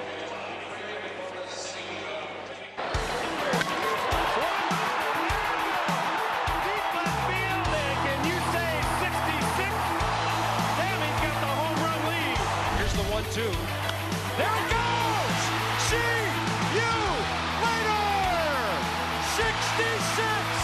What a weekend for baseball. And I'm sure they're watching this on TV in Chicago. 8-7 Devil Rays were in the bottom of the 8th inning. Carlos is 3 for 3. 3 home runs. The pitch is inbound. Swing, fly ball deep center field. And yes, sir, let's admire that one. 4 home runs for Carlos Delgado. He has done it again. 5th player in American League history to have 4 home runs in a game. Bobby Cox looking for number 2,500, huh? And a high fly ball belted left field. Grand tour time. Alex Gonzalez, a 3-run rocket. And the game is over on a breaking ball in the dirt. And the Atlanta Braves win it 5-0. Congratulations to Bobby Cox winning his 2,500th career game. The Yankees have been eliminated. They have nothing to play for except to make this an appropriate showcase for Derek Jeter in his final game in the Bronx. Base hit, right field. Here comes Richardson. Here comes Marquez throw. Richardson scores on a base hit by Derek Jeter. Is that unbelievable? Derek Jeter, where fantasy becomes reality. So some things happened on this date in baseball history. Derek Jeter with that walk-off. Bobby Cox, his 2,500th career win. Sosa and McGuire go for 66. Carlos Delgado had a 4-homer game. As much pop as anybody ever played with him for 4 years. We called him Carlos Delgado because when he hit him a long way. Big thump in that bat.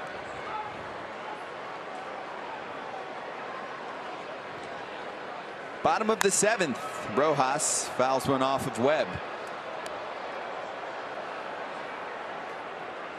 Yesterday, they had a 14th inning stretch, which for the players is not that funny. No. 19 innings of glory for the Diamondbacks yesterday. Rojas played the entire game. Torey Lovullo told us this morning he's young. He can handle a day game after 19. You know what's kind of interesting, on the managers meeting before we were in talking with Torey Lovullo, what he was expecting. He was hoping to get somewhere between 100 and 110 pitches out of Merrill Kelly because he thought the bullpen was stretched. And I'm be willing to guess that after 5 innings, when he had to pull Merrill Kelly, and the D-backs were down 5-2. It looked glim, but a big 7-run 6th inning has turned this thing around, and all of a sudden the D-backs and Torey Lovullo feeling pretty good about himself, and all of a sudden you look down and you have a 4-run lead. You feel a lot better about going to your bullpen when you're up by 4 than down by 4. And Torey pressed some buttons in the 6th. Domingo Leyba and Christian Walker were pinch hitters.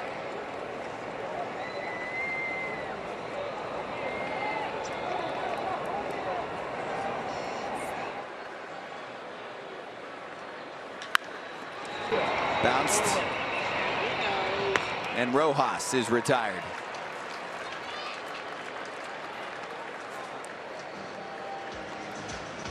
Which leads us to Nick Ahmed. Big ground rule double in the 6th.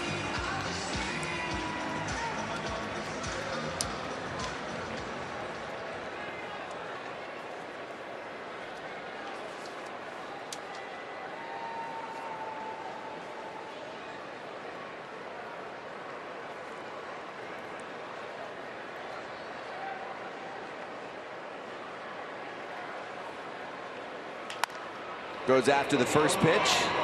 And again at shortstop. This time throw a little tough for Lovullo at first, but he picks it. And we've got 2 outs. A couple of quick outs from Tyler Webb. Hit the innings pitch ratio is pretty good, actually. Coming into today, 51 in the 3rd innings, only 33 hits allowed. You can see he just kind of moves the ball in and out. And a nice play by Munoz right here. Kind of one of those do or die. You just have to come get it.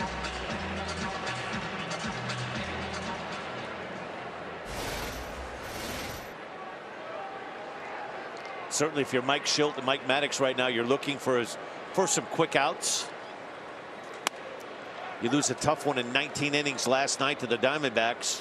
It's kind of hard when you have to tee it back up about 6 hours later, and you know that you have a big 3-game series with the Cubs looming.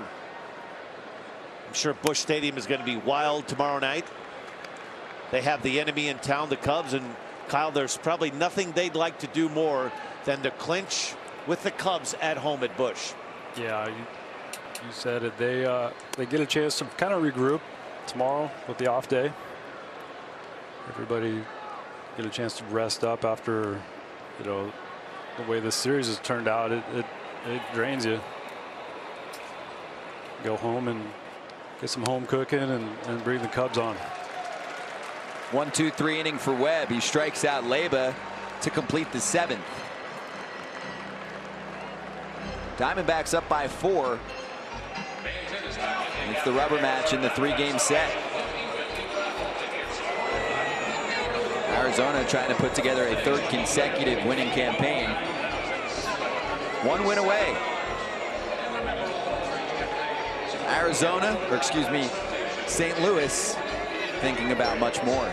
October. They've clinched a playoff spot. They have a 2.5-game lead on Milwaukee.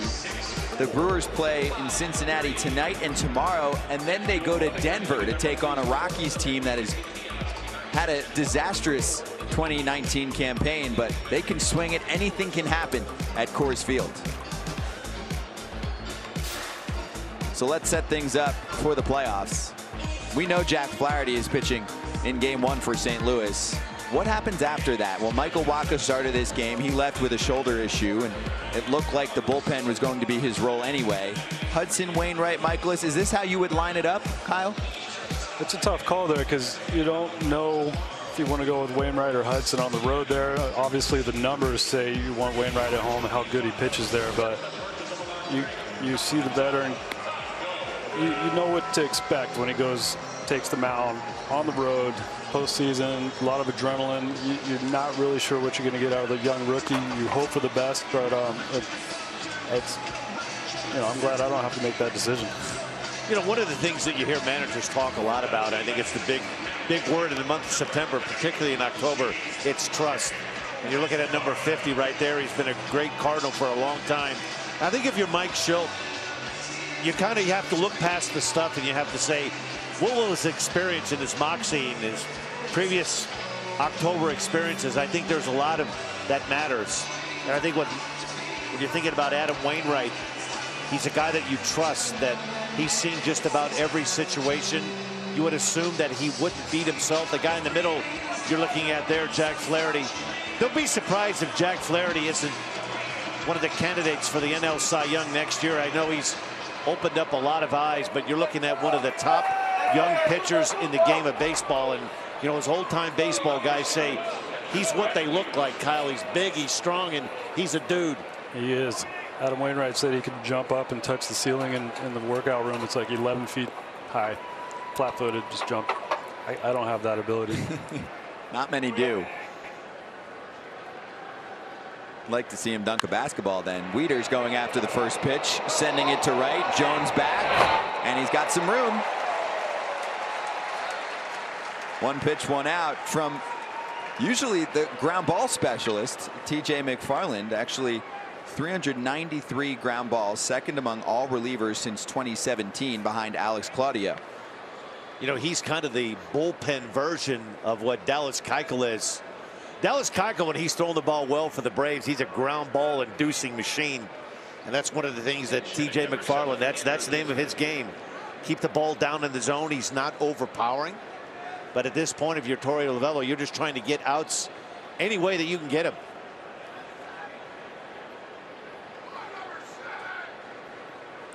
Andrew Knizner. Pinch hitting for Tyler O'Neill.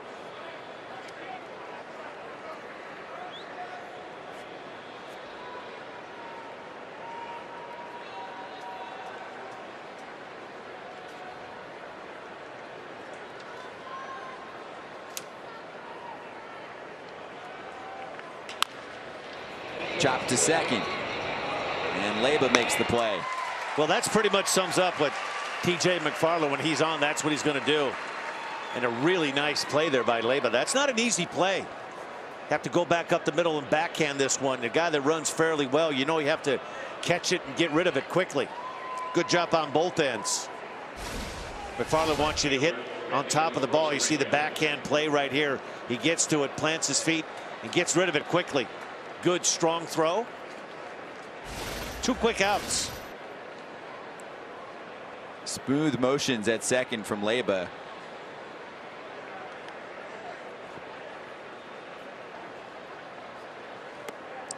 About 45 minutes ago, this was our YouTube player of the game, wasn't he? My, how things have changed. First career home run, 2 stolen bases, including home, and an outfield assist. Right, made the great throw, throwing out Adam Jones, trying to go from first to third.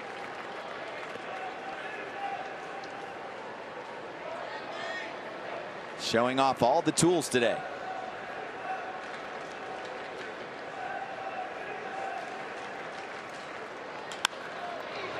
On the ground, Leyba doesn't have it this time. Skips past him, and that's an error on the second baseman. So he made the tougher play look easy, and a routine ground ball gets past him.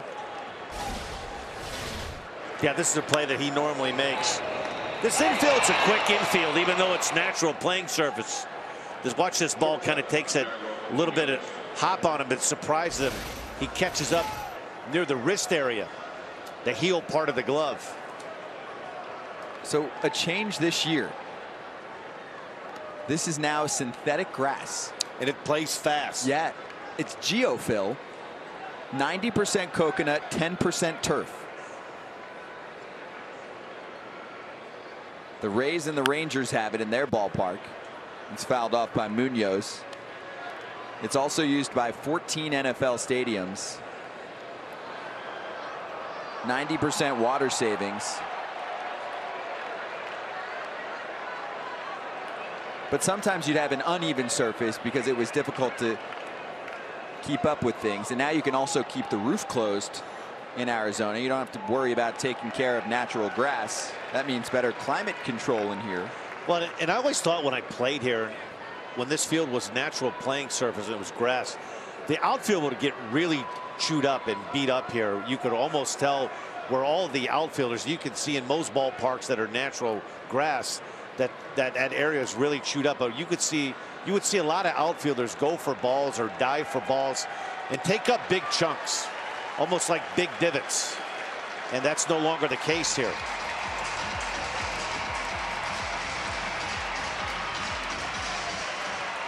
Hey, the Brewers just started their game in Cincinnati. They hang a 5 spot in the first. Back-to-back home runs from Ryan Braun and Eric Thames. Braun had the grand slam. Thames follows with a solo shot. It's 5-0. Milwaukee just doesn't have lose in their vocabulary in the month of September. Craig Counsell pushing all the right buttons. There you take a look at it.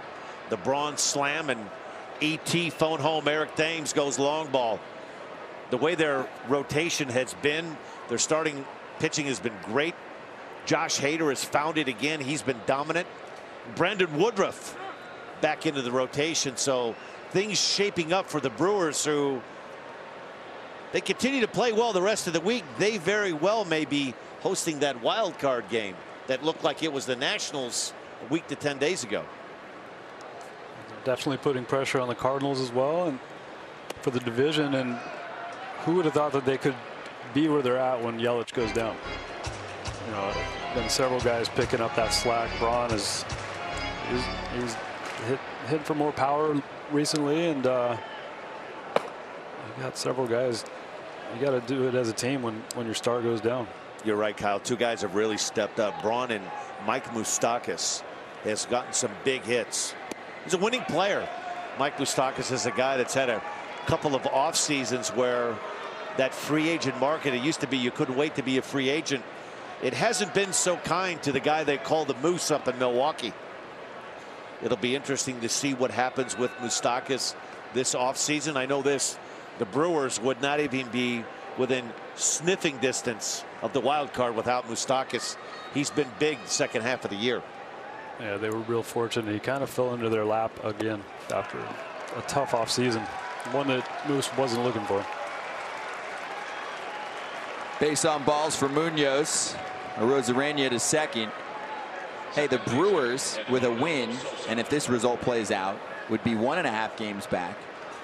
And they play tomorrow. The Cardinals don't. By tomorrow night, it could be a 1-game separation between the Brewers and the Cardinals in the Central. And there it is. Brewers and Nationals holding those 2 wild cards. They will be the 2 playoff teams to play in that wild card game. Or it could be St. Louis against Washington, based on how the division plays out. And it doesn't get any easier for Milwaukee. Their final 3 games are at Colorado against the Rockies. And anytime you take a team on the road to Colorado, the hitters can't wait to get off the plane and start playing. But your entire pitching staff, Kyle, is kind of holding their breath trying to get out of there in one piece. Yeah, that's not where you want to finish up. Pitching up there, I know from experience, it's not a friendly place to pitch, but anything can happen. If things do play out the way you think here, and say Milwaukee wins the next 2, goes to 1 game, it'll be really interesting to see what happens with, do they end up playing 163 games? Do they, how does that affect St. Louis and the rotation that we were just talking about? And when you think about what Milwaukee had to do last year, they had to go at the Cubs, win on the road. It's been amazing what they've been able to do this year. And I think Craig Counsell, you hear talk about so much about managers of the year, and you could certainly say Mike Shildt has done a tremendous job. Schnitker with the Braves has done a tremendous job. But, well, when you think about what Craig Counsell has had to maneuver with his starting rotation, with his bullpen, without having Corey Knebel and Jeremy Jeffress, who they designated for assignment late August. It's been a bullpen that he's remade and revamped on the fly. Sosa on the ground to third. And Lamb makes the play. A little pressure put on by the Cardinals, but no runs to show for it in the 8th. It's 9-5. Arizona over St. Louis. We've had some action after the 19-inning marathon, and it started with Michael Wacha against Tim Locastro early on. He connects for the double. Wilmer Flores says come on down. And that brings home 2. Abraham Almonte also reached via walk. So Arizona's up 2-0. And then Michael Wacha has to leave the game. Trainers check on him. Tightness in his right shoulder is the story. And the Cardinals get their offense going. Jose Martinez is fun to watch, Kyle. He definitely is. He's up there ready to swing the bat at any pitch. Ties it at 2. Arozarena on first after the fielder's choice. He steals second, and then there's a pickoff attempt at first. Hey, watch out. He's home. We don't see that very often, Dan. Very rarely see it, and one of the things that the Cardinals can do, they're running the bases.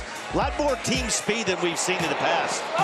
Martinez sends one to right, and Abraham Almonte gets caught and leaves the game. Adam Jones replaces him, and the Cardinals get a sacrifice fly out of it. Ravello brings home Martinez. Arozarena, his first career home run. For 5.5 innings, there was your game MVP. But that all changed in the bottom of the 6th. And it started with Nick Ahmed. The RBI double to cut the Cardinals lead to 5-3. Josh Rojas comes in from third base on a wild pitch. And there's 2 more. Adam Jones bringing in LoCastro to make it 7-5. And finally, an exclamation point. Wilmer Flores with a big second half of the year, trying to earn more playing time against right-handed pitching. And he's got a 4 RBI performance. Add it all up, it's 9-5. It's not done yet, as we've moved on to the bottom of the 8th. Yeah, the story's been a big 7-run 6th inning for the Diamondbacks. Laid it on the Cardinals. Cardinals helped them out a little bit. They've made 2 errors so far. Both teams with 2 errors. Redbirds going to that bullpen again. Dominic Leone. Down year for him in his 39 innings. Close to a 6 ERA.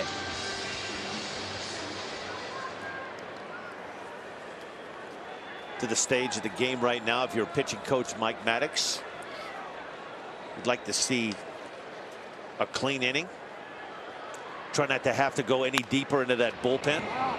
That's a foul ball. And it's a tough thing to manage when you come into a game last night, 19-inning game. Both teams went through a bevy of pitchers. You want to try to take care of the guys that take care of you during the season. So even though you try to manage and win every game, but you certainly, this is a game where you want to stay away from Brebbia and Andrew Miller. Bigger fish to fry this weekend with the Cubs coming in to St. Louis Friday, Saturday, and Sunday. Christian Walker went around.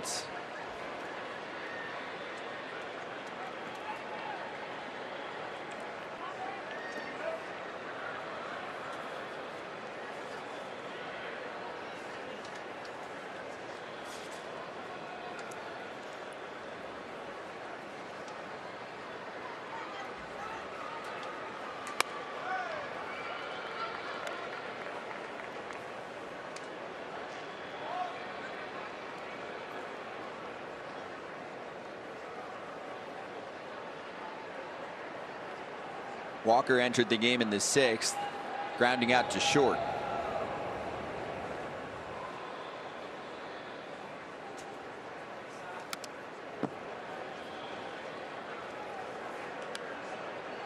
That off day coming at a good time for St. Louis.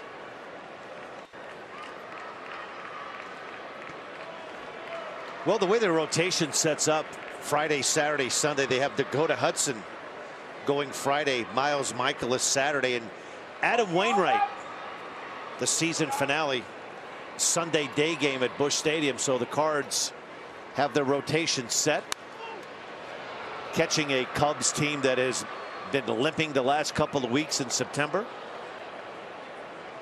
Look at Miles Michaelis getting a little bullpen session in with a day off tomorrow. That long 19-inning game last night. Probably try to keep him away from the ballpark tomorrow. Probably a little 15 to 25 pitch session, just a little touch and feel, get a custom getting back on the mound and be ready to tow it up Saturday. Walker strikes out.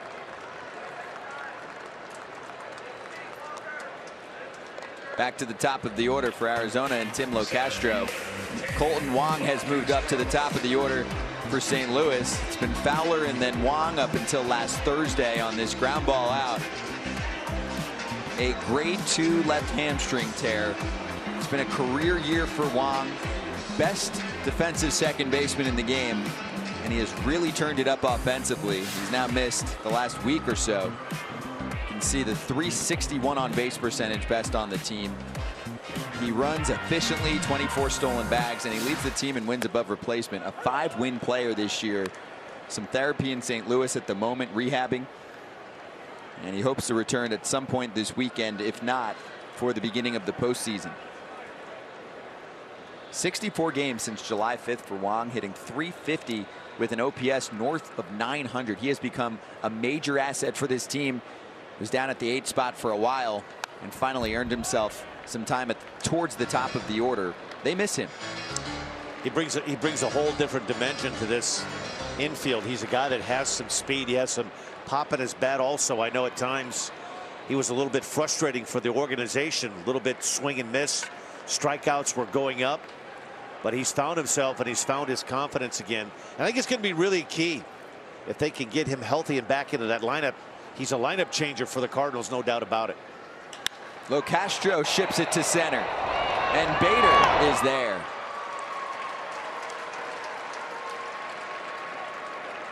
Bader made that play look relatively easy. The Cardinals over the years have been blessed with some really good center fielders, and Jim Edmonds comes to mind, but he makes this play really easy. This ball is squared up pretty well. Normally it's going to tail from the center field towards that 413 sign in right center field, but he does a great job. He had this one tracked right from the get-go.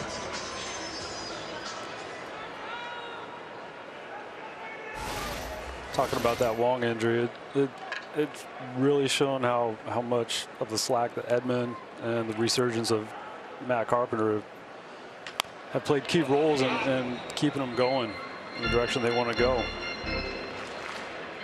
This team is as good as it gets up the middle, too. With Yadi behind the plate, a double play combination of DeYoung and Wong, and Bader in center. It's been a big turnaround defensively. It has, Scott. And really, when you think of the St. Louis Cardinals, you think about pitching and defense. They play in a ballpark that's tough to score.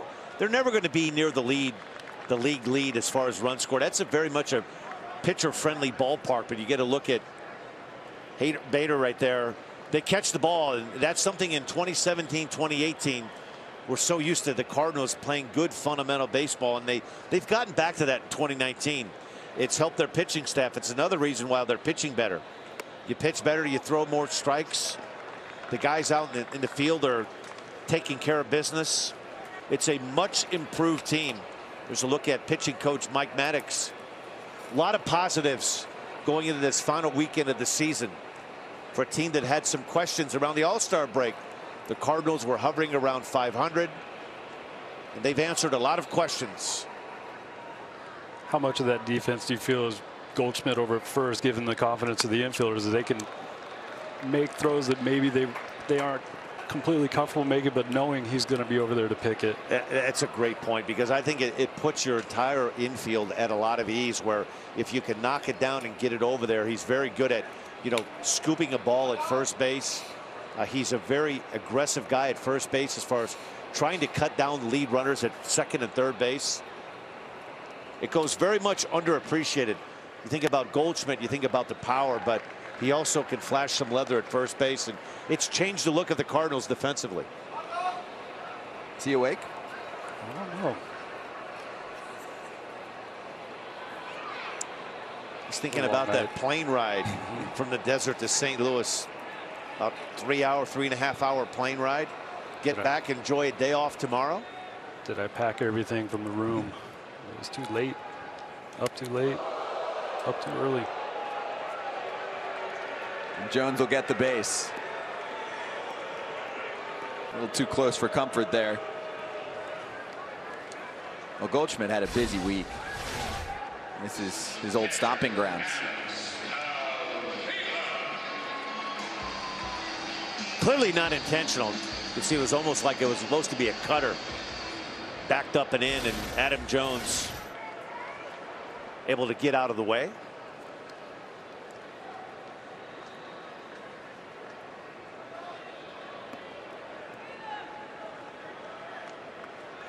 A runner on for Alex Avila.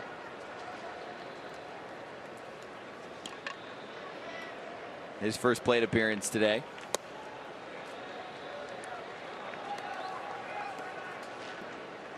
I feel like one of the things you see here in the desert is those fastballs that get away a little bit more.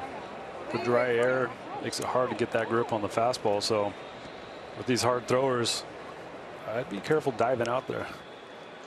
It's one of the things I thought was, I've had spring training in both places, Kyle, Arizona and Florida, and I preferred Florida much better as a pitcher.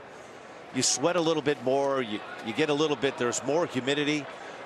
I felt like coming out of spring training, I always had a better feel for the breaking ball, the slider, and the changeup. The conditions were more in favor of a pitcher in Florida spring training than Arizona. Yeah, definitely. I agree, because when I had spring trainings out in Florida, you're able to experiment a little bit more without feeling like you're going to get your brains beat in and give up 10 runs in 1 inning.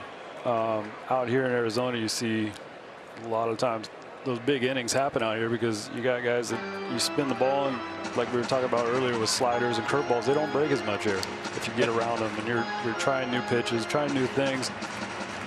The infield's baked out, choppers through the infield all day long, dry air, the ball's flying, so it definitely favors the hitters, makes it harder on the pitchers, and it makes it difficult to work on things that you're going to work on during the year, and sometimes you just have to throw the numbers out the window.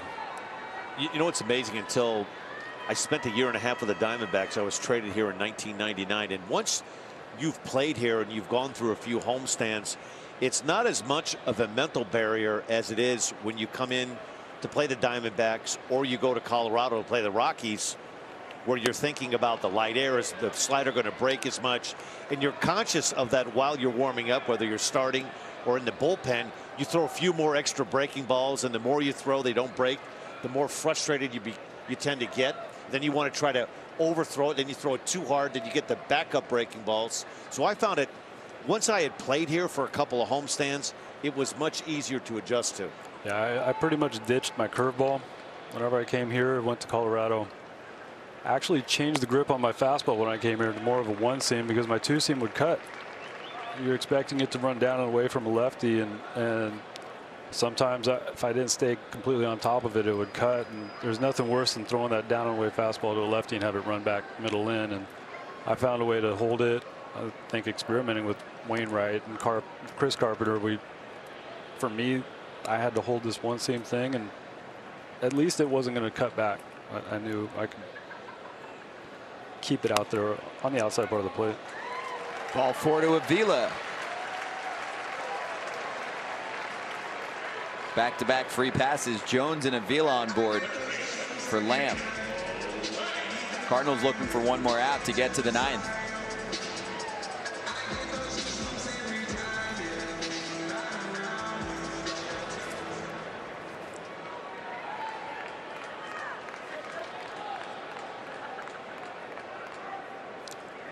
Three strikeouts and a ground ball.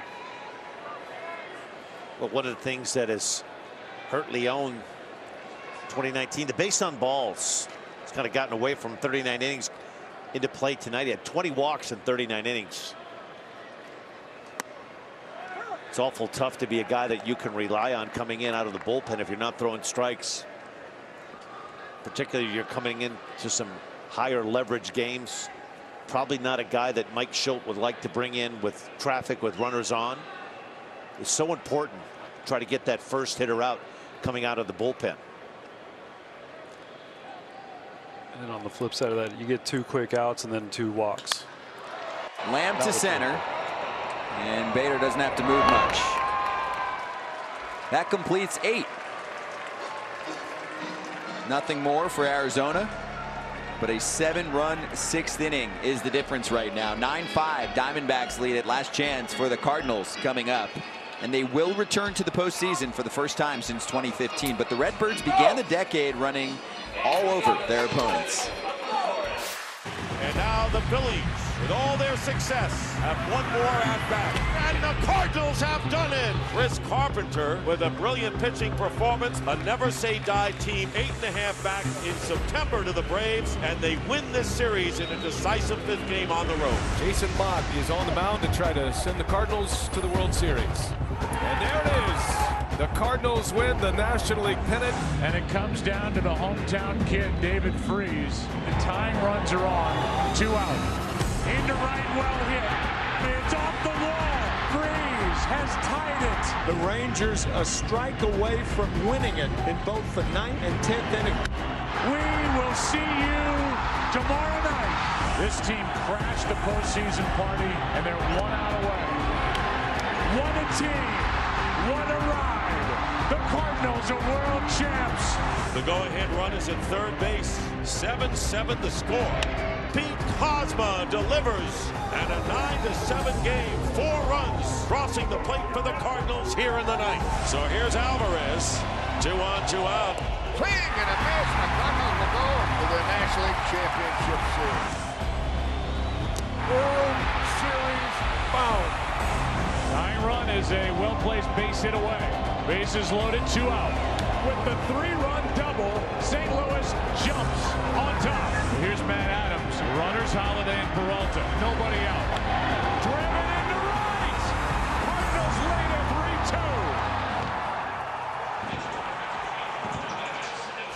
3-2. Fast forward to 2019, and the Cardinals are making it to the postseason for the first time since 2015. The city was starving for more playoff baseball, and they'll get it.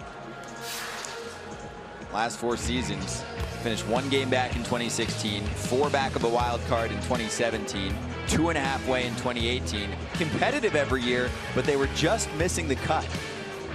Well, at this day and age now, it's almost like you have to get to that magic number of 90 to think you're going to be into that postseason. The Cubs looked like they were the dominant team after winning it all in 2016, and the Cubs have kind of come back to the pack, and it looks like a division now. Not to fast forward and look too far ahead towards 2020, but you'd have to think that the Redbirds right now would be one of, if not the favorites in the NL Central on opening day in 2020. A lot of questions that the Cardinals have had, they've had answered. Their bullpen and their starting rotation has turned things around. They have some good, young, exciting player. Tommy Edman, terrific young-looking player. Paul Goldschmidt has had a little bit of a down year as far as league-wide, but a lot of leading the Cardinals in a lot of offensive categories. So things definitely looking up for the Cardinals. Bader in the 9-hole for St. Louis. It always helps when you have a young star on your staff. A guy like Jack Flaherty, who looks like he's the real deal, that could be an anchor of a rotation for the next 5 to 10 years. Big, strong guy. He's pitched well in the month of September, so if you were worried, like, how would he hold up with the stress of pitching in pennant contending baseball, he's answered that question. One of the top young pitchers, not just in the National League, it's one of the top pitchers in all of baseball. He's a pitcher, not a thrower, and that's saying something in a day and age where guys are so concerned with velocity and spin rate. This guy can do just about everything. He's a terrific all-around pitcher. Flaherty with the best second-half ERA in baseball. We just saw Vargas taking over at third. He had the home run yesterday to keep the game alive and the walk-off. There's Flaherty, who joined us a few innings ago. Composed, doesn't sound like a young player. And he just has that look on the mound. He exudes a guy that is confident. The way he stands on the mound, he doesn't spend a lot of time in between pitches. He works fast. He's very decisive. But it's easy. That kind of goes hand in hand when you have the stuff that he has. He doesn't mess around a lot. He knows he's good. And now the league is starting to know that he's good. He just has that presence about him that you can't fake that. You either have it or you don't. And that young man right there, he has it. Full count to Bader. Strike 3. A pretty nasty changeup right there.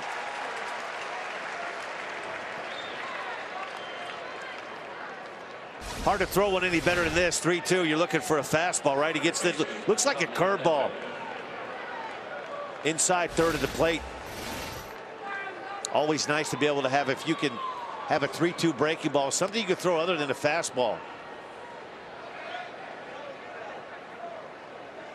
Top of the lineup, Tommy Edman.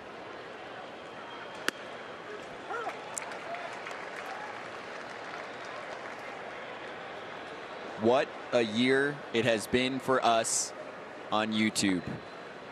A couple outs to spare. Our first season with the MLB Game of the Week live right here on MLB's YouTube channel. We've had some crazy games. Had a chance to see some really good teams this year too. This game getting a chance to get a sneak peek at a big weekend in the postseason for the Cardinals. This is your first look at the Cardinals. Unfortunately, we didn't get a chance to see Jack Flaherty, but you're looking at one of the young players that they have high hopes for, and Tommy Edman.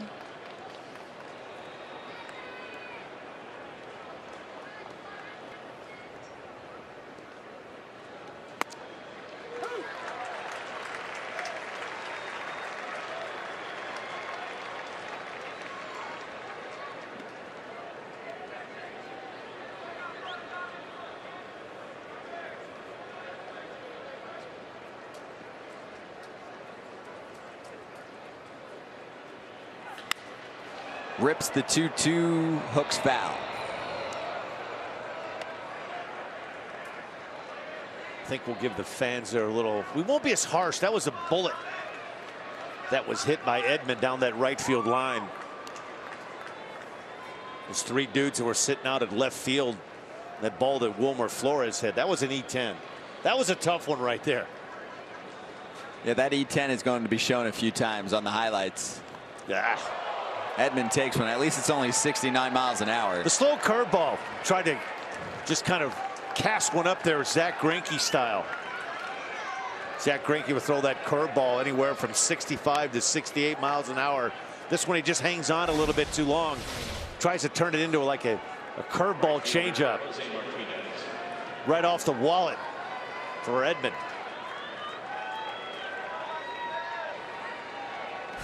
I didn't see any cash come out. No cash. Jose Martinez. 2 for 4, a double and a triple. That might be the last fastball that Martinez has in at bat. You know, what's funny was when he walked up to the plate, I'm almost thinking this is going to be nothing but breaking ball, breaking ball, breaking ball. And he gets a first pitch fastball, 94, inner third, up and in.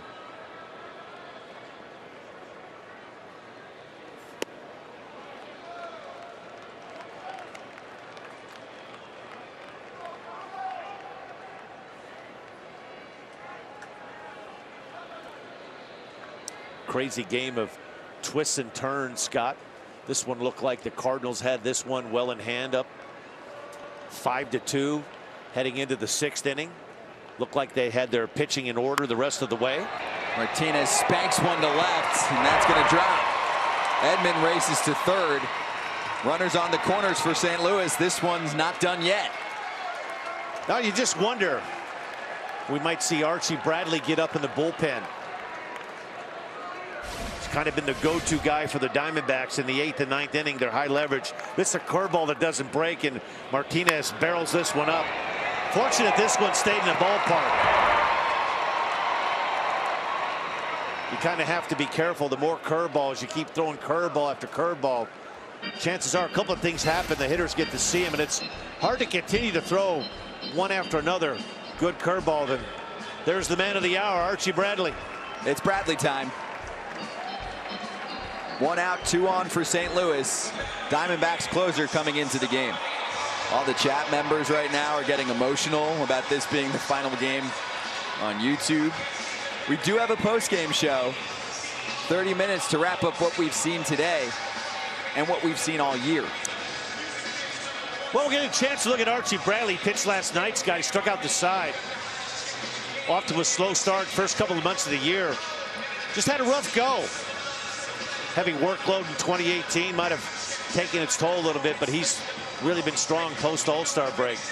You see the ERA 3.60, 70 innings, So the workload, I think the big key, look at the strikeouts. 86 punch-outs, 70 innings. Walk total a little bit on the high side, but when he's throwing the ball well, he's tough to center. Good lively fastball and a good hard curveball. His scoreless inning streak is at 7. You always like to end the year on a high note. I know you're sitting in the bullpen and he's warming up down there thinking, okay, now it would look like this one was in the bag. You start to get up and you warm up. It's quickly turned into a save opportunity for Archie Bradley.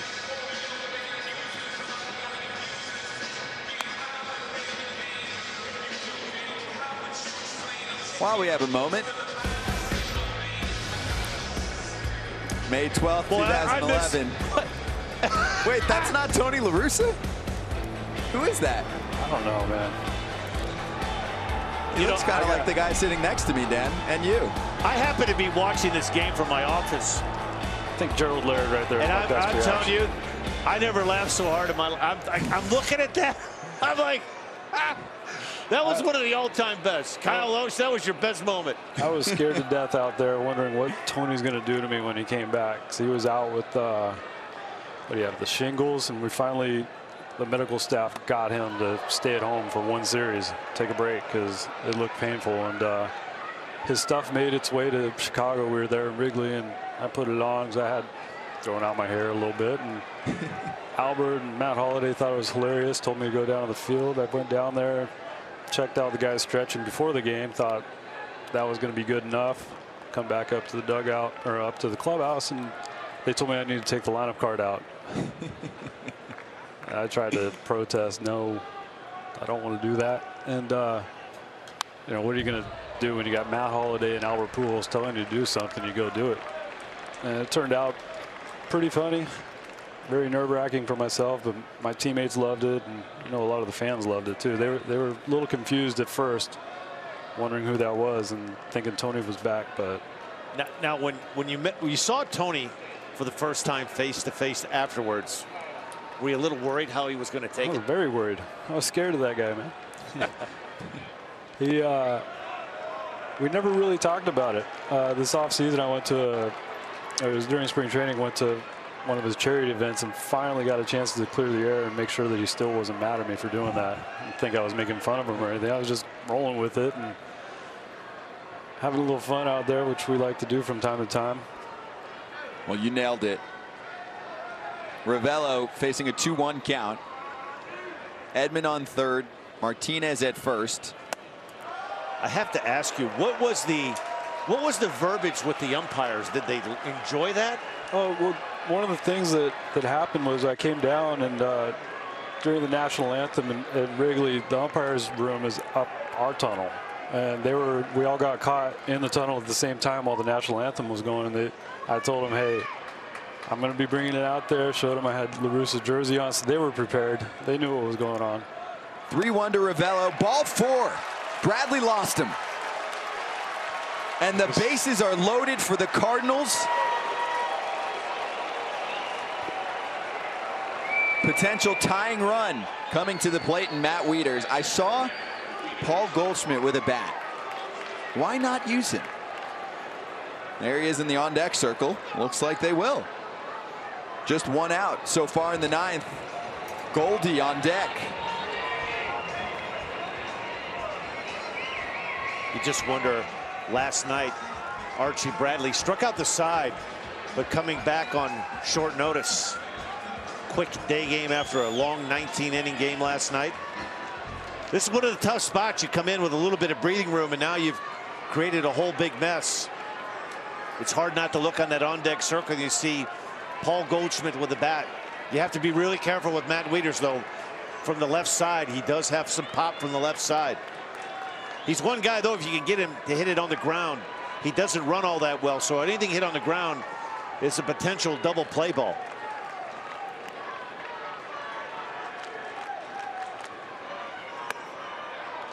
First pitch off the plate to Wieters, and keep in mind, other bench options for Mike Shildt include Marcell Ozuna, Dexter Fowler, and Paul DeJong.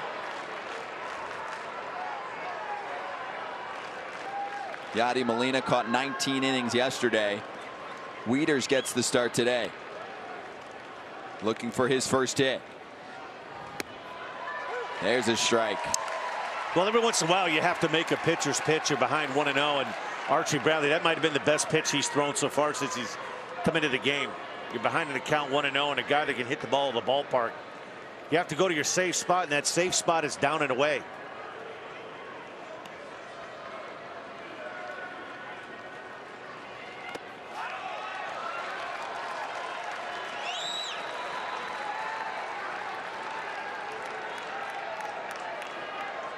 Archie Bradley much better in the second half.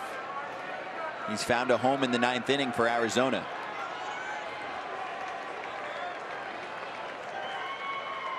It's scoreboard watching season. I bet some Cardinals looked up and saw the Brewers pouncing on the Reds. Things tightening up in the Central. Wieters clocks the 2-1 to right center. Edman scores. Here comes Martinez, and he's in. 2 RBI hit for Matt Wieters to make it a 2-run game.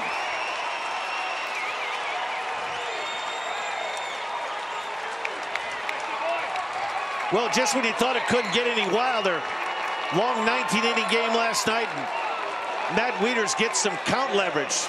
Gets the count in his favor, 2-1. Comes through with a big knock, and just like that, the Redbirds are right back in this one. Sees a fastball, it's down, but it's supposed to be away, and it runs back over, down and in. Wieters able to get the barrel to it, drive this ball right over the line drive, right over second base. Good job by Adam Jones to get there and cut it off to keep the double play in order. That's it for Wieters. Dexter Fowler will pinch run.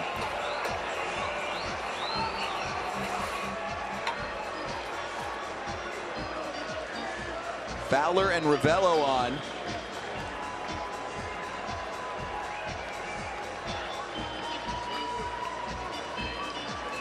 And Paul Goldschmidt has a home run on Monday and Tuesday in this ballpark. A park that opened in 1998. Nobody has done more damage since it opened. We'll start with Monday, going the other way. A great sign for Goldie heading into the playoffs. And then Tuesday, here's another.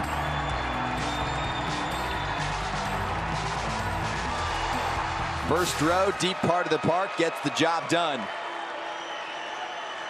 And the day off today until just now. A pinch hit appearance against Archie Bradley. More home runs than any other player at Chase Field.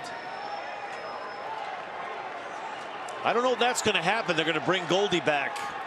I think the Cardinals locked Paul Goldschmidt up. They're really happy to have him playing first base.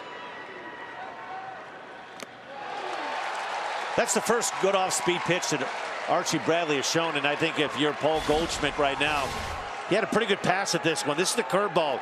You can see that 12-6 rotation. You have to be careful if you're Archie Bradley throwing that pitch again. You have to make sure you keep it down in the zone. That was a pretty good swing by Goldie. He's 2 for 19 lifetime as a pinch hitter. And he'll turn on one to the left side. This could be 2. They get the out at second, and Goldschmidt bounces into a double play. Game over. Bradley shuts down the Cardinals. Diamondbacks take the series, and today's game 9-7.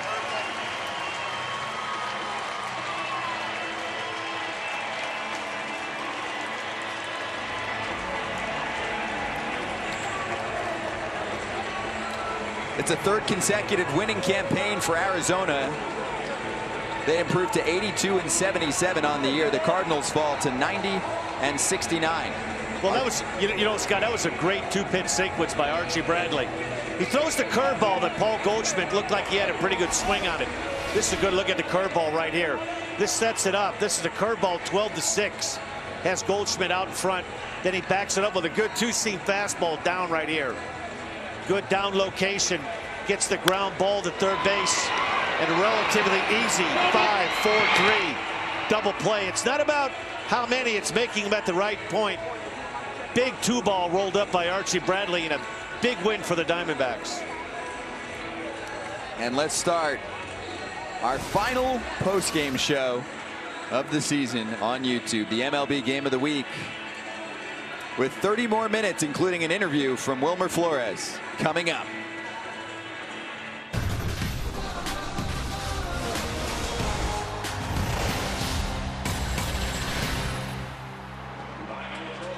The MLB Game of the Week, live on YouTube post-game show. Scott Braun, Dan Plesac, Kyle Loesch, and Jackie Redmond will have an interview with us shortly as the Arizona Diamondbacks take down the St. Louis Cardinals by a final score of 9-7. And Wilmer Flores knocked in 4 of those 9 runs for Arizona. He joins us right now on the post-game show. Wilmer, congratulations on the victory. And first, let's go back to your home run in the 6th inning, a 2-run shot. What did you see?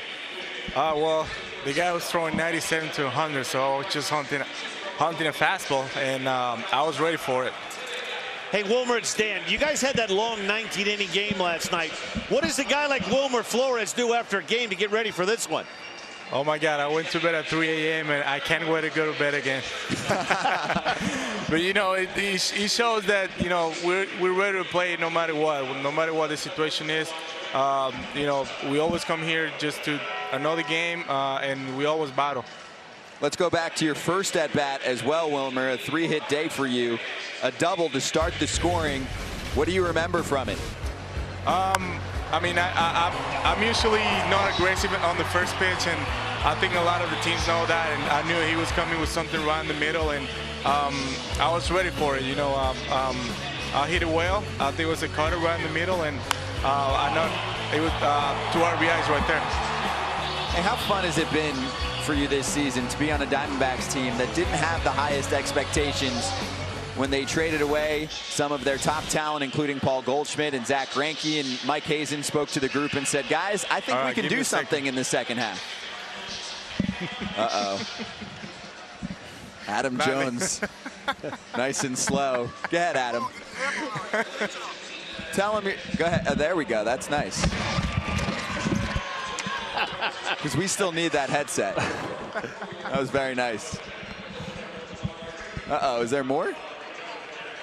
What a nice guy. Give him a towel. Oh, that's so nice. We still got you, Wilmer. How was that? It tastes good. Whipped cream or shaving cream? Yeah, I mean, we tried to Zach Greinke, and you know, we knew that we still had the team to battle, and that's what we did. You know, we battled until the last day, and you know, we out of the playoff, but you know, we come here just to keep playing. Is that whipped cream or shaving cream? No, it's whipped cream. Oh, good. See, that was nice of Adam. He's a pro. What's he like as a teammate this year? Oh man, I love him. I love him. You know, it doesn't matter what he does on the field. He's always, you know, having fun with us, and he's always, you know, we learn a lot from him. Wilmer, you've had a chance to watch Eduardo Escobar all season long. He's had a marvelous season. What's the key to him being so good this year? I mean, I think everybody here will tell you that we all love Escobar. You know, having him around, he's always having fun. You know, he's always yelling, a little annoying. But, you know, I think every time a guy was on base, he was driving him in.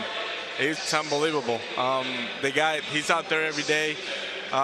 He works really hard, and he deserved the year that he had. What's been a key for you in the second half of the season? You've really turned it on, and you've been getting more starts against right-handed pitching as well. I think my kid's always swinging strikes, because you know, when I'm not doing good, it's because I'm going out of the strike zone. But like today, swinging good pitches and put good swings on it. Wilmer, thank you so much for the time. Tastes good, yeah? Enjoy it, all right? All right, thank you. Thank you. Yeah.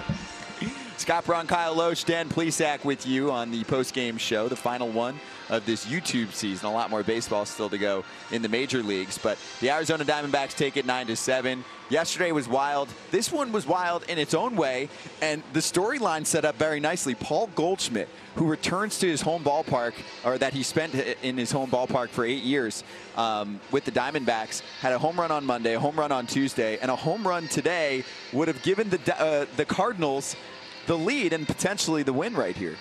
Yeah, it was a tough spot for him, you know, today to come in facing Bradley, who I'm sure they know each other very well, and had a chance to put them ahead, but unfortunately for Bradley, he executed a great sequence there and got that double play ball. This was a crazy game. It looked like a game that the Diamondbacks had in their back pocket early. They were up 5-2, a 7-run inning, and it looked like all of a sudden this was a topsy-turvy game. Last night, the Diamondbacks win a 19-inning game. They have to use 13 pitchers. So before the game, Torey Lovullo told us that he was hoping to get between 100 and 110 pitches out of Merrill Kelly, right? He's out of the game after the 5th inning. They're down 5-2. It looks bleak, and then what happens? They come storming back. A 7-run 6th inning for the Diamondbacks. So they turned what looked bleak into a big win for them. Let's relive it. We'll go through our game recap right now on YouTube. And we'll start with Michael Wacha. Pitching for a place on the postseason roster. Tim Locastro connects. And then he walks Abraham Almonte. And that leads us to Wilmer Flores with 2 on. He just joined us and said he usually doesn't go after the first pitch, but he liked this one. Diamondbacks get 2 early. Merrill Kelly on the other side looked good early on. A few strikeouts here and then gets a double play as well.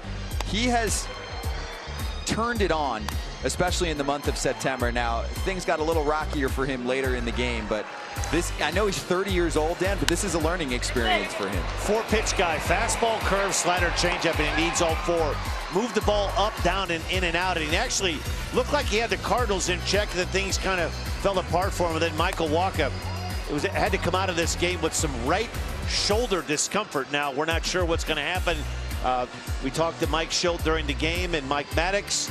They're going to have him looked at after the game, and I'm sure tomorrow when they get back to St. Louis. So it'll be interesting to see what happens with Michael Wacha moving forward as they go home for a big 3-game final homestand against the Cubs Friday, Saturday, Sunday. And for the Cardinals, they had used all but 2 of their relievers in yesterday's 19th inning game, so some offense helped. Tommy Edman with a base hit, and then Jose Martinez bringing home 2. He's never seen a pitch that he doesn't like to swing at right there. He gets a 2-strike fastball up in the middle of the zone and barrels it up and blasts one to the gap in left center field. And then the Cardinals steal a run, literally. This is like 1980 St. Louis Cardinals, right? When they had Willie McGee and Ozzie Smith and Vince Coleman, the guys that can burn, right? Randy Arozarena off to the races. There's second base. Moves to third on this Munoz base hit. And then you better be careful if you're checking on first, because he's moving home. Heads up base running right here as he sees that Cron doesn't field this ball cleanly, and he's off to the races and gets that left hand just in front of the tag of Caleb Joseph. They checked on it. Not enough evidence to say that Joseph put a tag on before he touched home plate. So the Cardinals have a 3-2 lead, and then Jose Martinez has a triple. Abraham Almonte looked like he was going to have it, and then maybe caught his ankle. We didn't get official word on what's wrong with him. Martinez cruises into third. Almonte leaves the game. Adam Jones replaces him. And then Ravelo flies to center field. That's enough to bring home a 4th run for St. Louis. On to the 6th. Arozarena, have a day. Boom. First big league bomb right here, and it looked like he was going to be the YouTube player of the game, right? Stole the bag, threw a guy out, and then hits a 4-bagger. I thought that was going to be our interview, Dan.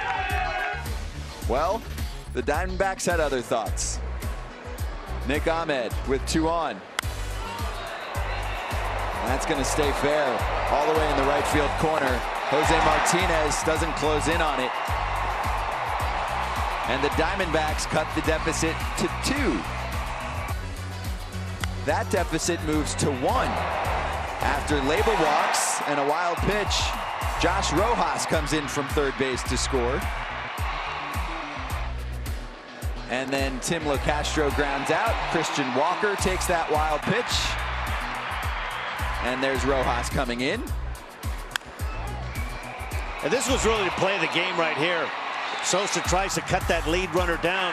Matt Wieters not able to secure the throw, and just like that, 2-run score. Then Adam Jones hits a 2-hopper right up the middle. All of a sudden, this turned into a huge inning for the D-backs. And they even needed 2 more from Wilmer. Beware we quiet. Wilmer goes kaboom. A 4 RBI performance for Flores. Arizona 9, St. Louis 5, but wait. In the 9th, Tommy Edman plunked by Jimmy Sherfy. And Martinez pops a single in the left. So, bring in the Archie Bradley show, why don't we? The beard, he's just made for this role. But sometimes closers like to make things interesting. Matt Wieters driving in 2. It's 9-7. Pressure's on. And cue the walk-up music for Paul Goldschmidt. Back in his old stomping grounds. But this is exactly what Bradley wanted. And the defense executes it to perfection. The double play, the game is over. 9-7. Arizona takes the game. It's their 82nd win of the year. And also, they grab the series from the Cardinals, who suddenly have to look back and see a Brewers team that is closing in fast. Milwaukee has the lead in St. Louis right now. If they hold on to win the game against the Reds, it would be a 1.5 game separation between the Cardinals and the Brewers. Suddenly, this NL Central is on the line for St. Louis. If they don't pick things up and turn things around against the Cubs this weekend, they could be setting themselves up for a wild card game against the Washington Nationals. Good spot to be in right now if you're the Cardinals, though. They're going home, 3 games against the Cubs. They have their starting rotation set right now. They're relatively healthy, with the exception we don't know what's going to be going up with Michael Wacha. Came out of this game in the 2nd inning. What we know is right shoulder stiffness, but the Cardinals are sitting in a good spot right now. They are, but like we've talked a lot about how the Cardinals would love to take care of business at home against Chicago. Chicago would love to make them have to play a couple extra games, you know, or a wild card game or an extra game against Milwaukee. I'm not sure how the standings pan out on that, but you know, it'll be interesting to see how Chicago comes into town and what they, you know, what their motivation is there. And I think the one team that forgot to get the memo to lay down would be the Milwaukee Brewers. They looked like they were dead and buried about 4 or 5 weeks ago. They were playing lousy baseball. They lost Christian Yelich, and all they've done the last week to 10 days is win. Their bullpen's been throwing the ball great. Josh Hader's throwing the ball great. They got Brandon Woodruff back into the mix. Their starting rotation has been good. The bullpen has been great, and they're scoring just enough runs. Going into about a week ago, they were hitting at about 200 in the month of September, but their pitching has been airtight, and they're getting some key hits. Right now, they're playing great baseball. Mike Moustakas and Ryan Braun has found the light here recently. And they're doing some scoreboard watching, and they see the Diamondbacks taking this game as well, 9-7 against St. Louis. Another star from this one, Tim Locastro, with Jackie Redmond after the game. All right, the Cards made it interesting there at the end, but a 7 spot in the 6 and 9 runnings on the day was enough. Y'all were here till 2 a.m. last night. Where in the world did you find the energy? I mean, we just wanted to come out and get the win, and we did that, and we're hoping to finish the year strong. We got an off day tomorrow, and then 3 games against the Padres, so we're going to be ready to go. And I'm sure you'll enjoy that off day after the 19-inning game last night. That's a really good team on the other side. They come into this series with a chance to win their division. You guys take 2 of 3. How much motivation did you guys draw from not wanting to let them celebrate on your turf? Oh, yeah, this whole team, we're all a competitive bunch, and we're going to give it 100% to the last game of the year, and we're going to continue to do that. You've played more games this season than any other in your career so far. What gives you confidence in yourself and this particular team as we look ahead to 2020 for the D-backs? Yeah, I think that's the main thing. We want to finish strong here and then take it into next year, and I think we've been doing that so far, so we're going to finish strong now. All right, it was a fun one today. All the viewers on YouTube, I'm sure, loved it. Thank you for this. Perfect. Thanks for having me. Thanks, Jackie and Tim, and your updated NL Central standings. Cardinals, 90 wins, still sitting there, 69 losses. Their magic number is 3. It's been 3 for the past 48 hours, and they have a 2-game lead over Milwaukee. That could turn into 1.5 by the end of the night. The Cardinals do not play tomorrow. The Brewers do, so that could drop down to 1 game by the time, or 1.5 games, am I right there? 1 game by the time we get through tomorrow's games, with the Brewers taking on the Reds for 1 more. So this could set up for a very interesting weekend and somewhat unexpected, because I think many of us looked at the beginning of the week when the Cardinals took down the Cubs in those 4 games and said, hey, The division is for St. Louis. How does their playoff rotation set up? Now they might be having to set up for a wild card game. It does, and also on the flip side for the Milwaukee Brewers. A week ago, it looked like the Nats were going to host that wild card game. All of a sudden now, Milwaukee strings together a good remaining 5 games. They might be holding the wild card game if they don't catch the St. Louis Cardinals. To me, this division has been about 2 things. One, the collapse of the Cubs the last 2 weeks, and how well the Brewers have played since Christian Yelich has gone on the injured list. 8-1 Milwaukee now in the 5th inning. They are beating down Cincinnati. They are a wrecking machine. They can't be stopped at the moment. And you know, they smell blood. Right, and the pitching schedule looked tough for Milwaukee. They did something that not a lot of teams have been able to do post All-Star break. They were able to get to Sonny Gray last night. So they're seeing every team's good pitchers, and they're just finding ways to win in the month of September. And they do things unconventionally. You were a part of that Brewers organization. They have changed their ways in that they will not let their starters go very deep, but they have many weapons out of the bullpen, and Craig Counsell knows how to utilize them and press the right buttons. And it appears that he often takes out his starter or even a reliever just in time, just before they're about to crack. Yeah, you know, I mean, he does such a good job, student of the game, knows the numbers, you know, and they, especially this time of the year when you have so many available arms, you can play that mix and match thing, and that's what he's been able to do to keep this thing going and winning these tough games that they've been doing down the stretch and pulling all the right, you know, strings, and like we were talking about Moose and Braun coming to life after Yelich got hurt. You know, you got to be careful with the hot team coming into October baseball. And this was not an easy opponent today for the St. Louis Cardinals. The Diamondbacks win it, and their winning manager, Torey Lovullo, said this. Yeah, I mean, this is one of those games where it's just kind of a gut check, and you got to find a way to go out and focus and expect good results and execute. I think it all starts with Merrill Kelly coming out and being aggressive with this stuff. I know that there were some hiccups, and I think he worked through that and pitched into the through the 6th inning, gave us a chance to get to a very, very taxed bullpen. We had a lot of restrictions. We were keeping several guys down, restrictions on several others, so there wasn't a lot of room for error, and without Merrill going out and giving us those 6 really good, solid innings, we wouldn't have been in a position to win a game. He was on the attack, and I think got nicked up with some mistakes, and good hitters are going to hit mistakes. I say it just about every night. But it was a 7-run 6th that was a difference maker. We built innings. We had the right guys up in the right situations, chipped away.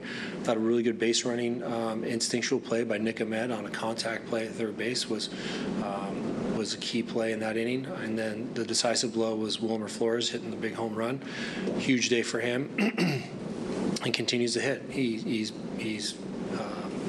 added a very professional at bat every time he's up there, and it translated today. But it was just a solid win on a day when we were gassed. This team was gassed, and we fought through it and showed some mental toughness. How hard is it to play 28 innings in a 24-hour period and go 2-0? Well, yeah, against the quality Cardinals team, throw that in there as well. It's hard, period. But I think what these guys have done was they asked themselves physically to give a little bit more, but it's more about concentration and focus. You're pinpoint with your thoughts, and you don't come off of, the 5-second, 7-second interaction that you're having with execution. And our guys were very good at it. And you can see there were times today, and I know there were some sloppy moments, and I expected those, some lethargic play at times, but we managed through those times enough to execute and do our job the way we're supposed to. But this is a very, very difficult day for us to get up with probably 4 hours of sleep, very restless sleep, to get back here and put on our helmets, our hard hats, and get to work. It was a tough day. I'd probably be requesting a bed at the ballpark if I'm a Diamondback player. Why even waste the trip back home and then to come back so soon afterwards? But hey, like Torey Lovullo mentioned, they brought it to the Cardinals, especially in the 6th inning. This was the worst inning of the year, matching the worst inning of the year for St. Louis, giving up a 7 spot in the 6th, 10 batters. They went 3 for 8. There was a couple errors against the Cardinals, uncharacteristic of them. They've been very good in that department, a couple walks as well. That 6th inning was the knockout punch, and they needed all of those 7 runs to take down this St. Louis Cardinals team. Yeah, I go back to starting off with the error. It was a tough play, a tough error. But then the inability for Cabrera to really slow things down, overthrew some pitches in that walk, got a little flustered, leaves the ball up to Ahmed, and next thing you know, we're off to the races. You know, it was a young part of a bullpen that normally in a high leverage game, Mike Shildt, he's not going to go to two young, one lefty and one righty at that point of the game. But when you have a 19-inning game and you go through the better part of your bullpen the night before, sometimes you're forced into those decisions. And I thought Junior Fernandez, big arm, love the arm, but the inability to get any of his secondary pitches over, had to come into the strike zone, and when he did, the D-backs made him pay. Sloppy game for the Cardinals. Mike Shildt started off his post-game press conference with word on Michael Wacha. No, Michael came in after the first and said his shoulder was a little tight. And, you know, he didn't know if he's going to be able to work through it, but he said, you know, he wanted to see if it'll loosen up a little bit. So we evaluated him in between innings, the first and second, and it was coming out all right. And he threw some 93s, 94s up there, and just the inning started to go a little bit. And, you know, we're always going to err on the side of caution with our guys. And so we went out and checked on him. He said it was still tight, but he said he felt like it was loosening a little bit. But at that point, just not going to push it. Too much respect for him and his career and his health. And so, you know, doctors looked at it. We'll have a better full evaluation tomorrow in St. Louis. It looks like a mild strain of the right shoulder. What kind of spot did that put you in, given pitching the end? Yeah, I mean, you know, clearly it wasn't optimal after playing 19 innings till whatever time in the morning over here and coming back for an early day game. But, you know, guys answered the bell. We had the innings, clearly. You know, Michael was really good, Michael Myers, and you take our chance to open it up a little bit there with Carp and put a good swing on it. And Johnny Gant's fresh and did what he needed to do and got through an inning into the next inning. Cabby's pretty fresh and finished off that inning. And, you know, really that inning that snowballed on us, the seven-run inning, one ball hit hard, Flores' homer. There's not a ball hit hard in the whole inning. You know, I know Ahmed hit one down the line, but it wasn't. It was hit a little further, but wasn't hit hard. You know, to his credit, he hit it. You know, 2 strikes, just got it up, which we didn't want on him. But, you know, it just, you know, a couple of non-plays, a couple of plays we normally make, and a couple balls found some holes, and just one of those innings. But, you know, the pitching itself, outside of a couple of walks, was really, really good. You know, Cabrera and, you know, Junior had trouble finding a little bit. A few balls got the backstop, but, you know, then Webby was good, gutted it up, and Dom clean innings. So, you know, we had the ability to get through it. We just couldn't overcome a sloppy inning. With all that said, you still had a chance to win the ball game in the 9th inning. Yeah, I'm glad you brought it up, Claves. I mean, you know, look, what a club, man. What a group. Came out right there, bench mafia. Came out, you know, with a ton of energy, great at bats. You know, played the game, gave us a chance, and then you're down 4 on the road. I mean, if you want to step back and think about that for a second, you know, we played a 6-hour and 53-minute game with about a, you know, 8-hour turnaround, 10-hour turnaround, whatever that looked like, probably about 8. And you're down 4 after a long road trip where you've scratched and clawed and fought and oh, by the way, 1-5. And you get there and you're down 4 on the road in the 9th. Teams with heart would pack that in.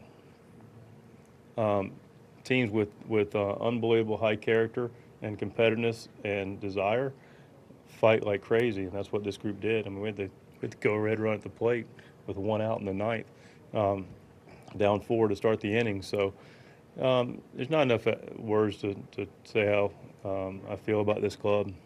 You know, every positive adjective you want to talk about a team, you can put with this team.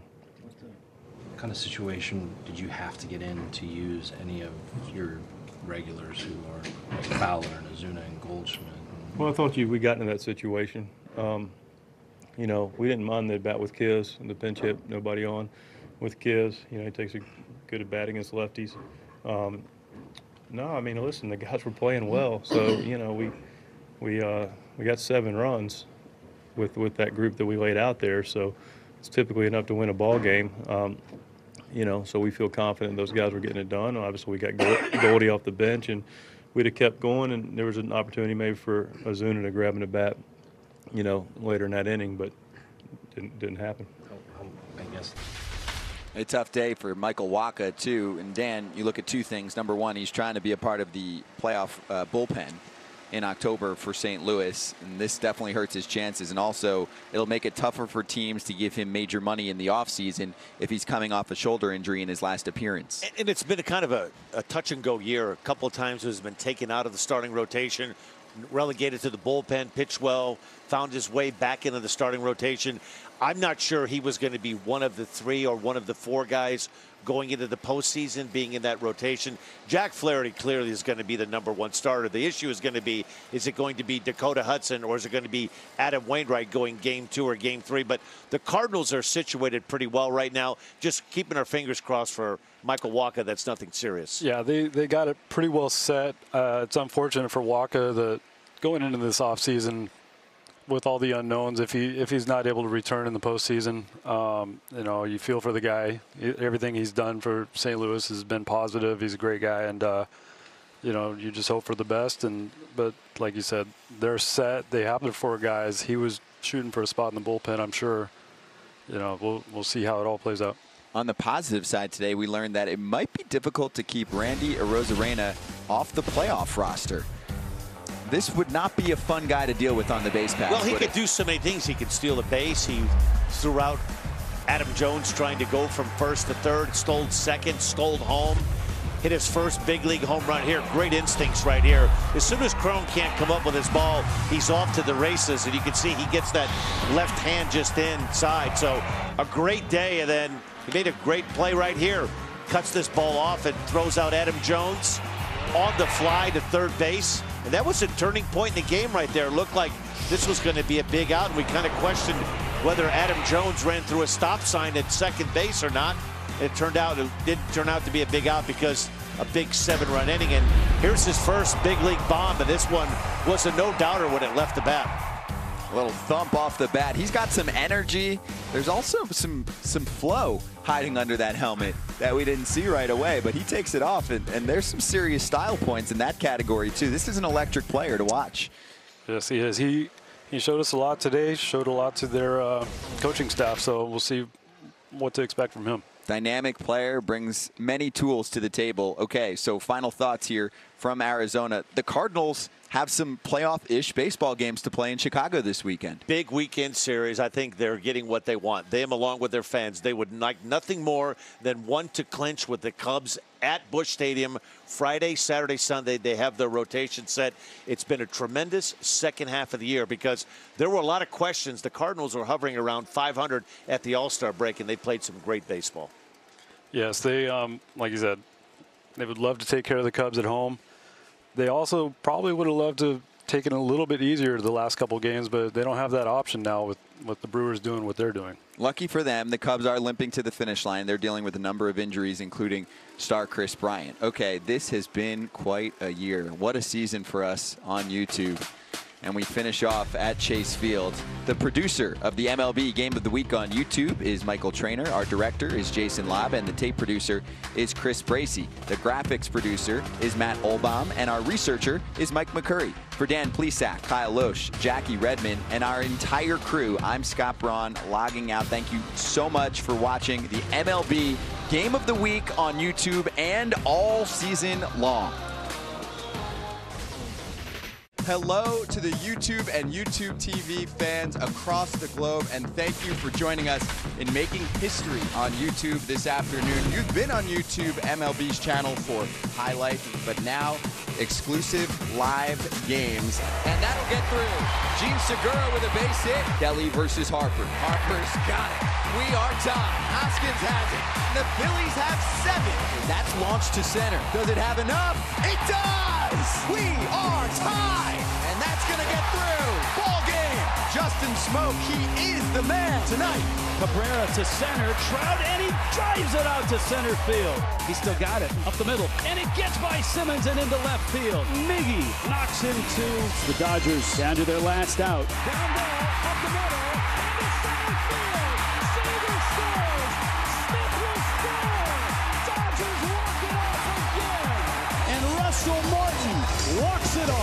Yastrzemski, first pitch swing and a drive to right, and gone! One hit shutout through 7 is Bumgarner. Trent Grisham at bat, drive to right, and deep, and gone!